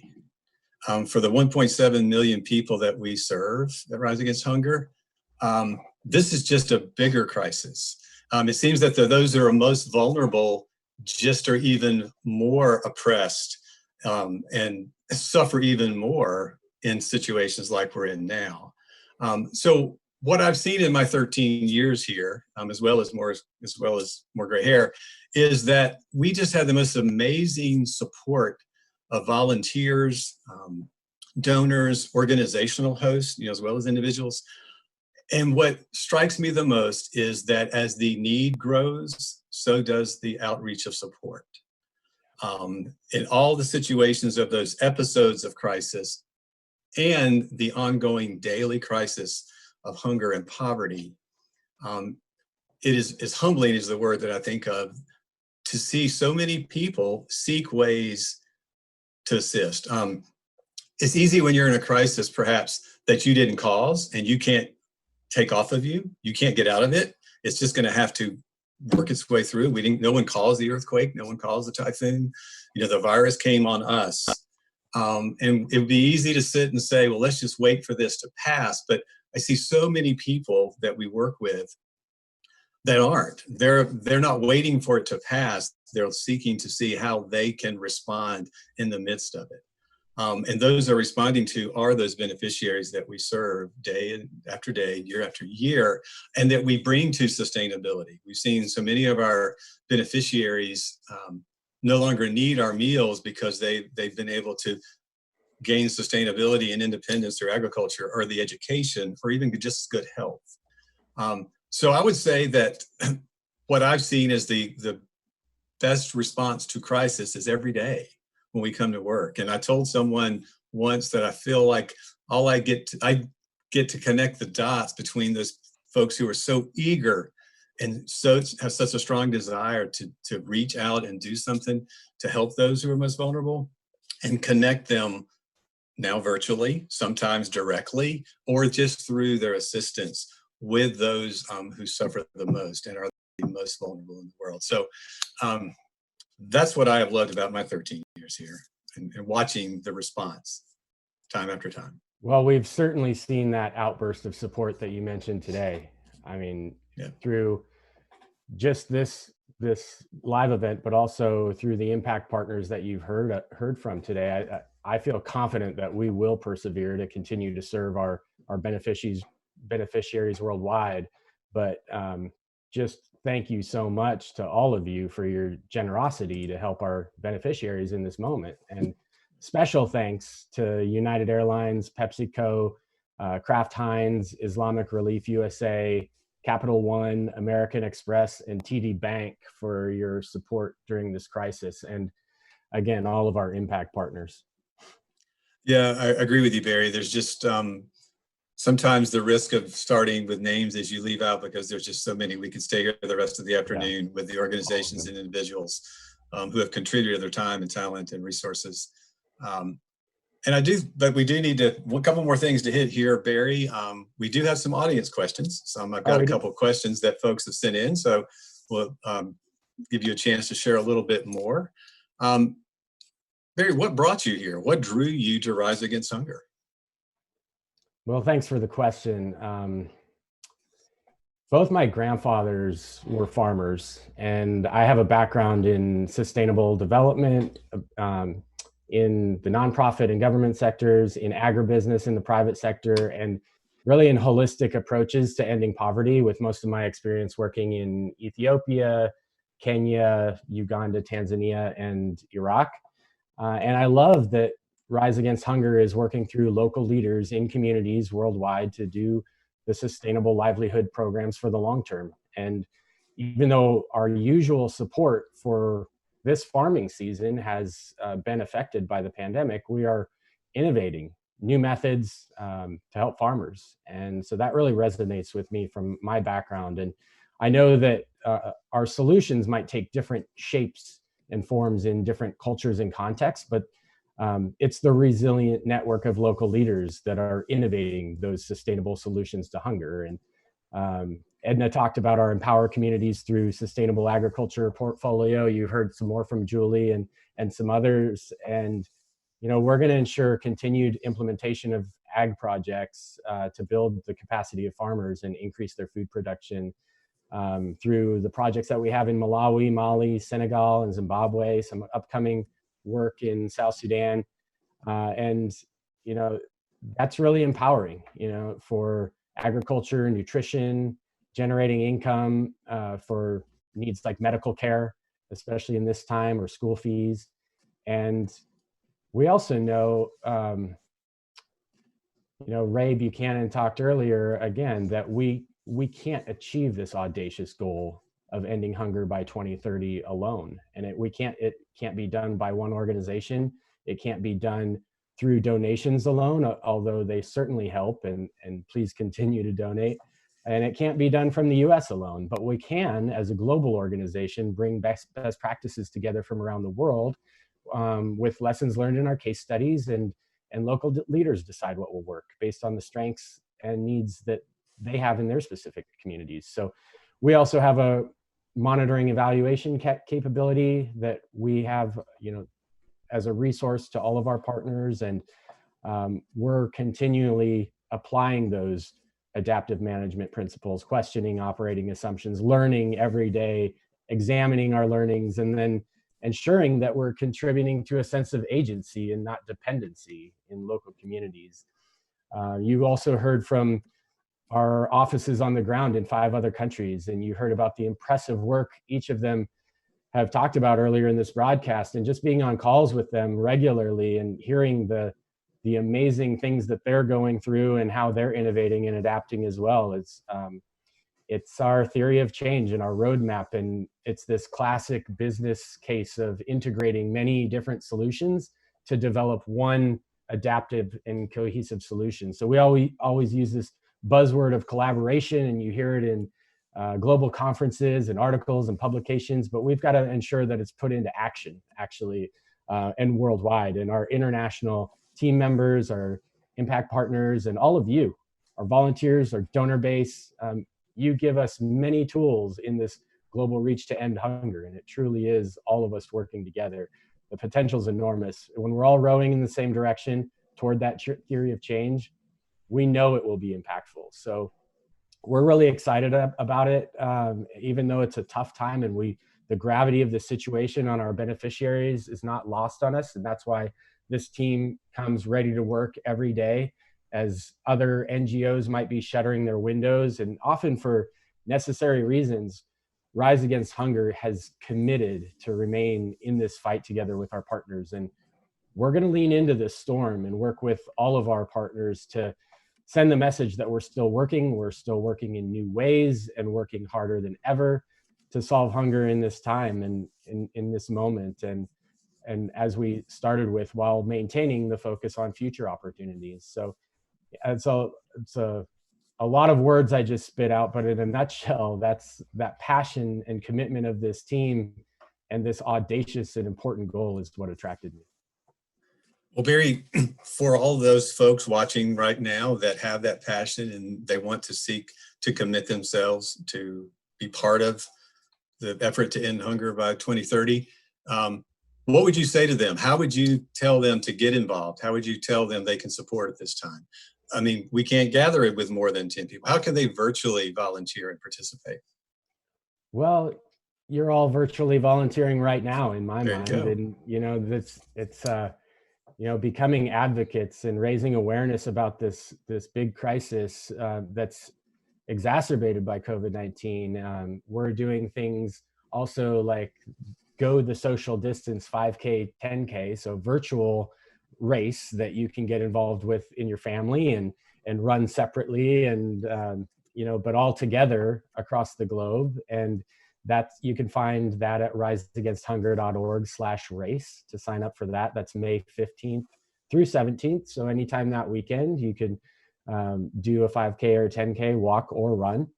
And just shout from the rooftops as advocates for our mission on social media, whatever platforms you use. We're also, as you heard from Mark and the team in the nation's capital, we're really getting excited to get back into doing our meal packaging events and doing them in a safe manner. So please encourage your companies and your faith-based organizations, your civic organizations, to reach out to us as soon as you are ready to package with us again in smaller groups to meet this immediate global need. I can guarantee you that this won't be the last virtual event, so stay tuned for more opportunities. And also, if you have a particular skill set, volunteers are also, skills-based volunteering is something that we're interested in as well. So if you have something that you're good at that you would like to volunteer to support our mission, let us know. And thank you. Just thank you to everybody, and especially our marketing and comms team for putting this together, and to our board for their dedicated support during this time. I just say thank you to all of you for your leadership, for your commitment, for your passion to serve, the leadership that you're already providing, and for all those that you'll continue to lead, for all of our beneficiaries. And I'm awfully lucky to be in the same business with you, and awfully proud to be here today. I'll echo that, Barry. And we want to thank our audience for those questions, and really also thank them for spending some or all of their afternoon with us today. It's not too late for those that may have just tuned in to make your Giving Tuesday gift at riseagainsthunger.org/live and help us meet the needs of those 1.7 million beneficiaries worldwide that we serve. So broadcast is about to end, but not yet, because we do want to turn it back to Kevin and Maggie for one final update.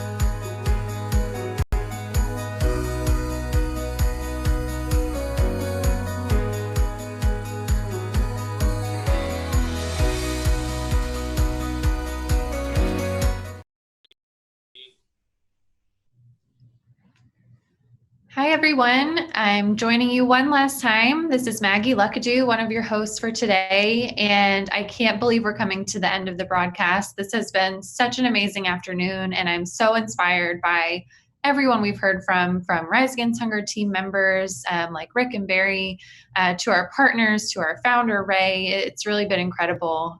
Kevin, what do you think? Absolutely. This afternoon has flown by. And there are just so many people to thank. You know, I wish I could go through all of the donors that have given online, and to those who continue to give throughout the afternoon and the evening hours. This page will still be open, so please continue to share and continue to put it out there. We are up over $20,000 right now. We'd love to get to 50 by the end of the day, so keep it going. Of course, on the production side, without a group called Method Productions out of Wichita, Kansas. Thank you guys for making this happen, and they've just really been so supportive. Our Rise Against Hunger staff and board, you're the best team to work with. It's been incredible these last 5 years that I've gotten to partner with you, and cheers to 5 more, if not more. We have our donors and volunteers to thank. So many of you have packaged meals, and really that's what we're asking for now, is to rally your groups as we start kind of tiptoeing out of this social distancing thing. We're still going to be doing CDC recommended guidelines for these meals. So groups of about 10, to come down to the warehouse, or maybe we can drop some things off at your faith group or location where we can drop some things off and potentially package 10,000 meals or more. We really can figure this out. If you go to riseagainsthunger.org/event safety, we've got some guidelines laid out there that we can try to figure some things out and brainstorm with your groups. So let's get to packaging again in the safest way possible. Of course, we want to thank our Philly team. We've been talking about them all day. This idea wouldn't be here without you all, and all of our community engagement team that's gearing up and ready for meal packaging. Maggie, I was thinking as Rick and Barry were talking that we talk a lot about at meal packaging events that it's not just, the rice and the soy that go into these meals. It is faith, hope, education, and opportunity, right? And that's what our world needs a little bit more of right now, is some of that hope and love and opportunity that really go into these meals. And so let's get back to doing that. Let's run a social distance race together, right? So many things going on. And again, there's still more time to give at riseagainsthunger.org/live. So thanks again, everybody. Yes, thank you so much. And it looks like we are closing in on 24,000. There is still plenty of time in the day. For those of you who joined us today, thank you so much. But you may have friends or family who didn't get a chance to tune in and might still be interested to give. So if you were inspired by anything that you heard today, please spread the word and help us reach our goal. There's definitely still time to do that. As a special treat, we have one last segment to share with you that I think is really going to be a fun one. If you've been to one of our events, that music plays a key role in the experience. So we have one final segment where we're going to hear a little bit more about that from two very talented Rise Against Hunger team members. So thanks so much for tuning in. It's been so fun to be your host. And thanks, Kevin, for co-hosting with me. Absolutely. Thank you, Maggie.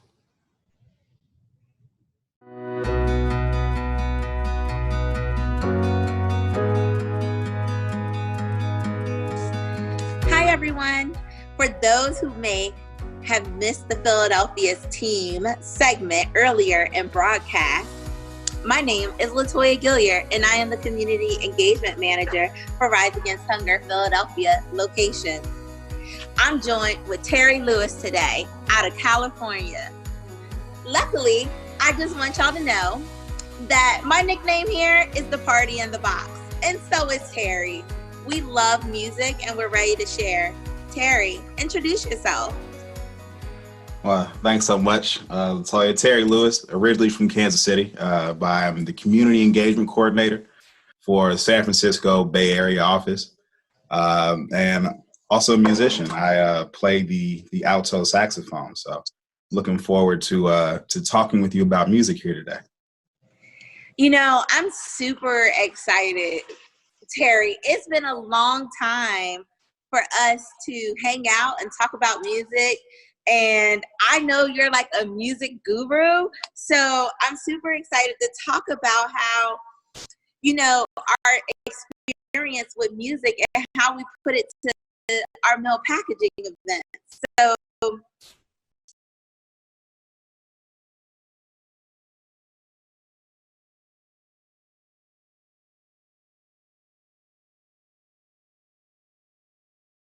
each meal packaging event is a very positive experience.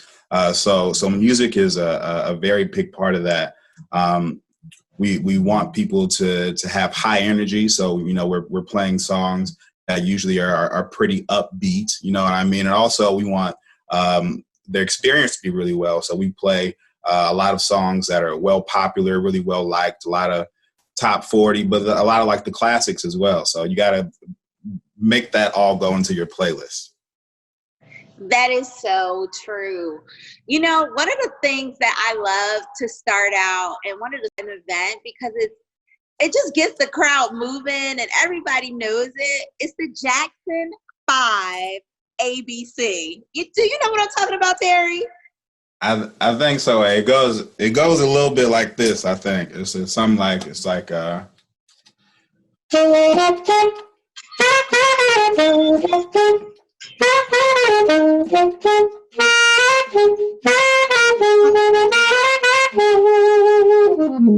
Oh my goodness, Terry, that was amazing. Oh, you're too much. You're too much. I cannot play any musical instruments, but if I was at your meal packaging event, I would be like, Terry, did you bring the saxophone? Like, that was amazing. Oh yes, no. That is actually a separate fee. I don't bring my horn to meal packaging events unless previously arranged. But something I might be willing to add into the SOW here pretty soon. I guess I don't even know. So, what is another song like you just enjoy playing at events? Well, I think myself. No meal packaging event is really complete until you play James Brown. So James Brown? What James Brown are you talking about? I'm talking about the James Brown. Here, James Brown, the James Brown. Yeah, you might recognize this. Hold on, is that familiar?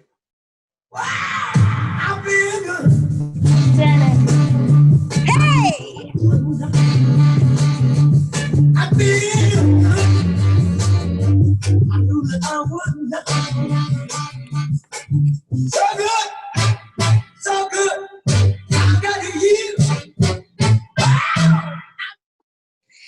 Okay, so that was bomb, but I got another song for you. Nope. I got something that is a crowd pleaser when I do the meal packaging events. You ready for this? I'm not sure.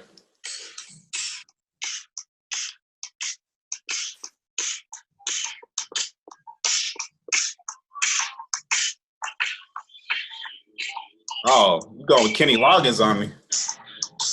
You don't Kevin know nothing Bacon about on me. this. Kenny Loggins is the truth. Who would you put up against Kenny Loggins at an event? You know, Kenny Loggins usually gets them going, but you might recognize this one. They usually get pretty excited when I put this one on at events. It got to be a good one.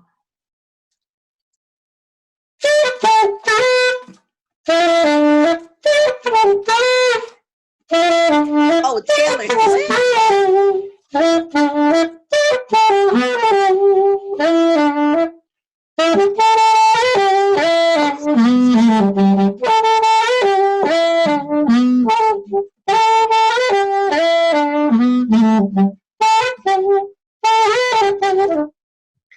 Shake it off. You recognize it. Okay. All right. I see you're anteing up here at events. All right. Here you go.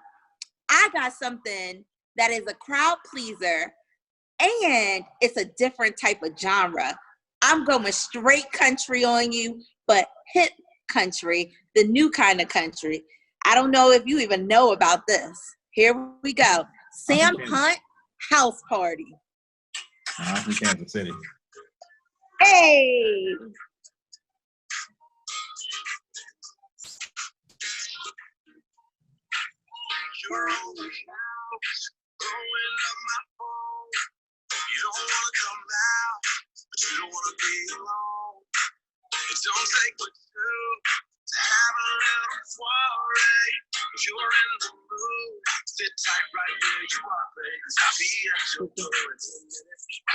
Hey, listen, I don't know about you in California and what you're doing at your meal packaging events, but I'm telling you right here, you need to put some Sam Hunt on that list. Well, you know, that may be how you know, things get down in eastern Pennsylvania, you know, around your parts, but you know, we appreciate the classic things out here in California. So there's this one song that I love to play that really a lot of people seem to enjoy. It's one of the classics here.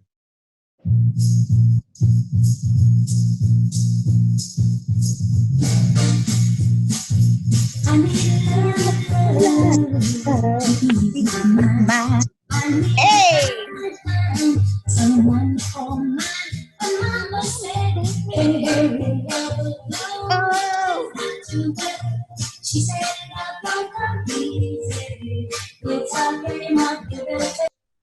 Okay. Classic. Okay, that is a real classic. But let me tell you something that I do at my meal packaging events that everyone loves. We have a dance party. And oh yeah, in the middle of packaging, I will stop everybody and ask everybody to come and dance with me in the middle of the floor. All right, so you're over here, you're having a dance party at your events. You know, does that really add to the experience, you think, for the meal packaging event? It definitely does. I think that a lot of the music, how I create this awesome playlist that people ask me for all the time is because it's really based on popular music like we talked about, but it also talks about, I'm also adding the rhythm and the beats of the song is the most important part. It's not always songs that are popular, but sometimes they get your movement and your heart rate up. So during the event, in the beginning, I play rhythmic beats so that they can get into a rhythm. Okay. And then I start to play crowd pleasers like Taylor Swift and Footloose. Yes. But at the event, most of the time you see that the funnel stations are producing so many meals that the scales and sealers have to catch up. So in that moment in time, I get the funnels, the people that's working at the funnels to stop for a moment. And I do that by having a dance party. So everybody else can catch up. Okay. Yeah. See what you're saying. Yeah. It's also really important, I think, to read the crowd as well. You know, Rise Against Hunger has the opportunity to work with so many diverse groups. Yeah, you know, so crowd pleasers, you know, may be some of the old school ones we were talking about, you know, and maybe some songs that are so new that we're not familiar with them sometimes. So, you know, it just kind of depends. You know, these are a lot of songs to go through. I bet, you know, kind of by the end, are people like really, really excited? What's one of those songs that you really like to play at the end of your events when you're just kind of sending everybody home? When we're cleaning up, we feeling good. At the end of the event, I love to play Neil Diamond. Neil Diamond he's like, you know, he makes you feel good, you know, Sweet Caroline. Like these Sweet like that they play all the ballparks, like. Yeah. This one? Touching hands, reaching out, touching me, touching you.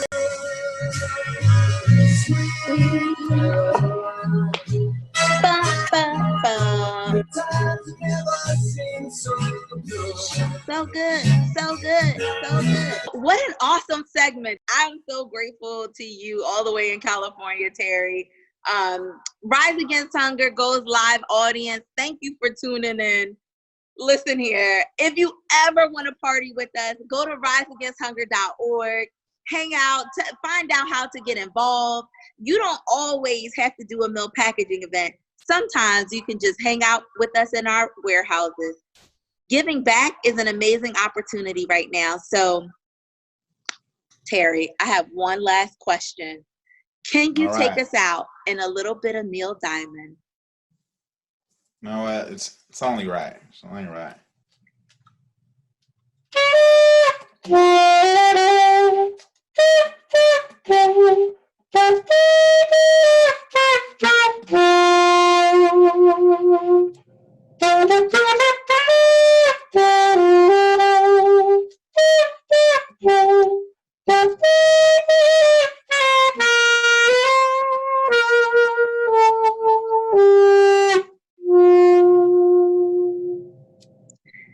Thanks, Terry. Bye, everybody.